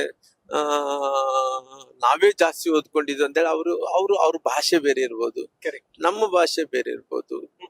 ನಮ್ಮ ಭಾಷೆದಲ್ಲಿ ಅವ್ರ ಭಾಷೆದಲ್ಲಿ ಇಲ್ಲ, ನಮ್ದು ಭಾಷೆ ಕರೆಕ್ಟ್ ಅಂದ್ರೆ ಅವ್ರು ಹೇಳ್ತಾರ, ನಮ್ಮ ಭಾಷೆ ನಾನ್ ಕರೆಕ್ಟ್ ಅಂದ್ರೆ ನಾನು ಹೇಳ್ತೀನಿ. ಹಂಗಾಗಿ ಬೇರೆ ಬೇರೆ 10 ಕಿಲೋಮೀಟರ್ಗಳಿಗೆ ಭಾಷೆ, ಅವ್ರ ಕಲ್ಚರ್ ಬೇರೆ ಇದೆ ರೀ. 10 ಕಿಲೋಮೀಟರ್ ನೋಡ್ಕೊತಾವ್ರಿ, ಜಾಸ್ತಿ ಹೋಗ್ಬೇಡ್ರಿ. ಕರ್ನಾಟಕದಲ್ಲಿ 10 ಕಿಲೋಮೀಟರ್ಗೆ ಭಾಷೆ ಮತ್ತು ಕಲ್ಚರ್ ವಿಚಾರ ಬಂದಂತ ಟೈಮಲ್ಲಿ ಅವ್ರದೇ ಆದಂತ ಭಾಷೆ ಇದೆ, ಅವ್ರದೇ ಆದಂತ ಕಲ್ಚರ್ ಇದೆ. ಆ ಕಲ್ಚರ್ ಭಾಷೆನ ಯಾರು ಬಿಟ್ಕೊಡಕ್ ಹೋಗಲ್ಲ. ಹಂಗಾಗಿ ನಾವು ಇಲ್ಲಿ ಆ ಕನ್ನಡ ಮಾತಾಡ್ಲೇಬೇಕಾಗಿದ್ರಿ. Because of public, because people. ನಾನು ಅದ್ರ ಸಲುವಾಗಿ ಅವ್ರನ್ನ ಕರೆಕ್ಟ್ ಮಾಡ್ಕೊಳ್ಳೇಬೇಕಾಗುತ್ತೆ. ನಾವು ಬೇರೆ ಏನಿಲ್ಲ ನೋಡ್ರಿ, ಹಂಗ ಕರೆಕ್ಟ್ ಮಾಡ್ಕೊಂಡು ಮಾತಾಡುವಂತ ವಿಚಾರದಲ್ಲಿ ನನ್ನ ಭಾಷೆ ಈ ಲೋಕಲ್ ಪೀಪಲ್ಗೆ ಅವ್ರಿಗೆ ಅಂಡರ್ಸ್ಟ್ಯಾಂಡ್ ಆಗುತ್ತೆ. ಸರ್, ಜನರಿಗಾಗಿ ತಾವೆಲ್ಲವೂ ಕೂಡ ಮಾಡ್ತೀರಿ. Okay, I agree. Even ST ಮೀಸಲಾತಿಯನ್ನ ಕೊಡಿಸುವಂತಹ ನಿಟ್ಟಿನಲ್ಲೂ ಕೂಡ ತುಂಬಾ ದೊಡ್ಡ ಪ್ರಮಾಣದಲ್ಲಿ ಹೋರಾಟ ಮಾಡಿದ್ರಿ ಮತ್ತು ಅವರಿಗೆ ಒಂದು ನ್ಯಾಯ ಕೊಡಿಸುವಂತಹ ಕೆಲಸ ಮಾಡಿದ್ರಿ. ಎಲ್ಲೋ ಒಂದು ಕಡೆ ಚುನಾವಣೆಯಲ್ಲಿ ಸೋಲಿಸಿದ್ದಾಗ ಬಿಜೆಪಿ ಅವ್ರು ಏನಿದು ಹಿಂಗಾಗೋಯ್ತಲ್ಲ ಅನ್ನುವಂತಹದ್ದು ಅವರಲ್ಲೂ ಕೂಡ ಇದ್ದೇ ಇರ್ತದೆ ಪಕ್ಷದಲ್ಲಿ. ನೀವು ಅದನ್ನ ಹೇಳಲಿಲ್ಲ ಅಂತಂದ್ರೂ ಪಕ್ಷದಲ್ಲಿ ಇದ್ದೇ ಇರ್ತದೆ. ಹೇಗ್ ಡಿಫೆಂಡ್ ಮಾಡ್ತೀರಿ ಇದನ್ನ? ಜನ ಒಂದು ನಾನೇನು ಅಷ್ಟು ದೊಡ್ಡ ವ್ಯಕ್ತಿ ಏನಲ್ಲ ರೀ. ಬಾಬಾ ಸಾಹೇಬ್ ಅಂಬೇಡ್ಕರ್ನ ಹೋಲ್ಸ್ಕೊಳ್ಳೋಷ್ಟು ದೊಡ್ಡ ಮನುಷ್ಯ ಅಲ್ಲ ರೀ. ಕರೆಕ್ಟ್. ಯಾಕಂದ್ರೆ ಬಾಬಾ ಸಾಹೇಬ್ ಅಂಬೇಡ್ಕರ್ ಅವರು ನಮ್ಗೆ ಸಂವಿಧಾನವನ್ನು ಬರೆದು ಕೊಟ್ರು. ಈ ಸಂವಿಧಾನವನ್ನು ಬರೆದು ಕೊಟ್ಟ ಮೇಲೆ ನಮ್ಮ ಎಲ್ಲಾ ಹಿಂದುಳಿದಂತ ಜಾತಿಗಳಿಗೆ, ಪರಿಶಿಷ್ಟ ಜಾತಿ, ಪರಿಶಿಷ್ಟ ಪಂಗಡಗಳಿಗೆ ಹತ್ತತ್ರ ಇವತ್ತು ಪರಿಶಿಷ್ಟ ಜಾತಿಗಳಲ್ಲಿ 151 ಜಾತಿಗಳಿದ್ದಾವೆ. ಪರಿಶಿಷ್ಟ ಪಂಗಡಗಳಲ್ಲಿ ಹತ್ತತ್ರ ಒಂದು 70 ಜಾತಿಗಳು ಇದಾವ್ರಿ. ಅಥವಾ ಈ ಎರಡು ಪರಿಶಿಷ್ಟ ಜಾತಿ ಪರಿಶಿಷ್ಟ ಪಂಗಡಗಳ ಜಾತಿಗಳು ನೋಡಿದ್ರೆ ಅಥವಾ 180-170 ಜಾತಿಗಳು ಇದಾವ್ರಿ. ಇವೆಲ್ಲರೂ ಕೂಡ schedule caste and schedule tribe ಕೆಳಗಡೆ ಬರ್ತಾರ್ರಿ. ಅವೆಲ್ಲ ಕೂಡ ಉಪ ಪಂಗಡಗಳು ಇದಾವ್ರಿ. ನೀವು ಟೈಮ್ ಬಂದಂತ ಟೈಮಲ್ಲಿ ನೋಡಿಸ್ತೀನಿ ನಾನು. ಬಂದ ಟೈಮಲ್ಲಿ ಬಾಬಾ ಸಾಹೇಬ್ ಅಂಬೇಡ್ಕರ್ ಅವರು ಸಂವಿಧಾನವನ್ನು ಬರೆದ ನಂತರ ಇವತ್ತು ಅವ್ರಿಗೆ ಸಾಕಷ್ಟು ಮೀಸಲಾತಿ ಸೌಲಭ್ಯವನ್ನು ಕೊಟ್ಟು ಅವರು ಆಗಿನ ಸಂದರ್ಭದಲ್ಲಿ ಜಾತಿಯ ಜನಸಂಖ್ಯೆ ಆಧಾರದ ಮೇಲೆ ಮೀಸಲಾತಿ ಕೊಡಬೇಕು ಅನ್ನಂತ ಸಂವಿಧಾನದಲ್ಲಿ ಬರೆದಿದ್ರಿ. ಬಹುಶಃ 1958ರಲ್ಲಿ ಪರಿಶಿಷ್ಟ ಜಾತಿ ಪರಿಶಿಷ್ಟ ಪಂಗಡಗಳ ಅವತ್ತೇನು 1958 I think I am wrong also 53 ಗೊತ್ತಿಲ್ರಿ ಎಕ್ಸಾಕ್ಟ್ಲಿ. ನಾನು ಮಿಸ್ಟೇಕ್ ಆಗಿರ್ಬೋದು. ಮತ್ತೆ ಡೋಂಟ್ ಮಿಸ್ಟೇಕ್ ಆಸ್ ಮೀ. ಅವತ್ತಿನ ಸಂದರ್ಭದಲ್ಲಿ ಅವ್ರಿಗೆ ST ಜನಾಂಗದವ್ರಿಗೆ 3% ಮೀಸಲಾತಿ ಇತ್ತರಿ. ಶಿಕ್ಷಣದಲ್ಲಿ, ಉದ್ಯೋಗದಲ್ಲಿ, ರಾಜಕೀಯದಲ್ಲಿ ಕೂಡ ಅವ್ರಿಗೆ ಮೀಸಲಾತಿ ಇತ್ತರಿ. ಅವಾಗ 3% ಮೀಸಲಾತಿ ಇತ್ತರಿ. 3% ಇದ್ದಂತ ಟೈಮಲ್ಲಿ ಕೇಂದ್ರ ಸರ್ಕಾರ ಉದ್ಯೋಗದಲ್ಲಿ 7% ಮೀಸಲಾತಿ ಕೊಡ್ತೀರಿ ಕೇಂದ್ರ ಸರ್ಕಾರ. ನಂತರ ರಾಜ್ಯ ಸರ್ಕಾರಗಳು ಅನೇಕ ವರ್ಷಗಳಿಂದ ಅದು 3% ಮೀಸಲಾತಿ ಇತ್ತರಿ. ಆಗಿನ ಸಂದರ್ಭದಲ್ಲಿ ನಾನು ಒಂದು ಪ್ರಯತ್ನ ಇತ್ತರಿ. ನಾನು ಬಹಳ ಸಾರಿ ಆವೇಶದಲ್ಲಿ ಮಾತಾಡ್ತೀನಿ ನಾನು. ಅಂದ್ರೆ ಆವೇಶದಲ್ಲಿ ಮಾತಾಡುವಂತ ಮಾತುಗಳೆಲ್ಲ ಕೂಡ ಎಲ್ಲ ಪ್ರಾಕ್ಟಿಕಲ್ ಆಗಿ ಮಾತಾಡಿದ. ನಾನೇ ಪ್ರಾಕ್ಟಿಕಲ್ ಆಗಿ ಮಾತಾಡಕ್ ಹೋಗಲ್ಲ. ನನಗೆ ಏನು ಆಸೆ ಅಂದ್ರೆ ಬಾಬಾ ಸಾಹೇಬ್ ಅಂಬೇಡ್ಕರ್ ಅವರು ಸಂವಿಧಾನ ಬರೆದ ನಂತರ ಈ ಪರಿಶಿಷ್ಟ ಜಾತಿ ಪರಿಶಿಷ್ಟ ಪಂಗಡ 170 ಜಾತಿಗಳು ಏನಿದಾವೋ ಈ 170 ಜಾತಿಗಳಿಗೆ ಇವತ್ತು ಮೀಸಲಾತಿ ಜಾಸ್ತಿ ಆಗ್ಬೇಕು ಅನ್ನಂತ ಒಂದು ಸಂವಿಧಾನದಲ್ಲಿ ಒಂದು ಆಕ್ಟ್ ಇದ್ರಿ. ಆಕ್ಟ್ ಅಲ್ಲಿ ಕೂಡ ಬಾಬಾ ಸಾಹೇಬ್ ಅಂಬೇಡ್ಕರ್ ಅವರ ಅನಿಸಿಕೆ ಮತ್ತು ಅವ್ರ ಕನಸಾಗಿದ್ರಿ. ಹಂಗಾಗಿ ಆಗಿನ ಸಂದರ್ಭದಲ್ಲಿ ನನ್ನ ಯಾವತ್ತು ನನಗೆ ಅವಕಾಶ ಸಿಕ್ಕಂತ ಟೈಮಲ್ಲಿ ಪ್ರಯತ್ನಗಳು ಮಾಡ್ಕೊಂತ ಬಂದಿರ್ರಿ. ನನಗೆ ಒಂದು ಸರಿ ಈ 2023ರಲ್ಲಿ ನನಗೆ ಒಂದು ಅವಕಾಶ ಸಿಕ್ತಿರಿ. ನನಗೆ ಸಮಾಜ ಕಲ್ಯಾಣ ಮಂತ್ರಿಗಳಾಗಿ ನನಗೆ ಅವಕಾಶ ಸಿಕ್ತಿರಿ. ಸಮಾಜ ಕಲ್ಯಾಣ ಮಂತ್ರಿಗಳಾದ ಅವಕಾಶ ಸಿಕ್ಕಂತ ಟೈಮಲ್ಲಿ ಬಾಬಾ ಸಾಹೇಬ್ ಅಂಬೇಡ್ಕರ್ ಅವರ ವಸತಿ ಶಾಲೆಗಳು, ಮಹರ್ಷಿ ವಾಲ್ಮೀಕಿಯ ವಸತಿ ಶಾಲೆಗಳು, ಬಾಬಾ ಸಾಹೇಬ್ ಅಂಬೇಡ್ಕರ್ ಹೆಸರು ಮೇಲೆ ನಮ್ಮ ಮಕ್ಕಳು ಸ್ಪೋರ್ಟ್ಸ್ ಹಾಸ್ಟೆಲ್ಗಳು, ನಂತರ ಮಕ್ಕಳಿಗೆ ಕೂಡ ನಮ್ಮ ಮಕ್ಕಳು ಈ ಪರಿಶಿಷ್ಟ ಜಾತಿ ಪರಿಶಿಷ್ಟ ಪಂಗಡಗಳಲ್ಲಿ ಓದ್ತಾ ಇರೋಂತ ಮಕ್ಕಳೆಲ್ಲ ಕೂಡ ಒಲಿಂಪಿಕ್ಸ್ ದಲ್ಲಿ ಕೂಡ ಪಾರ್ಟಿಸಿಪೇಟ್ ಮಾಡ್ಬೇಕು ಅನ್ನೋ ರೀತಿಯಲ್ಲಿ ಒಂದು ಸ್ಪೋರ್ಟ್ಸ್ ಸ್ಕೂಲ್ಸ್ ಆಫ್ ಅನ್ನಂತ ಮಾಡುತ್ತ ಕೆಲಸ ಕೂಡ ನಾನು ಮಾಡಿದ್ರಿ. ಆಮೇಲೆ ನೀವು SSLC PUC ಅಲ್ಲಿ ಕೂಡ ತಗೊಂಡಂತ ಟೈಮಲ್ಲಿ ಕೂಡ ಒಳ್ಳೆ ಪರ್ಸೆಂಟೇಜ್ ಆಫ್ ಮಾರ್ಕ್ಸ್ ಕೂಡ ತಗೊಂಡಂತ ಕೆಲಸ ಮಾಡಿದ್ರಿ. ಮಕ್ಕಳಿಗೆ ಏನೋ ಮಾಡ್ಬೇಕನ್ನಂತಲ್ಲ ಅದ್ರಲ್ಲಿ ಅಧ್ಯಯನ ಮಾಡಂತ ಟೈಮಲ್ಲಿ ಅವತ್ತಿನ ಸಂದರ್ಭದಲ್ಲಿ ನನ್ನ ಕೈಲಾದಷ್ಟು ಏನ್ ಫೆಸಿಲಿಟೇಟ್ ಕೊಡ್ಬೇಕಾಯ್ತು ಮಕ್ಕಳಿಗೆ, ಶಿಕ್ಷಣಕ್ಕೆ ಏನು ಒತ್ತನ್ನು ಕೊಡ್ಬೇಕಾಯ್ತು, ಅವ್ರು ಏನೇನು ಹಣಕಾಸಿನ ಒದಗಿಸ್ಬೇಕಾಯ್ತು. ಅವ್ರಿಗೆ ಉದಾಹರಣೆಯಾಗಿ ಮಕ್ಕಳಿಗೆ ಅಲ್ಲಿ ಶಾಲೆಯಲ್ಲಿ ಓದ್ತಿರ್ತಾರ, ಆ ಮಕ್ಕಳಿಗೆ ಕೆಲವೊಂದು ಬೇಸಿಕ್ ಆಗಿ ಹೆಣ್ಮಕ್ಳಿಗೆ ಫೆಸಿಲಿಟೇಟ್ ಬೇಕಾಗ್ತಾವ. ಇನ್ಕ್ಲೂಡ್ ಶೌಚಾಲಯ ಹಿಡ್ಕೊಂಡು ಬೇರೆ ಬೇರೆ ವಿಚಾರವೆಲ್ಲ ಕೂಡ ಅವ್ರಿಗೆಲ್ಲ ಫೆಸಿಲಿಟೇಟ್ ಬೇಕಾಗುತ್ತಾ. ಅವೆಲ್ಲ ಕೂಡ ಫೆಸಿಲಿಟೇಟ್ ಮಾಡ್ತಾ ಕೂಡ ಇನ್ನೊಂದು ಮುಂದೆ ಹೆಜ್ಜೆಗೆ ಹೋಗಿ ಇವತ್ತು ನನಗೆ ಮೀಸಲಾತಿ ಜಾಸ್ತಿ ಮಾಡ್ಬೇಕನ್ನ ತಲೆಯಲ್ಲಿ ಕುಂತಿತ್ರಿ. ಯಾಕಂದ್ರೆ ಒಂದು ಅವತ್ತಿನ ಪರಿಸ್ಥಿತಿಯಲ್ಲಿ ನಾನು ಯಾಕ ಬಾಬಾ ಸಾಹೇಬ್ ಅಂಬೇಡ್ಕರ್ನ ಹೋಲ್ಸಕ್ ಆಗಲ್ಲ ಅಂತಿದ್ದಂತ ಬಾಬಾ ಸಾಹೇಬ್ ಅಂಬೇಡ್ಕರ್ ಅವ್ರಿಗೆ ಸಂವಿಧಾನ ಬರೆದು ಕೊಟ್ರು. ಸಂವಿಧಾನ ಬರೆದು ಕೊಟ್ಟ ನಂತರ ಅವರು ಚುನಾವಣೆಯಲ್ಲಿ ನಿಂತ ಸೋತೆ ಬಿಟ್ರು. ಹೌದು, ಕರೆಕ್ಟ್. ಅದು ಯಾರು ಸೋಲಿಸಿದ್ರು, ಹೆಂಗ್ ಸೋಲಿಸಿದ್ರು, ಅವ್ರದ್ದು ಏನಾಯ್ತು ಅನ್ನಂತ ವಿಚಾರ ಆಮೇಲೆ ಮಾತಾಡ್ತೀನಿ. ಅದ್ರ ಬಗ್ಗೆ ನಾನು ಹೇಳಕ್ ಹೋಗಲ್ಲ. ಆದ್ರೆ ಕೆಲವೊಂದು ಸರಿ ಏನಾಗುತ್ತೆ ಅಂತ ಹೇಳಿದ್ರೆ ಈ ರೀತಿ ನಿರ್ಧಾರಗಳು ಕೆಲವೊಬ್ಬರಿಗೆ ನೋವಾಗಿರ್ಬೋದು, ಕೆಲವರಿಗೂ ಎಲ್ಲೋ ಒಂದು ಕಡೆ ತೊಂದರೆ ಆಗಿರ್ಬೋದು ಅನ್ನಂತ ಕಾರಣದಿಂದ ನಾನು ಏನೇ ಆಗ್ಲಿ ಇದಾಗ್ಲೇಬೇಕನ್ನಂತ ತೀರ್ಮಾನ ತಗೊಂಡಂತ ಟೈಮಲ್ಲಿ ಕೂಡ ಅವತ್ತು ಈ ಪರಿಶಿಷ್ಟ ಜಾತಿಗೆ 15% ಮೀಸಲಾತಿ ಅಂದ್ರೆ ತುಂಬಾ ಹೋರಾಟ ಐತ್ರಿ. ತುಂಬಾ ಹೋರಾಟ ಅಂದ್ರೆಗಿನ ಅವತ್ತಿನ ಸಂದರ್ಭದಲ್ಲಿ ನಾನು ಅಧಿಕಾರದಲ್ಲಿ ಇಲ್ಲಾರ್ದಂತ ಟೈಮಲ್ಲಿ ಏನೇನು ನಾನು ಮಾತಾಡಿದನು, ನಾನು ಈ ಮೀಸಲಾತಿ ಮಾಡಿಕೊಡ್ಲಿದ್ರಿಗಿನ ನಾನು ರಾಜಕೀಯದಿಂದ ನಿವೃತ್ತಿ ಆಗ್ತೀನಿ, ಈ ಮೀಸಲಾತಿಯನ್ನು ಮಾಡಿಕೊಡ್ತೀನಿ ಅನ್ನೋದಕ್ಕೆ ಉದಾಹರಣೆ ನನ್ನ ರಕ್ತದಿಂದ ನಾನು ಬರೆದುಕೊಟ್ಟು, ನನ್ನ ರಕ್ತದಿಂದ ಸ್ವಯಂವಾಗಿ ನಾನೇ ಬರೆದು ಕೊಡ್ತೀನಿ, ಮೀಸಲಾತಿ ಜಾಸ್ತಿ ಮಾಡ್ತೀನಿ ಅನ್ನೋ ವಿಚಾರ. ಮತ್ತೆ ಬೇರೆ ಬೇರೆ ನಾನು ಮಾತಾಡಂತ ಏನೇನ ಅಶ್ಯೂರೆನ್ಸ್ ಮಾಡಿದ್ನ ಅವೆಲ್ಲ ಕೂಡ ಅಶ್ಯೂರೆನ್ಸ್ ಮಾಡೋದು. ಇವನು ಸಮಾಜ ಕಲ್ಯಾಣ ಮಂತ್ರಿ ಆಗಿದ್ದಾನ, ಇವನೇನ್ ಮಾಡ್ತಾನ ನೋಡೋಣ, ಅದೆಲ್ಲ ಕೂಡ ಬಹಳಷ್ಟು ಮಂದಿ ನನ್ನ ಕೆಣಕುವಂತ ಕೆಲಸ ಮಾಡೋದು. ಸದನದಲ್ಲಿ ಹೋದ್ರೆ ಕೂಡ ನೀನ್ ಮಾಡಲ್ಲ, ಅವತ್ತು ಸುಳ್ಳು ಹೇಳಿ ಇವತ್ತು ಎಲ್ಲಾ ಜನಾಂಗದವ್ರು SC ST ಜನಾಂಗದವ್ರು ಓಟ್ ಹಾಕ್ಸ್ಕೊಂಡು ನೀವ್ ಇವತ್ತು ಅಧಿಕಾರಕ್ಕೆ ಬಂದಿದ್ರಿ, ಇವತ್ತು ಗೌರ್ಮೆಂಟ್ ಅಲ್ಲಿ ಇದ್ರಿ, ನೀನೇ ಸಮಾಜ ಕಲ್ಯಾಣ ಮಂತ್ರಿ ಇದ್ರಿ, ಹಂಗ ದಿನನಿತ್ಯ ನನ್ನ ರೇಗ್ಸೋದು. ಆಮೇಲೆ ಏನಾಯ್ತು, ಸರಿ ಆಗ್ಲಿ ಅಂತೇಳಿ ಅವತ್ತು ಒಂದು ಡಿಸಿಷನ್ ಏನ್ ತಗೊಂಡೆ ಅಂತ ಹೇಳಿದ್ರೆ ಪರಿಶಿಷ್ಟ ವರ್ಗಗಳಿಗೆ ಒಂದು ಸಪರೇಟ್ ಮಿನಿಸ್ಟ್ರಿ ಆಗ್ಬೇಕು, ಸಪರೇಟ್ ಮಿನಿಸ್ಟ್ರಿ. ಅವತ್ತು ಸಮಾಜ ಕಲ್ಯಾಣ ಇಲಾಖೆಯಲ್ಲಿ ಪರಿಶಿಷ್ಟ ವರ್ಗಗಳು ಎಷ್ಟು ಜನಾಂಗದವರು ಅದರಲ್ಲಿ ಸಮಾಜ ಕಲ್ಯಾಣದಲ್ಲಿ ಅವ್ರಿಗೆ ಸಪರೇಟ್ ಆದಂತ ಮಿನಿಸ್ಟ್ರಿ ಆಗಬೇಕು. ಮಿನಿಸ್ಟ್ರಿ ಆಗಿ ಅವ್ರಿಗೊಬ್ಬ ಸಪರೇಟ್ ಆದಂತ ಮಿನಿಸ್ಟ್ರಿ ಇರ್ಬೇಕಂತ ಹೇಳಿ ನಾನು ಬಸವರಾಜ ಬೊಮ್ಮಾಯಿ ಮುಖ್ಯಮಂತ್ರಿಗಳಾಗಿದ್ರು. ಅವತ್ತು ನಾನು ಬಸವರಾಜ ಬೊಮ್ಮಾಯಿಗಳು ಇಬ್ಬರು ಸೇರ್ಕೊಂಡು ಈ ಎಸ್ ಟಿ ಜನಾಂಗಕ್ಕೆ ಅವ್ರದೇ ಒಂದು ಒಬ್ಬ ಮಿನಿಸ್ಟ್ರೇಟ್ ಮಾಡಿ ಕಾರ್ಪೊರೇಟ್ ಅವ್ರಿಗೆ ಬೇಕಾದಂತ ಒಂದು ಮಿನಿಸ್ಟ್ರೇಟ್ ಮಾಡಿ ಅವ್ರಿಗೊಂದು ಮಿನಿಸ್ಟರ್ ಮಾಡಿ ಕೊಟ್ಟು ಅದು ಮೊದಲನೇ ಮಂತ್ರಿ ನಾನೇ. ಪರಿಶಿಷ್ಟ ವರ್ಗಗಳ ಮಂತ್ರಾಲಯಕ್ಕೆ ನಾನೇ ಮಂತ್ರಿ ಅದೇ ಮೊದಲೇ ಮಂತ್ರಿ ಆಗಿದೆ. ಅವತ್ತು ಮಿನಿಸ್ಟ್ರಿ ಆಗಿ ಅವ್ರಿಗೆ ಬೇಕಾದಂತ ಎಲ್ಲಾ ಸವಲತ್ತುಗಳೆಲ್ಲ ಮಾಡಿಕೊಟ್ಟು ಅವ್ರಿಗೆ ಏನೇನ್ ಫೆಸಿಲಿಟಿ ಬೇಕು ಬಜೆಟ್ ಅಲ್ಲಿ ಹಣ ಕೊಟ್ಟು ಎಲ್ಲ ಕೊಟ್ಟು ಅವತ್ತು ಮಾಡಿ ಅವತ್ತು ಒಂದು ತೀರ್ಮಾನವನ್ನು ತಗೊಂಡು ನಂತರ ದಿನಗಳಲ್ಲಿ ಮೀಸಲಾತಿ ವಿಚಾರ ಬಂದಂತ ಟೈಮಲ್ಲಿ ಒಂದು ಕಡೆ ನಮ್ಮ ಪ್ರಸನ್ನಾನಂದ ಪುರಿ ಸ್ವಾಮೀಜಿಯವರು ಕೂಡ ಹೋರಾಟ ಒಂದು ಕಡೆ ಫ್ರೀಡಂ ಪಾರ್ಕ್ ಅಲ್ಲಿ ಮಾಡ್ತಾ ಇದ್ರು. ಅವರು ನಮ್ಮ ವಿಧಾನಸೌಧ ಹೊರಗಡೆ ಹೋರಾಟ ಮಾಡ್ತಾ ಇದ್ರು. ನಾವು ವಿಧಾನಸೌಧ ಒಳಗಡೆ ನಾವು ಸೆಷನ್ ಒಳಗಡೆ ವಿಧಾನಸೌಧ ಒಳಗಡೆ ನಾವು ಇಂಟರ್ನಲ್ ಆಗಿ ಒಬ್ಬ ಮಂತ್ರಿ ಆಗಿರೋ ಕಾರಣ ಅದ್ರಿಗೆ ಜಸ್ಟಿಸ್ ನಾಗಮೋಹನ್ ದಾಸ್ ವರದಿ ತರಿಸ್ಕೊಂಡು ವರದಿ ಮಾಡಿ ಅವ್ರ ಕಂಟಿನ್ಯೂಷನ್ ಮಾಡಿ ಅವ್ರಿಂದ ವರದಿ ಪಡ್ಕೊಂಡು ಈ ಮೀಸಲಾತಿ ಕೊಡ್ಲೇಬೇಕಾಗುತ್ತೆ ಅಂತ ಹೇಳಿ ಅವೆಲ್ಲ ಕೂಡ ತಿಳಿಸಿ ಅವೆಲ್ಲ ಕೂಡ ಮತ್ತೆ ಪುನಃ ಪರಿಶಿಷ್ಟ ಜಾತಿಗೆ 15% 17% ಮೀಸಲಾತಿ ಮತ್ತ ಈ ಎಸ್ ಟಿ ಜನಾಂಗಕ್ಕೆ 3% 7% ಮೀಸಲಾತಿ ಕೊಡ್ಸಂತ ಕೆಲಸ.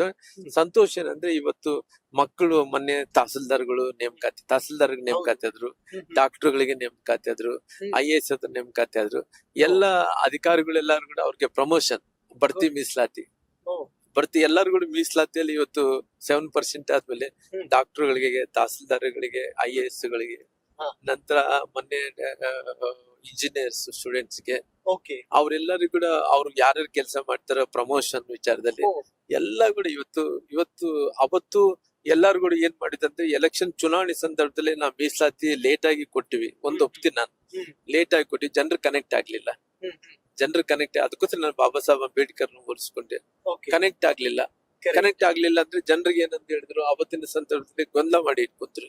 ಗೊಂದಲ ಏನಂತ ಹೇಳಿದ್ರೆ ಲಂಬಾಣಿ ಸಮುದಾಯದವ್ರನ್ನ ಇವ್ರು ಮೀಸಲಾತಿಯಿಂದ ಕಿತ್ತಾಕಿದ್ರು ಅಂತ ಹೇಳಿದ್ರು. ಒಟ್ಟು ಸಮುದಾಯದವ್ರನ್ನ ಮೀಸಲಾತಿಯಿಂದ ಏನ್ 15% ಅಲ್ಲಿ ಇದ್ರಿ ಅದ್ರಲ್ಲಿ ಕಿತ್ಕೊಂಡ್ಬಿಟ್ಟಾರ ನಿಮ್ದಂದೇಳಿ ಉಡ್ಸಿದ್ರು.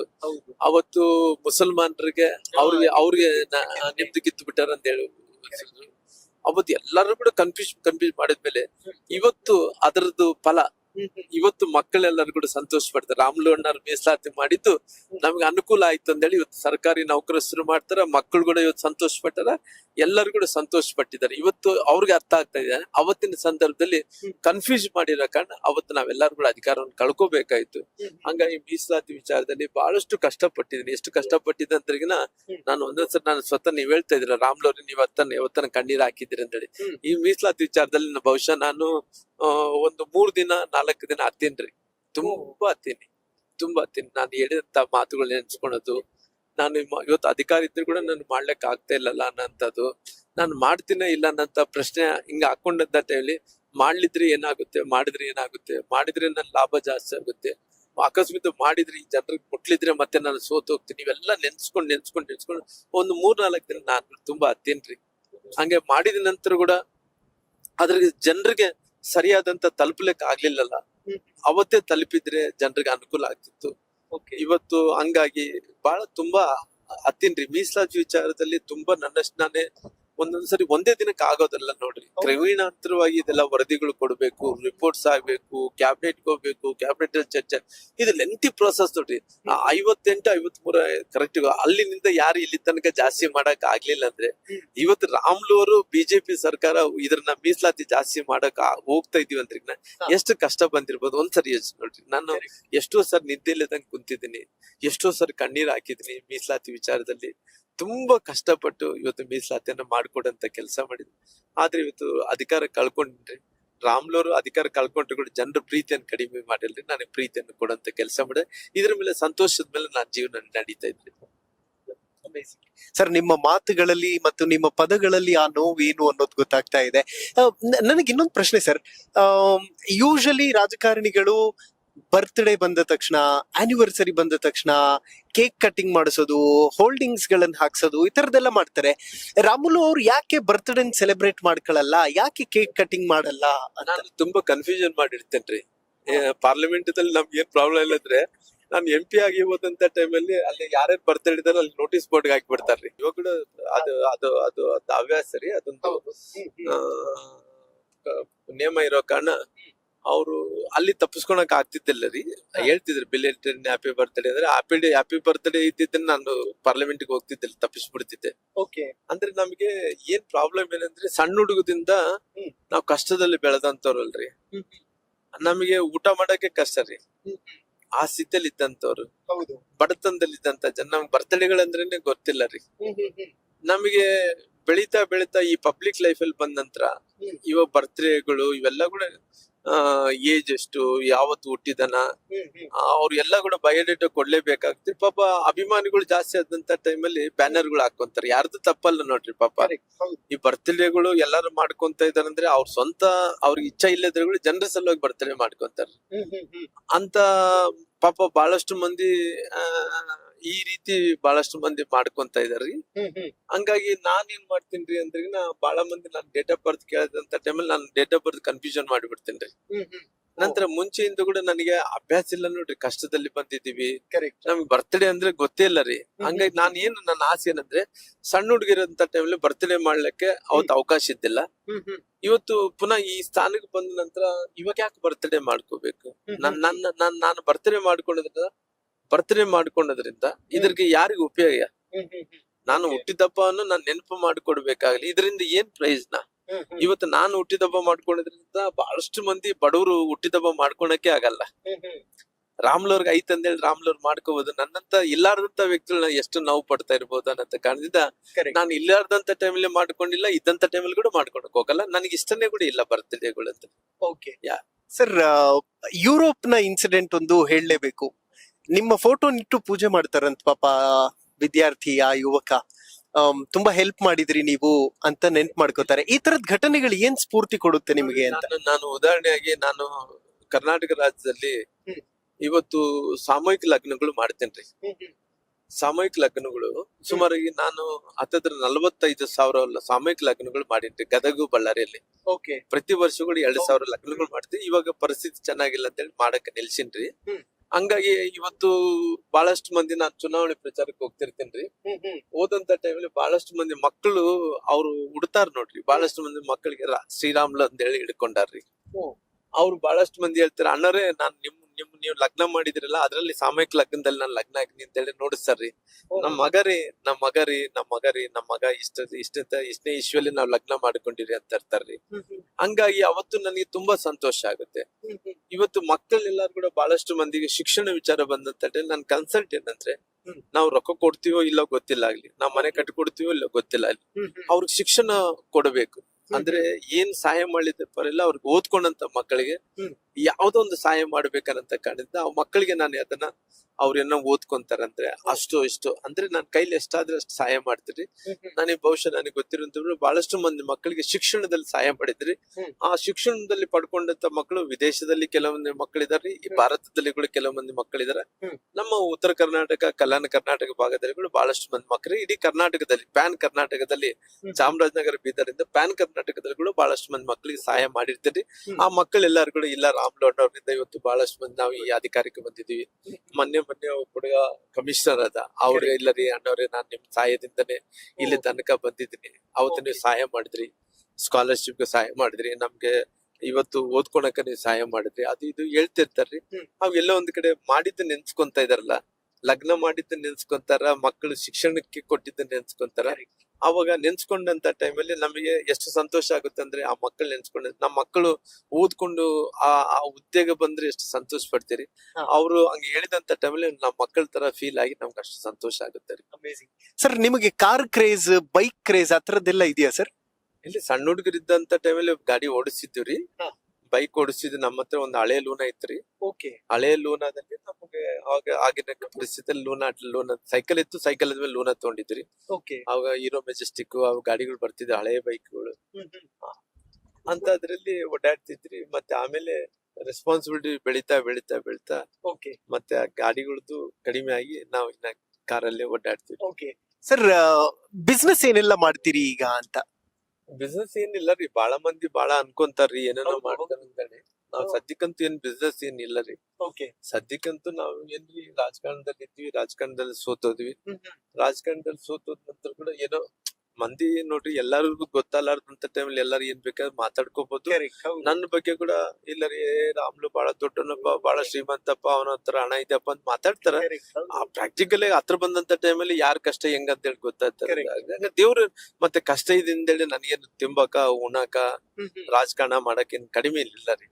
ಭಗವಂತ ಹಳೆ ಕಾಲದಲ್ಲಿ ನೆನ್ಪ್ ಮಾಡ್ಕೊಂಡು ಇವತ್ತು ಬೆಟರ್ ರೀ, ಇವತ್ತು ಚಲೋ ಇದೀನಿ, ಇವತ್ತು ಚಲೋ ಇದೀನಿ. ಇನ್ನೊಬ್ರಿಗೆ ಸಹಾಯ ಮಾಡಷ್ಟು ಶಕ್ತಿ ಭಗವಂತ ಕೊಟ್ಟನ್ರಿ. ಓಕೆ ಸರ್, ತುಂಬಾ ಜನ ಹೇಳ್ತಾರೆ ಶ್ರೀರಾಮುಲು ಅವರ ಬಿಡಿ, ಜನಾರ್ದನ್ ರೆಡ್ಡಿ ಅವರ ಬಿಡಿ, ಅವ್ರ ಮನೆಯಲ್ಲಿ ಚಿನ್ನದ ತಟ್ಟೆ ಇದೆಯಂತೆ, ಚಿನ್ನದ ಚೇರ್ ಇದೆಯಂತೆ, ಅದರ ಮೇಲೆ ಕೂತು ಊಟ ಮಾಡ್ತಾರಂತೆ ಅಂತ. ನೋಡ್ರಿ ಅದೆಲ್ಲ ಕೂಡ ಸುಮ್ನೆ ಕ್ರಿಯೇಷನ್ ರೀ. ಸುಮ್ನೆ ಕ್ರಿಯೇಷನ್ ಮೀನ್ಸ್ ಬಾಳ ನೋಡ್ರಿ, ಬಾಳ ಮಂದಿ ಮನೆಗೆ ಹೋಗ್ತಿವಲ್ರಿ, ಆ ಈ ಮಾಮೂಲಾದಂತ ಚೇರ್ಗಳು ಗೋಲ್ಡ್ ಕಲರ್ ಮಾಡ್ಕೊಂತಾರೆ. ಯಾಕಂದ್ರೆ ಸುಮ್ನೆ ಅವತ್ತಿನ ಪರಿಸ್ಥಿತಿಯಲ್ಲಿ ಜನಾರ್ದನ್ ರೆಡ್ಡಿ ಅವ್ರ ಮನೆಯಲ್ಲಿ ಅದು ಐತೆ ಇದೈತೆ ಅಂತ ಹೇಳಿ ನೋಡ್ಸ್ಕೊಟ್ರಾಗ್ಲಿ, ಯಾವ್ದು ಕೂಡ ಟ್ರೂತ್ ಅಲ್ಲ ರೀ, ಟ್ರೂತ್ ಅಲ್ಲ, ಸತ್ಯ ಅಲ್ಲ ರೀ. ಸುಮ್ನೆ ಅವಾಗಿನ ಪರಿಸ್ಥಿತಿಯಲ್ಲಿ ಆಗಿನ ಸನ್ನಿವೇಶದಲ್ಲಿ ಎಲ್ಲರೂ ಕೂಡ ನಿಜ ಅನ್ಸಿತ್ತಾಗ್ಲಿ, ಆತರ ಏನಿಲ್ಲ ರೀ. ಸುಮ್ನೆ ಎಲ್ಲ ಕೂಡ ಕ್ರಿಯೇಷನ್ಸ್. ಯಾಕಂದ್ರೆ ಬಹಳಷ್ಟು ಕಡೆ ಏನ್ ನೋಡ್ರಿ, ಇವಾಗ ಒಂದೇ ಉದಾಹರಣೆ ಹೇಳ್ತೇನೆ. ಶ್ರೀಮಂತರು ಜನ ರೋಡ್ಗಳಿನ ಮಾಲೆಗಳು ಹಾಕೊಂಡ್ರೆ ಕೂಡ ಬಂಗಾರ ಆಗ್ತಾವ್ರಿ. ಬಡವರು ಬಂಗಾರ ಹಾಕೊಂಡ್ರೆ ಕೂಡ ರೋಡ್ ಗೋಲ್ಡ್ ಆಗ್ತಾವ್ರಿ. ಇಷ್ಟೇ ನೋಡ್ರಿ ವ್ಯತ್ಯಾಸ. ಅಂದ್ರೆ ಅರ್ಥ ಆಯ್ತಲ್ಲ ನಾನು ಹೇಳಿದಂತ ವಿಷಯ. ಶ್ರೀಮಂತರು ಅವ್ರು ಏನೇ ಶ್ರೀಮಂತರಾಗಿ ಇದ್ದಂತ ಟೈಮಲ್ಲಿ ಮಾಮೂಲಿ ಬಂಗಾರ ಹಾಕೊಂಡ್ರೆ ಕೂಡ, ನಮ್ ಕಡೆ ಕಾಗಿ ಬಂಗಾರ ಅಂತಾರ್ರಿ, ಅಂದ್ರೆ ಈ ರೋಲ್ಡ್ ಗೋಲ್ಡ್ ಹಾಕಿದ್ರು ಕೂಡ ಅದು ಬಂಗಾರ ಆಗ್ತಾರೆ. ಉಮಾ ಗೋಲ್ಡ್ ಅಂತಾರೆ. ಉಮಾ ಗೋಲ್ಡ್ ಕೂಡ ಬಂಗಾರ ಆಗ್ತಾವ್ರಿ. ಇದು ಇಲ್ಲದಂತವ್ರು ಅವ್ರು ಬಂಗಾರ ಹಾಕೊಂಡಿದ್ರು ಕೂಡ ಉಮಾ ಗೋಲ್ಡ್ ಆಗ್ತಾವ್ರಿ.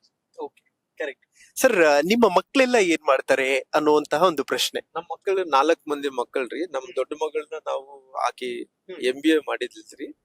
ಆಕಿನ ನಾವು ಹೈದರಾಬಾದ್ಗೆ ಲಗ್ನ ಮಾಡಿ ಕೊಟ್ಟಿವ್ರಿ. ಇನ್ನೊಂದ್ 2ನೇ ಮಗಳು ಬಂದು ದೀಕ್ಷಿತಾ ಅಂತ ಹೇಳ್ರಿ. ಮೊದಲನೇ ಮಗಳು ರಕ್ಷಿತಾ, 2ನೇ ಮಗಳು ದೀಕ್ಷಿತಾ ಅಂತ ಹೇಳ್ರಿ. ಆಕಿನ ಬೆಂಗಳೂರಿಗೆ ಕೊಟ್ಟಿವ್ರಿ. ಅವ್ರ ಯಜಮಾನ್ರು ಬಂದು ನ್ಯಾಷನಲ್ ಹೈವೇಸ್ ಕೆಲಸ ಮಾಡ್ತಾರೆ, ರೋಡ್ಸ್ ಹಾಕ್ತಾರ್ರಿ.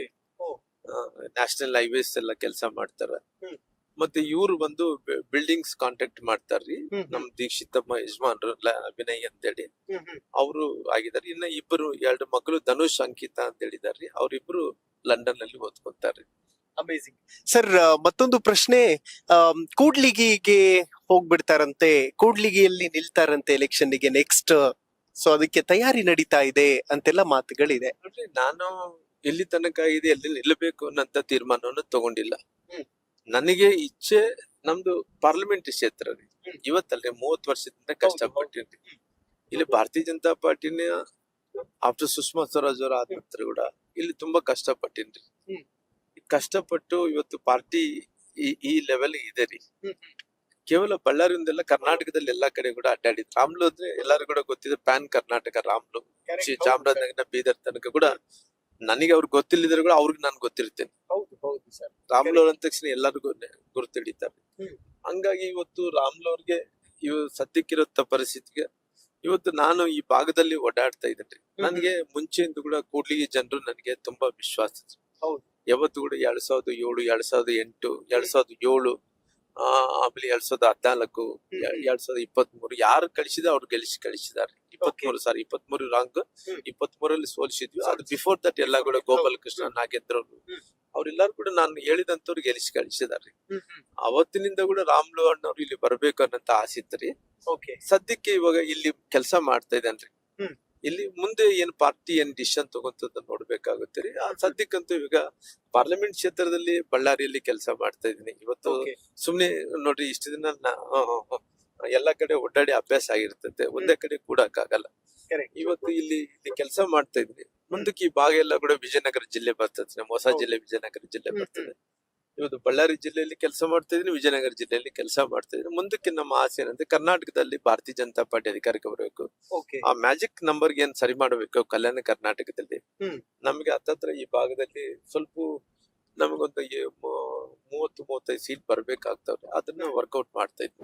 ಓಕೆ ವೀಕ್ಷಕರೇ, ಬೆಳಿಗ್ಗೆಯಿಂದ ಶ್ರೀರಾಮುಲು ಅವರ ಜೊತೆ ಸಂಚಾರವನ್ನ ಮಾಡ್ತಾ ಇದ್ವಿ ಡೇ ವಿತ್ ಲೀಡರ್. ಈಗ ಒಂದು ಫುಡ್ ಸ್ಟೋರ್ ಹತ್ರ ಬಂದಿದೀವಿ. ಸರ್, ಕಂಪ್ಲೀಟ್ ಡೇ ನಮ್ ಜೊತೆ ಸುತ್ತಾಡಿದ್ರಿ. ಹೆಚ್ಚಾಗಿ ನಾನು ತಲೆ ತಿಂದ್ಬಿಟ್ಟೆ. ಏನ್ ಅನ್ನಿಸ್ತು ಕಾರ್ಯಕ್ರಮದ ಬಗ್ಗೆ ಅಂತ? ಸರ್, ನನಗೆ ಬಹಳ ಸಂತೋಷ ಆಯ್ತು. ಯಾಕಂದ್ರೆ ಹಲೋ ಹಿಂದೂ ಅನ್ನಂತ ಒಂದು ಮಾಧ್ಯಮದ ಚಾನಲ್ ನೀವು ಯೂಟ್ಯೂಬ್ ಅಲ್ಲಿ, ನಂತರ ಟ್ವಿಟರ್ ಅಲ್ಲಿ ತಾವೆಲ್ಲ ಕೂಡ ಒಳ್ಳೆ ಪಾಪ್ಯುಲರ್ ಇದ್ದೀರಿ. ಆದ್ರೆ ನನಗೆ ನಿನ್ನೆ ನೀವು ನಮ್ಮ ಬೆಂಗಳೂರದಿಂದ ನಿಮ್ಮ ರಿಪೋರ್ಟರ್ ಯಾರು ನಂದಿನಿ ಅವ್ರು ಫೋನ್ ಮಾಡಿದ್ರು. ಅವ್ರು ನಂದಿನಿ ಅವ್ರು ಫೋನ್ ಮಾಡಿದಂತ ಟೈಮಲ್ಲಿ ಆಮೇಲೆ ತಾವು ಬರ್ತಾ ಇದ್ದೀರಿ ಅಂತ ಹೇಳಿ ಹೇಳಿದ್ರು. ಇದಾಯ್ತು, ಅವ್ರು ಬರ್ತಾ ಇದಾರ. ನಂತರ ನಮ್ಮ ಕ್ಯಾಮ್ರಾಮನ್ ಅಭಿಷೇಕ್ ಅವರು ಬರ್ತಾ ಇದಾರೆ ಅಂತ ಹೇಳಿದ್ರು. ಬಂದ ಮೇಲೆ ನನಗೆ ಬೆಳಿಗ್ಗೆ ಸ್ವಲ್ಪ ವಾತಾವರಣ ಅಲ್ಲಿ ಚಲೋ ಇದ್ದಿಲ್ಲ, ಆದ್ರೆ ಸ್ವಲ್ಪ ಡಿಸ್ಟರ್ಬೆನ್ಸ್ ಇದೆ. ಯಾಕಂದ್ರೆ ಸಮಯ ಆಗ್ತದೆ, ಇಲ್ಲಿ ದೊಡ್ಡ ಕಾರ್ಯಕ್ರಮ ಮುಟ್ಟಬೇಕಾಗಿತ್ತು. ಆಮೇಲೆ ನಿಮ್ ಟೈಮ್ ನಾನು ಕಾರಲ್ಲೆಲ್ಲ ಕೂಡ ಟೈಮ್ ಕೊಟ್ಟೆ. ಈ ಕಾರ್ಯಕ್ರಮ ಎಲ್ಲ ಕೂಡ ನೋಡಿದ ನಂತರ ನನಗೆ ತುಂಬಾ ಸಂತೋಷ ಆಯ್ತು. ಯಾಕಂದ್ರೆ ನೀವು ಕಮಿಟೆಡ್ ಇದ್ರಿ. ಅಂದ್ರೆ ಯಾವುದೇ ಒಂದು ಉದ್ಯಮ ಬೆಳಿಬೇಕಾದ್ರೆಗನ ಕೆಲವೊಂದು ಪ್ರಾಮಾಣಿಕತೆ, ಕಮಿಟೆಡ್ ಇಂದ ಬೆಳಿತೈತೆ. ತಮ್ಮ ಇದಾಯ್ತವರು ಬಹಳಷ್ಟು ಒಂದು ಪ್ರಾಮಾಣಿಕವಾಗಿ ನನ್ನ ಜೊತೆಲಿ ಬೆಳಗ್ಗೆಯಿಂದ ಇಲ್ಲಿ ತನಕ ಬಂದಿದ್ರಿ. ಇವತ್ತು ವಿಶೇಷವಾಗಿ ಡೇ ವಿತ್ ಲೀಡರ್ ಜೊತೆಲಿ ನನ್ನ ಕೂಡ ಕರೆದು ಒಂದು ಗೌರವವನ್ನು ಕೊಟ್ಟಿದ್ರಿ. ಮನುಷ್ಯ ಜೀವನದಲ್ಲಿ ಕೆಲವೊಂದ್ಸಲ ಅಧಿಕಾರವನ್ನು ಕಳ್ಕೊಂಡಿದ್ರೆ ಕೂಡ ಇಲ್ಲ, ನಿಮ್ಮ ಮನಸ್ಸಿನಲ್ಲಿ ಗೆದ್ದಿರ ಅನ್ನಂತ ಭಾವನೆಗೆ ಅಷ್ಟು ರೆಸ್ಪೆಕ್ಟ್ ಅನ್ನು ಕೊಟ್ಟಿದ್ರಿ ನನಗೆ. ನಾನ್ ಜೀವನದಲ್ಲಿ ಯಾವತ್ತು ಕೂಡ ಮರ್ಲಿಕ್ಕೆ ಸಾಧ್ಯ ಇಲ್ಲ. This is a great opportunity to meet like this. ನಾನು ಮಾತಾಡೋದು ಕೂಡ ಹಂಗಾಗಿ ಸಂತೋಷ ಆಗಿದೆ. ನಾನು ಮತ್ತೆ ತಮಗೆ ಅವಕಾಶ ಸಿಕ್ಕಂತ ಟೈಮಲ್ಲಿ ಮತ್ತೆ I will come and meet you. Definitely sir. Sir, ನಾನು ಇದ್ರ ಬಗ್ಗೆ ಮಾತಾಡ್ಲೇಬೇಕು. 108 ಈ ರಾಜ್ಯದ ಜನ ಮರೆಯೋದಕ್ಕೆ ಸಾಧ್ಯನೇ ಇಲ್ಲ. ಶ್ರೀರಾಮುಲು ಅಚ್ಚಳಿಯದೆ ಉಳಿಯೋದಕ್ಕೆ 108 ತುಂಬಾ ದೊಡ್ಡ ಪಾತ್ರ ಇದೆ ಜೀವನದಲ್ಲಿ. ಅವತ್ತು ನನಗೆ ಅವಕಾಶ ಸಿಕ್ಕಂತ ಟೈಮಲ್ಲಿ ಇವತ್ತು ಬಹಳಷ್ಟು ಸಾರಿ ಅಪಘಾತಗಳನ್ನ ನೋಡ್ತಿರ್ತೀವಿ. ಹೆರಿಗೆ ಆದಂತವ್ರಿಗೆ ತೊಂದರೆ ಆಗೋದು ನೋಡ್ತಿರ್ತೀವಿ. ಜೀವ ಒಂದು 20 ಮಿನಿಟ್ಸ್ 15 ಮಿನಿಟ್ಸ್ ಅದು ಗೋಲ್ಡನ್ ಅವರ್ ಅಂತೀವಿ. ಆ ಗೋಲ್ಡನ್ ಅವರ್ ಅಲ್ಲಿ ಉಳಿಸ್ಕೋಬೇಕಾದ್ರೆ ಒಂದು ಹೊಸ ಕಾನ್ಸೆಪ್ಟ್ ಅವತ್ತಿನ ಸಂದರ್ಭದಲ್ಲಿ ತರಬೇಕಾಯ್ತು. ಅವತ್ತು ಅಧ್ಯಕ್ಷರಾದಂತ APJ ಅಬ್ದುಲ್ ಕಲಾಂ ಅವರು ಅವತ್ತು ನನ್ನ ಜೊತೆಲಿದ್ರು, ಸಹಕಾರ ಕೊಟ್ಟಿದ್ರು. ಅಬ್ದುಲ್ ಕಲಾಂ ಅವರು ಕೂಡ ಹಿಂಗ ಮಾಡೋದ್ರಿಂದ ಒಂದು ಒಳ್ಳೆ ಕಾನ್ಸೆಪ್ಟ್ ಅನ್ನ ತಂದಿದ್ದೀರಿ ರಾಮ್ಲು ಅವ್ರೆ ಅಂತೇಳಿ ಅವತ್ತು ಅವರೇ ಬಂದು ಲಾಂಚ್ ಮಾಡಿದ್ರು. ಹಂಗಾಗಿ ಅವತ್ತಿನ ಸಂದರ್ಭದಲ್ಲಿ ರಾಮ್ಲು ಅವ್ರು 108 ತಂದ ಮೇಲೆ ಬಹಳಷ್ಟು ಪಾಪ್ಯುಲಾರಿಟಿ ನಾನು ತಂದು ಕೊಡ್ತು. ರಾಜಕೀಯದಲ್ಲಿ ಒಂದು ದೊಡ್ಡ ಮೈಲಿಗಲ್ಲನ್ನು ಕೂಡ ತಂದು ಕೊಡಂತ ಕೆಲಸ ಮಾಡಿದ್ದು. ಹಂಗಾಗಿ ಅನೇಕ ಕಾರ್ಯಕ್ರಮಗಳಂದ್ರೆ ನನ್ನ ಆಸೆ ಇಡೀ ರಾಜ್ಯದಲ್ಲಿದ್ದಂತ ಎಲ್ಲರಿಗೂ ಕೂಡ ಈ ಆರೋಗ್ಯ ವಿಚಾರ ಬಂದಂತ ಟೈಮಲ್ಲಿ, ಶಿಕ್ಷಣ ವಿಚಾರ ಬಂದಂತ ಮೊದಲನೇ ಆದ್ಯತೆ ಕೊಡ್ಬೇಕು ಅನ್ನಂತ ನನ್ನ ಆಸೆ ಇದೆ. ಇವತ್ತು ದೇವರ ಅವಕಾಶ, ಇವತ್ತನ ಅಕಸ್ಮಿತವಾಗಿ ಪುನಃ ಭಗವಂತ ನನಗೆ ಅವಕಾಶವನ್ನು ಮಾಡಿಕೊಟ್ಟು ಇಡೀ ರಾಜ್ಯದಲ್ಲಿದ್ದಂತ ಸರ್ಕಾರಿ ಆಸ್ಪತ್ರೆಗಳು, ಪ್ರೈವೇಟ್ ಆಸ್ಪತ್ರೆ ಎಲ್ಲವನ್ನು ಕೂಡ ಉಚಿತವಾಗಿ ಆರೋಗ್ಯ ಸೇವೆಯನ್ನು ಕೊಡಂತ ಕೆಲಸ ಆಗ್ಬೇಕು ಅನ್ನೋಂತ ಸಂಕಲ್ಪದೊಂದಿಗೆ ನಾನು ಕೆಲಸ ಮಾಡ್ತೇನೆ. ಓಕೆ ಸರ್, ಈ ಪ್ರಶ್ನೆ ನಾನು ಕೇಳಲೇಬೇಕು. ಯಾಕೆಂದ್ರೆ ಜನಶ್ರೀಯ ಮೂಲಕ ಬದುಕನ್ನ ಕಟ್ಟಿಕೊಂಡಂತಹ ಅನೇಕ ಪತ್ರಕರ್ತರಿದ್ದೀವಿ. ಇವತ್ತು ಕೂಡ ಸ್ಟಿಲ್ ನಾವೆಲ್ಲರೂ ಕೂಡ ಜನಶ್ರೀ ನೆನ್ಪು ಮಾಡ್ಕೋತೀವಿ. ನೀವು ಮಿಸ್ ಮಾಡ್ಕೋತೀರಾ ಜನಶ್ರೀನ? ನಾನು ತುಂಬಾ ಜನರನ್ನ ಮಿಸ್ ಮಾಡ್ಕೊಂತಿರ್ತೇನೆ. ಯಾಕಂದ್ರೆ ಅವತ್ತು ನನ್ಗೊಂದು ಅವಕಾಶ ಇತ್ತು, ಆ ಚಾನಲ್ ನಡ್ಸಕ್ಕಂತ ಅವಕಾಶ ಇತ್ತು. ಅವತ್ತಿದ್ದಂತ ಕಾಂಪಿಟೇಷನ್ ದಲ್ಲಿ, ಅವತ್ತು TV9, ಸುವರ್ಣ, ಪಬ್ಲಿಕ್ ಟಿವಿ ಕಾಂಪಿಟೇಷನ್ ದಲ್ಲಿ ಜನಶ್ರೀ ಅನ್ನೋದು ಕೂಡ ಒಂದು ದೊಡ್ಡ ಮಟ್ಟದಲ್ಲಿ ಮುಟ್ಟಿತ್ತು. ಆವತ್ತು ಒಂದು ಸೆಕೆಂಡ್ ಪ್ಲೇಸ್ ಅಲ್ಲಿ ಕೂಡ ಬಂದಿತ್ತು. ಅವತ್ತಿನ ಸಂದರ್ಭದಲ್ಲಿ ನಾನೇನು ವರದಿಗಾರನ, ರಿಪೋರ್ಟರ್ಸ್ ನ, ಕ್ಯಾಮರಾಮನ್ಗಳನ್ನ, ಅನೇಕ ಮಂದಿನ ನೋಡಿದಂತ ಟೈಮಲ್ಲಿ ಅವತ್ತು ನನ್ಗೇನು ಸಂತೋಷ ಇತ್ತನೋ, ಆಮೇಲೆ ಆ ಜನಶ್ರೀಯನ್ನು ಕ್ಲೋಸ್ ಆದ ನಂತರ ಕೂಡ ಎಲ್ಲಾರು ಕೂಡ ಹಂಚಿ ಹೋಗಿದ್ದಾರೆ. ಏನು ಬೇರೆ ಕಡೆ ಏನು ಹಂಚಿ ಹೋಗಿದಾರೋ ಎಲ್ಲ ಕೂಡ ಪಾಪ್ಯುಲರ್ ಚಾನಲ್ಸ್ ದಲ್ಲಿ ಇದಾರೆ. ಇವತ್ತು ಉದಾಹರಣೆಗೆ ಹಿಂದೂ ಚಾನಲ್, ಹಿಂದೂ ಹಲೋದಲ್ಲಿ ತಾವು ಕೂಡ ಇದ್ದೀರಿ. ಇಂತ ಅನೇಕ ಮಂದಿ ತಾವು ನಾನು ನೋಡಿದಂತ ಟೈಮಲ್ಲಿ ಅವತ್ತು ಎಲ್ಲಾರು ಕೂಡ ಕೂಡಿದ್ವಿ. ಬೇರೆ ಬೇರೆ ಕಾರಣಗಳಿಂದ ನಾವೆಲ್ಲರೂ ಕೂಡ ಬೇರೆ ಆದ್ವಿ. ಮತ್ತೆ ಭಗವಂತ ಎಲ್ಲ ಇದ್ರೆ ಕೂಡ ಇವತ್ತು ಪುನಃ ನನ್ನ ಹತ್ರ ಬಂದು ಇಂಟರ್ವ್ಯೂಗಳು ತಗೊಂಡಂತ ಟೈಮಲ್ಲಿ ಅಣ್ಣವ್ರೆ ಅವತ್ತು ಕೂಡಿದೀವಿ ಅನ್ನಂತ ಮಾತುಗಳು ಹೇಳ್ತಾ ಇದ್ರಲ್ಲ, ಅದೊಂದು ನನ್ನ ಮನಸ್ಸಿಗೆ ಸಮಾಧಾನ ತರುವಂತ ಕೆಲಸ ಆಗ್ತಾ ಇದೆ. Okay, final question sir. Kudligi ಅಥವಾ ಮೊಣಕಾಲ್ಮೂರು ಅಥವಾ ಬಳ್ಳಾರಿ ಗ್ರಾಮೀಣ ಯಾವುದು ಉತ್ತಮ ನಿಮಗೆ?